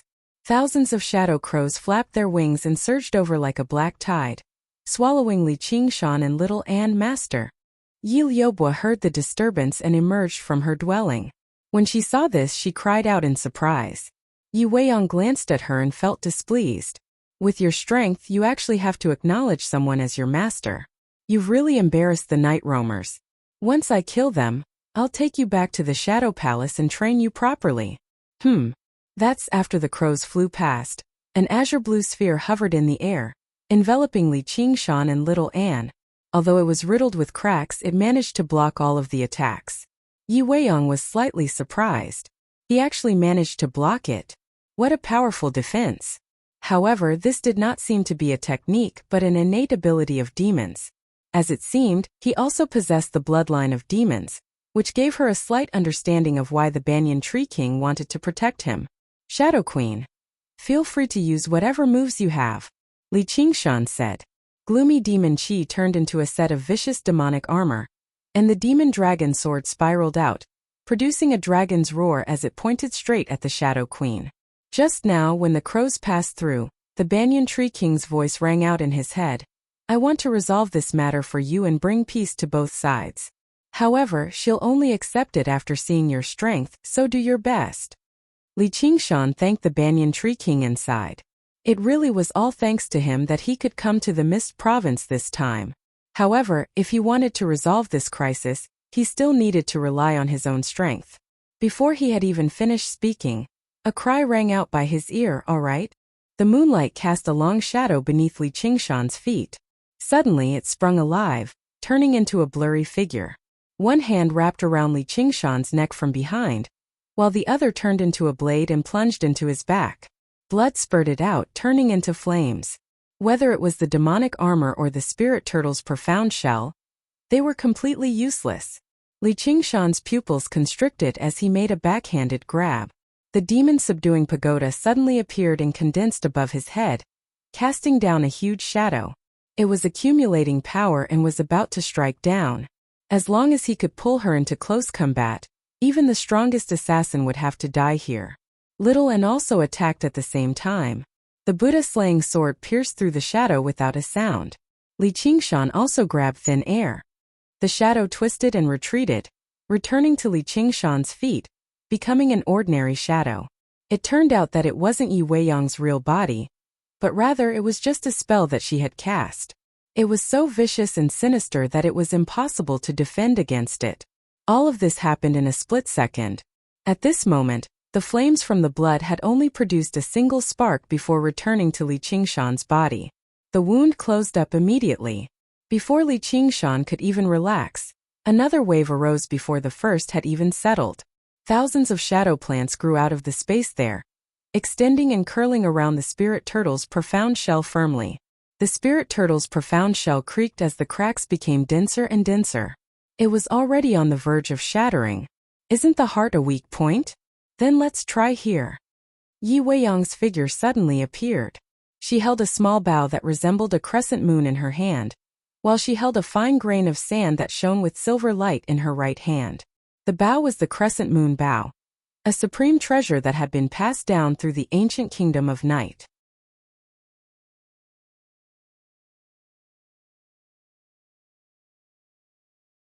It had always been wielded by the Shadow Queen in the Shadow Palace, while the sand was stellar sand, refined from stellar stones. She drew the bowstring that resembled silver threads, and the fine sand flickered like stars. She aimed it right at Li Qingshan's forehead and loosened it gently. It was called the crescent moon shooting form. A streak of starlight pierced through the air. The spirit turtle's profound shell shattered loudly. The fragments scattered and shone brightly. Li Qingshan swung the demon dragon sword. The tip of the sword trembled, blocking the stellar sand, but he did not feel much resistance. He thought, oh no. The starlight suddenly scattered, turning into thousands of silver threads that landed on Li Qingshan's body. His body only felt a slight pain, like he had been bitten by insects. But in that moment, thousands of stars lit up in Li Qingshan's soul, flickering as if they wanted to shatter his soul. Even his will wavered. As it turned out, this move was not meant to harm the body, but to directly attack the soul. Sigh, I've wasted another grain of stellar sand. Since the body is tough, I'll attack the soul and sea of consciousness. That's the way of assassination. Li Qingshan, oh Li Qingshan, you've suffered 3 fatal strikes from me in a row. You won't die in vain. Yi Weiyang stowed the crescent moon bow away and looked at Li Qingshan, but she was disappointed once again. The spirit turtle suppresses the seas. Li Qingshan bellowed inside. The figure of the spirit turtle appeared, shining brightly and suppressing the stars. The phoenix danced through the air, repairing his damaged soul. A while later, his mind cleared up and he said proudly, "Is that all?" Yi Weiyang let out an interjection of surprise. She understood the power of the crescent moon bow the best. She thought even if Li Qingshan survived, he would faint. That was because people with tough bodies often lack the tempering of their souls. However, she did not know that Li Qingshan practiced the 4 transformations of the 9 transformations of the demonic and divine. His soul was even stronger than his body. Suddenly, she thought of something, and the Buddha-slaying sword swung down from behind. As it turned out, when Li Qingshan drew away Yi Weiyang's attention, Little An had already circled around her silently. Against an opponent like her, the skull prayer beads and the blood sea banner were not particularly effective. Only the Buddha-slaying sword was bold enough to land a blow on her. Qing's punch came effortlessly. This damned girl, why isn't she breathing at all? If I get injured again, I'll be utterly humiliated tonight. I'll show you what's good for this time. With a flash, Yu Weiyang dodged the strike. She was slightly annoyed inside. His deep blue eyes stared at the beautiful face that was as tranquil as water. He swung the crescent moon star shooting bow in his hand, and the bowstring suddenly flew out, sweeping towards Xiaowen's neck like a blade.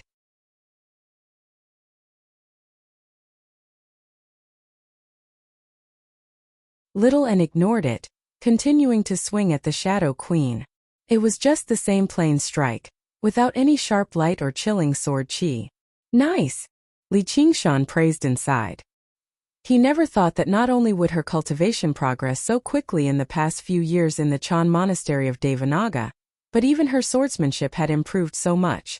She had merged the Buddhist Dharma and Zen principles into the path of the sword, breaking away from the sword intent of the three absolutes calligraphy and forming a style of her own. Yu Weiyang brushed past Little and dodged Li Qingshan's attack at the same time, but a bloody mark appeared on her face. Although she had dodged the Buddha-slaying sword, she was still injured by the invisible sword chi, which made her even more furious. However, compared to the damage she had caused, this was basically a negligible sacrifice. She was actually so fearless of her life? A thin bloody mark appeared on Little Anne's fair neck, circling around it. The bowstring had already severed it, but she still paid no attention to it. She combined their swords with Li Qingshan and charged towards the Shadow Queen again. Yu Weiyang's body flickered, swimming through the blades. Her heart was filled with disbelief. She's been beheaded, but she's actually treating it like nothing. Is she still human? In this world, unless they were ghosts, the body was extremely important. No matter how high their cultivation was, they could not be damaged so easily. However, Little N and even Li Qingshan had both broken this common sense. Speaking from their very nature, they were not human. Little N practiced the path of white bone and great beauty, so her body was just an illusion. When the bowstring swept past, it only separated her neck bone slightly. Li Qingshan went without saying. Only someone who could overwhelm him with absolute strength like the Dragon King of the Sea could kill him. The two of them worked together to fend off a powerful enemy. They were extremely well coordinated. Sword chi interwove and layered on top of each other. However, Yu Weiyang moved through the streaks of light like a fish in the surging waves. She was completely unscathed. In the end, she leapt up and merged into the night again. For now, it's difficult for her to pose a fatal threat to me and Xiaowen, but it's almost impossible to kill her. If she keeps dodging, we won't even be able to harm her. She really is the most difficult person to deal with since coming to the southern border. Li Qingshan furrowed his brows in thought. Compared to the Shadow Queen, the fire-devouring kings instead posed a greater threat to him, as the strength of assassins lay in targeting vital points and defeating those stronger than them despite being weaker. However, if they did not have any vital points, the threat of an assassin would be drastically reduced. Meanwhile, the fire-devouring king's powers of flames could crush them head-on. No matter what their weak points were, they would be burnt to a crisp as long as they were not strong enough. However, in comparison, killing the Shadow Queen was much more difficult than killing the fire-devouring kings. The two of them are at the second heavenly tribulation, but the strength they've demonstrated is already close to third heavenly tribulation cultivators. And I don't know what cultivation method they practice, but their bodies are vastly different from regular people. Piercing their hearts and beheading them is useless. No wonder the myriad poison is so generous. I didn't think the matter would actually be so troublesome. Yu Weiyang was no longer as relaxed as she was in the beginning. She began to think seriously. If I want to kill him, I'll have to take some risks and engage him in close combat. Yu Weiyang's eyes turned cold, and she silently took out a dagger. The dagger was around a foot in length and completely black and transparent, like a half-transparent shadow.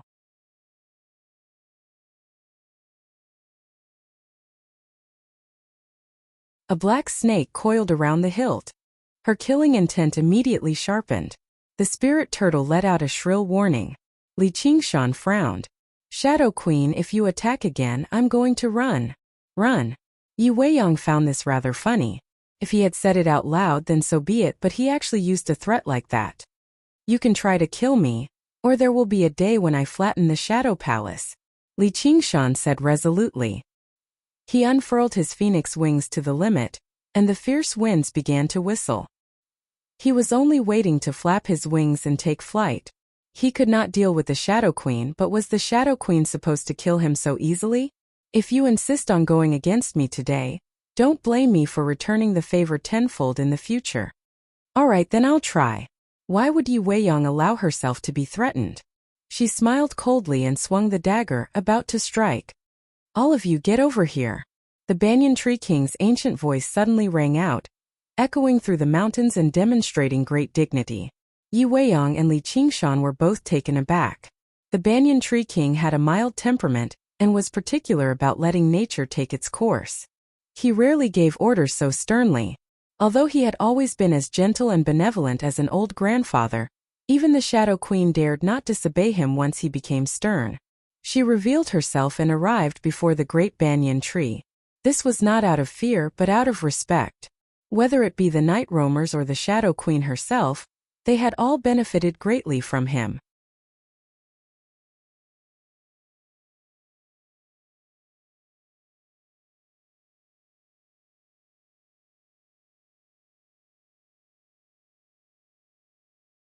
Chapter 8:15. The curved moon sank a little further. Their clash had only lasted for a moment, and the danger Li Qingshan had faced was one of the few battles he had faced in his life. He had not used his full strength, and the Shadow Queen had clearly held back too. If they continued fighting, Li Qingshan personally believed he could not do anything to her. Taking a beating passively was not in his character, so all he could do was avoid her for now. However, if he did that, his series of plans in the south would be greatly affected. Now that the Banyan Tree King had stepped forward to mediate, it was for the best. As a result, he arrived before the great banyan tree and maintained his distance from the Shadow Queen. Although she had appeared, she was still blurry as if she could merge with the darkness at any time. It was even more impossible to see her face clearly. Li Qingshan did not disperse his demonic armor either. He temporarily folded up his phoenix wings, letting them hang on his back like two balls of fire. He could not place all his hopes on others at any time. He had to be prepared for the worst. Please allow me to mediate for the two of you. Although the Banyan Tree King said please, his tone left no room for negotiation. The cloud-like canopy swayed gently in the night wind, producing a rustling sound. It was a tangible sense of the dignity this demon king of the Mist Province possessed. Please go ahead. Yi Weiyang fiddled around with the shadow dagger in her hand and glanced at Li Qingshan. Weiyang, you said you wanted to test his qualifications, so I let you try. What do you think now? The Banyan Tree King asked. He's qualified. Yi Weiyang could not help but admit this. His strength could be described as exceeding her expectations. Then let's sit down and talk. The Banyan Tree King said. Two aerial roots drooped down, coiling into two seats. A wooden pillar rose up between the seats, holding a simple wooden teapot and a few teacups. There's no need to talk. He's actually using the Shadow Palace to threaten me. He's definitely going to die tonight. Yi Weiyang did not sit down. Although she respected the Banyan Tree King, she still had her pride as the Shadow Queen. Then let's give it a try. Li Qingshan laughed, baring his fangs. He was never a kind person. If the two of you can really fight to the death, how can I be a good person for nothing? If you trust me, then sit down. The Banyan Tree King said. He was not a peacemaker who would stick his nose into everything. His mediation was to protect the interests of both parties. At this point, Yi Weiyang couldn't say anything more. She sat down and Li Qingshan also sat opposite her. They looked at each other warily. Qingshan, this mediation is related to the success or failure of your matters in the southern border. You can't fight because of personal feelings anymore. I am willing to help you resolve today's crisis. Weiyang, I've known you for a long time, and can be considered to have an understanding of your strength. This mediation concerns the future of you and the Shadow Palace, so you can't underestimate me anymore. I'll help you avoid future disasters. The Banyan Tree King's voice was calm and magnanimous. Moreover, it was all for their sake, so they couldn't help but submit. When Yi Weiyang heard the solemn tone of the Banyan Tree King, she couldn't help but re-examine Li Qingshan in front of her. He is only 30-something years old now, but he already has such strength. Furthermore, it seems like he hasn't used his full strength yet. How terrifying. If he is given another 30 years, he might really become a person whose name will shake the world. That girl called little and is not below him in terms of talent. The future disasters that the Tree King mentioned are not empty words. If the two of you have no objections, then please show your true face to show your sincerity, the Banyan Tree King said.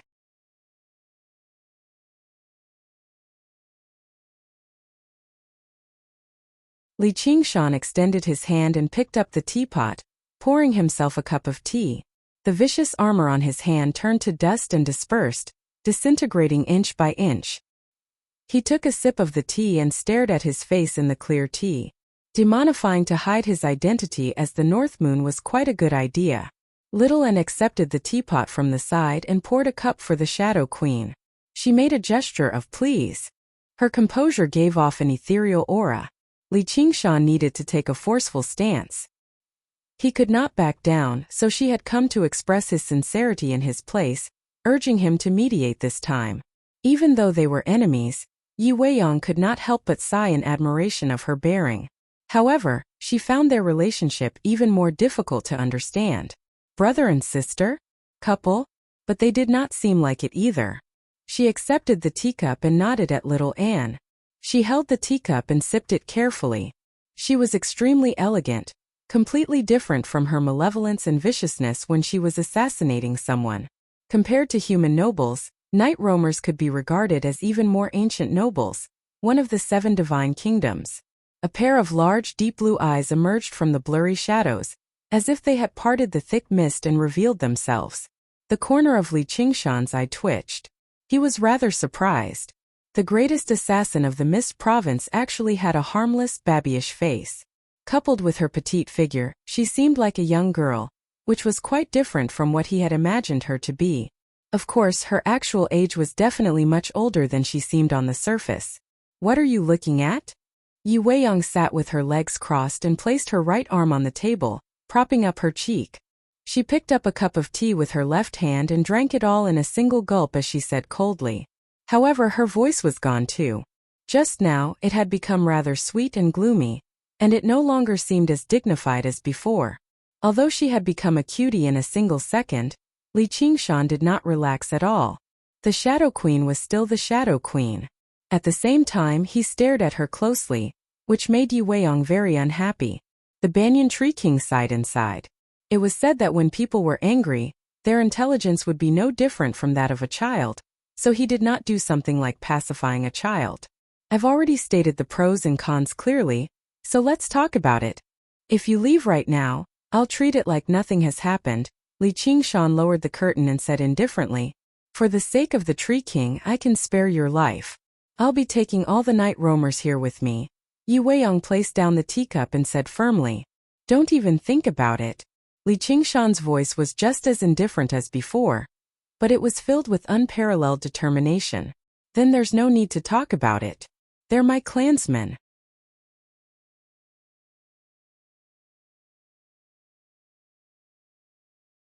I definitely won't let them wander outside and become slaves.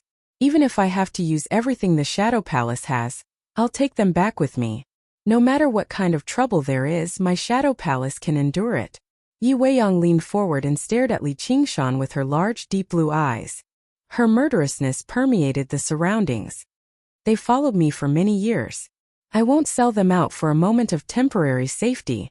Li Qingshan slammed the table and stared back at her without backing down. He refused to back down. Honestly speaking, as his strength rapidly increased, this group of night roamers no longer held much actual value to him. However, with his relationship with Yi Liubo and Yi Liusu, it was impossible for him to just hand them over so easily. This answer left Yi Weiyang rather surprised. Then she sneered. Originally, I thought you were a little heroic, not as hypocritical as regular humans. I didn't think you'd actually say something so shameless. She had saved many clansmen in the past, so she could completely imagine just how oppressed night roamers would be under the rule of an alien race. They seemed peaceful and happy on the surface, but it could not change the reality that they would be treated as slaves, ordered around and toyed around with as they pleased.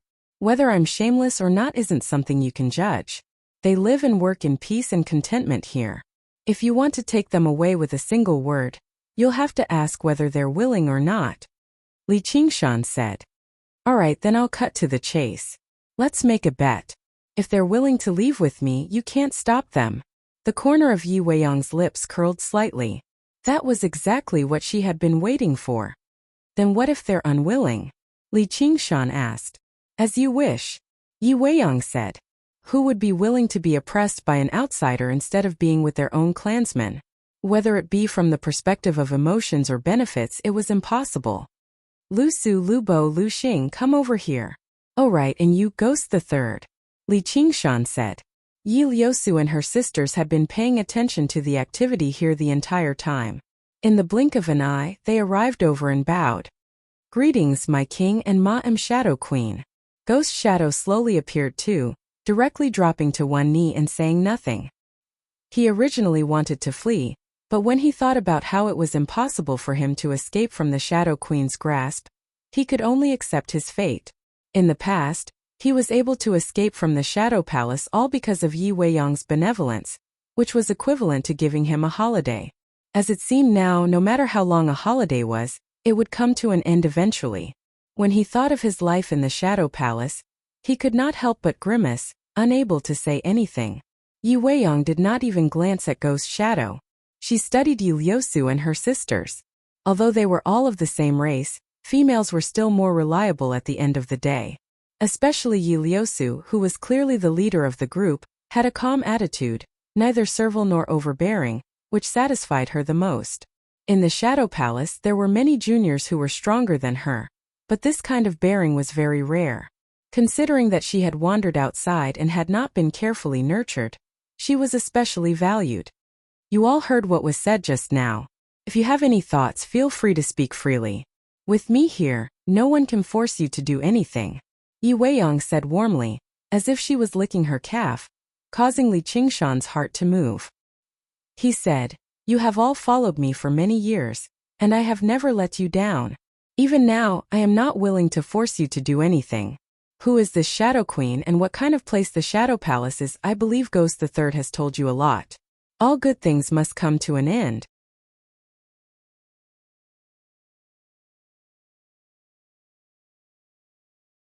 If you want to return to your race, I will not blame you.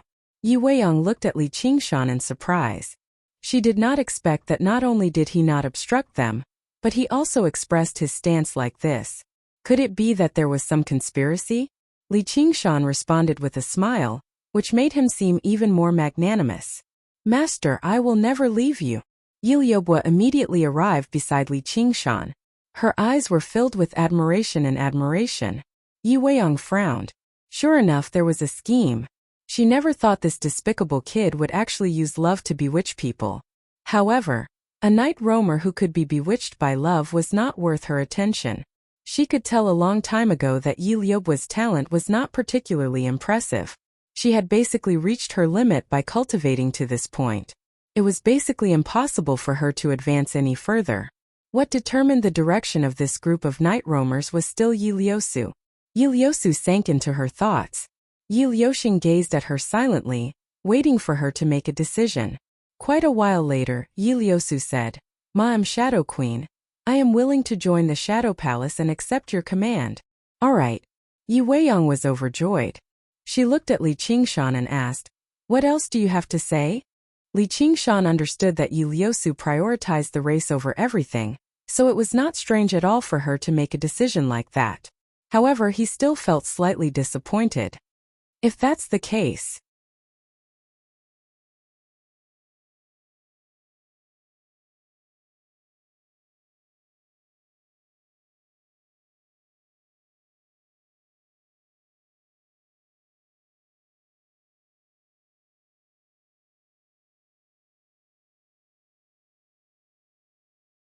she pointed at her and said, you sure are cunning. You won't listen to me, yet you want to take me as your master. Yi Liusu said, I believe you feel the same way as me. What do I feel? I hope the night roamers can develop and strengthen. I hope I can gaze up at the stars and moon freely and never be oppressed by anyone again. Yi Liusu raised her head and stared straight into Yi Weiyang's eyes.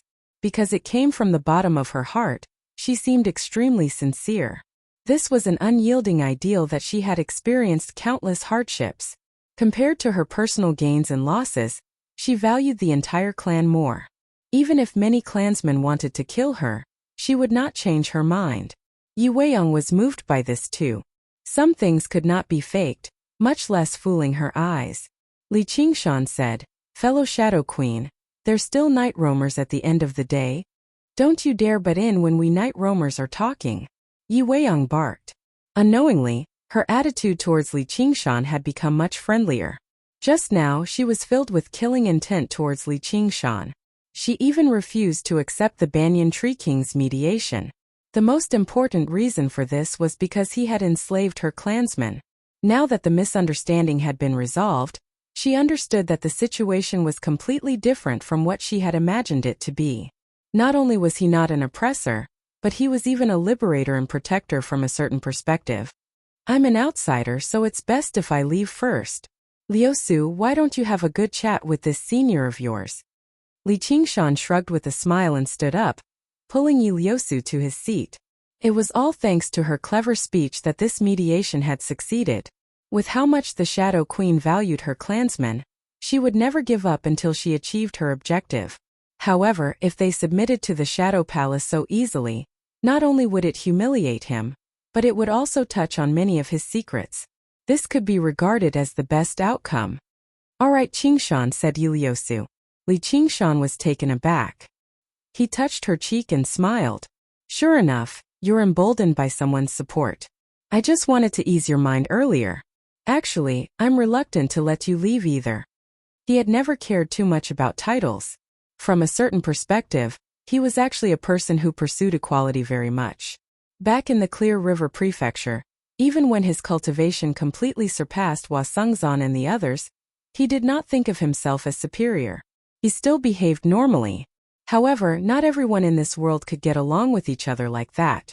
There would always be bitches who felt they should be superior to you, and there would always be enemies who needed to speak with their fists.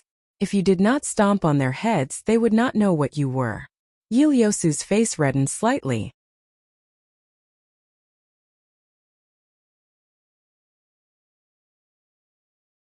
She only wanted to prove to the Shadow Queen that their relationship was not as simple as master and servant. She hoped that the Shadow Queen could pass on the secret technique to her without worry. Li Qingshan felt his arm tighten. Little Anne's slender fingers dug deeply into it, so he chuckled and turned around to leave. Ghost Shadow really was like a shadow, drifting behind Li Qingshan. He silently prayed that the Shadow Queen would place all her attention on Yi Liusu and the others, so she would not pay attention to his movements. "Bitch, stop right there." Yi Weiyang glanced at him and called out. Ghost Shadow stiffened and fell silent out of fear. He turned around and knelt down. "Li Qingshan, this bitch is a member of my Shadow Palace. He's been fooling around in the South all these years, yet he's actually known as the greatest assassin of the South. Why doesn't he take a piss and look at himself? How embarrassing. Please remove the blood oath so that he can return to the Shadow Palace with me, and continue doing what he should be doing." Although Yi Weiyang was talking to Li Qingshan, her gaze was locked onto Ghost Shadow, like a black leopard eyeing its prey. Women were very vengeful.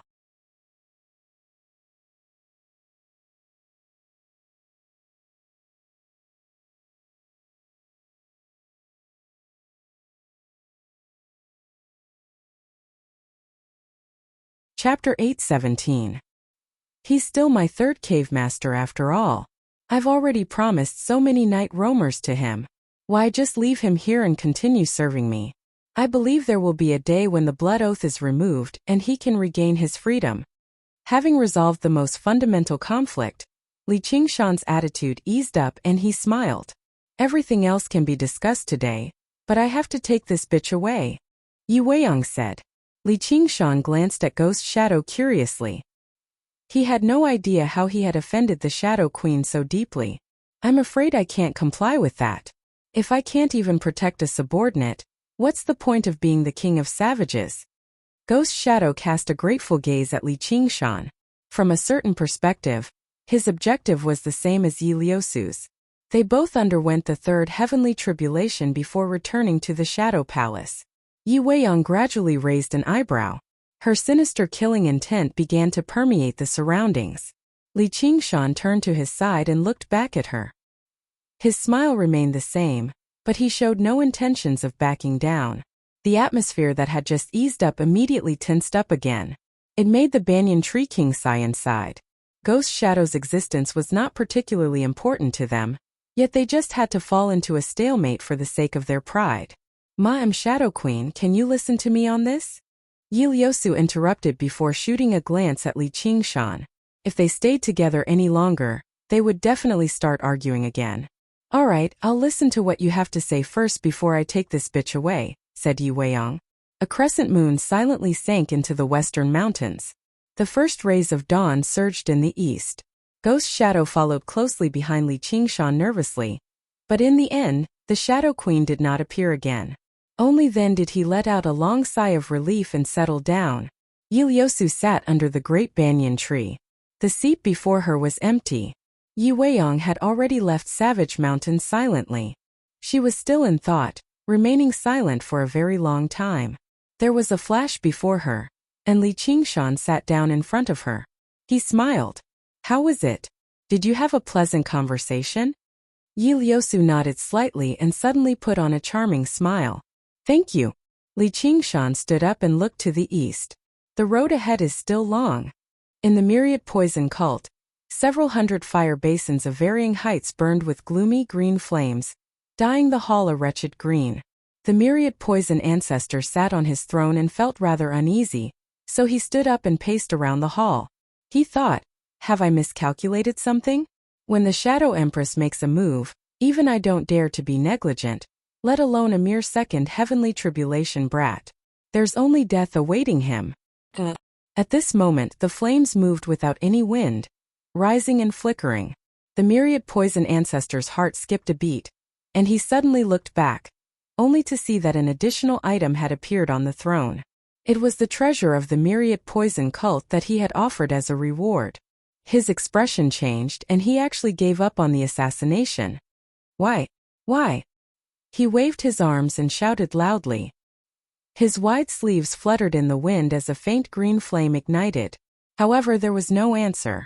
Only his voice constantly echoed through the hall. Never did he imagine that the Banyan Tree King would support a human for free, helping him control formations and mediate disputes. However, with the assistance of the Banyan Tree King, Li Qingshan was instead even more at ease in the Mist Province than in the Green Province. Before long, the news of this battle spread across the south very quickly, even reaching the entire Mist Province.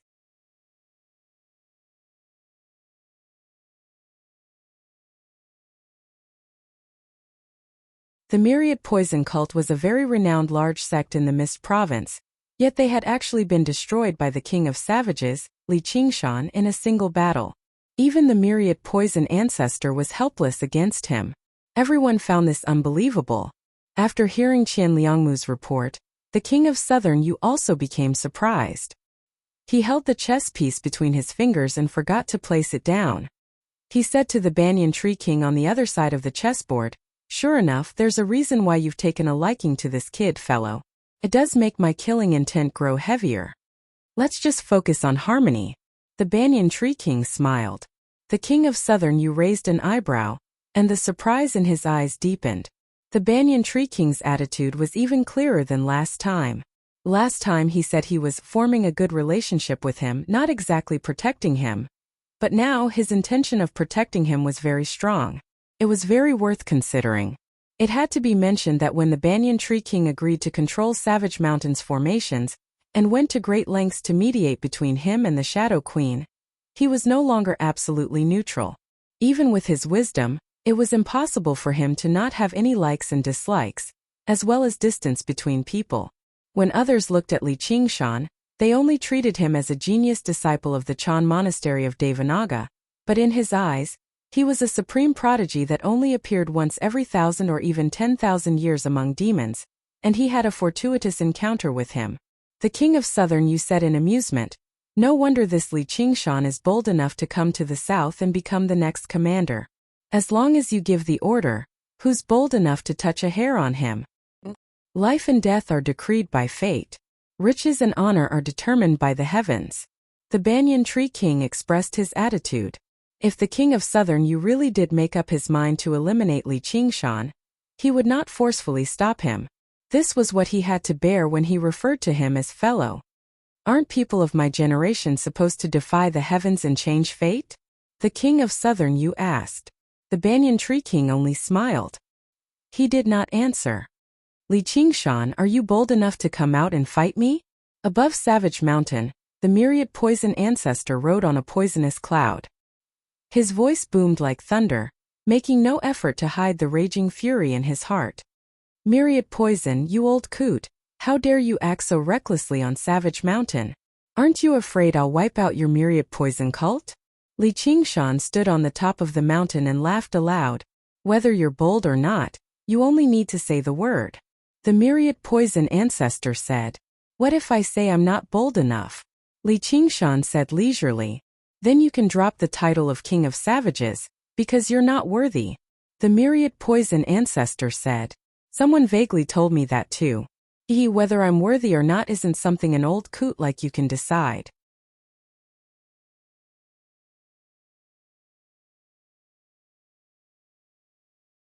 If you want me to come out, then I just won't come out, Li Qingshan said.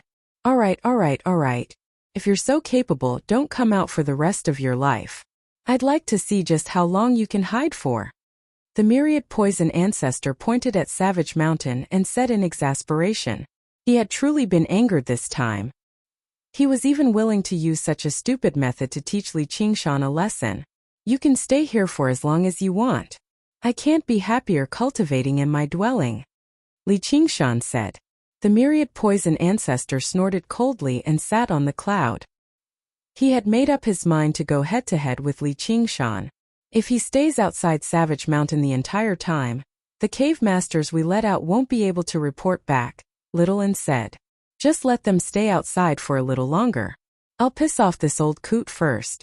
I obviously won't be hiding the entire time and competing with him in terms of patience. I just happen to want to use him for some practice. Li Qingshan rubbed his hands and said eagerly. Although the lifespans of cultivators were much longer than mortals, their concept of time was not as distinct as mortals either. The higher their cultivation, the more this was the case. In the blink of an eye, a month had passed. The myriad poison ancestor had no intentions of leaving. He seemed to be submerged in cultivation, but he had always been paying attention to Savage Mountain below. As soon as Li Qingshan left the formation, he definitely would not be able to escape his senses. You're tuning in to the Li Mei's Wuxia Whispers YouTube channel. We're so grateful for your support, and don't forget to subscribe to join us on this incredible journey through captivating stories. Your generosity through donations truly makes a world of difference, as it's the primary source of revenue that allows me to expand and enhance this channel for you. Thank you from the bottom of my heart for being a part of this adventure.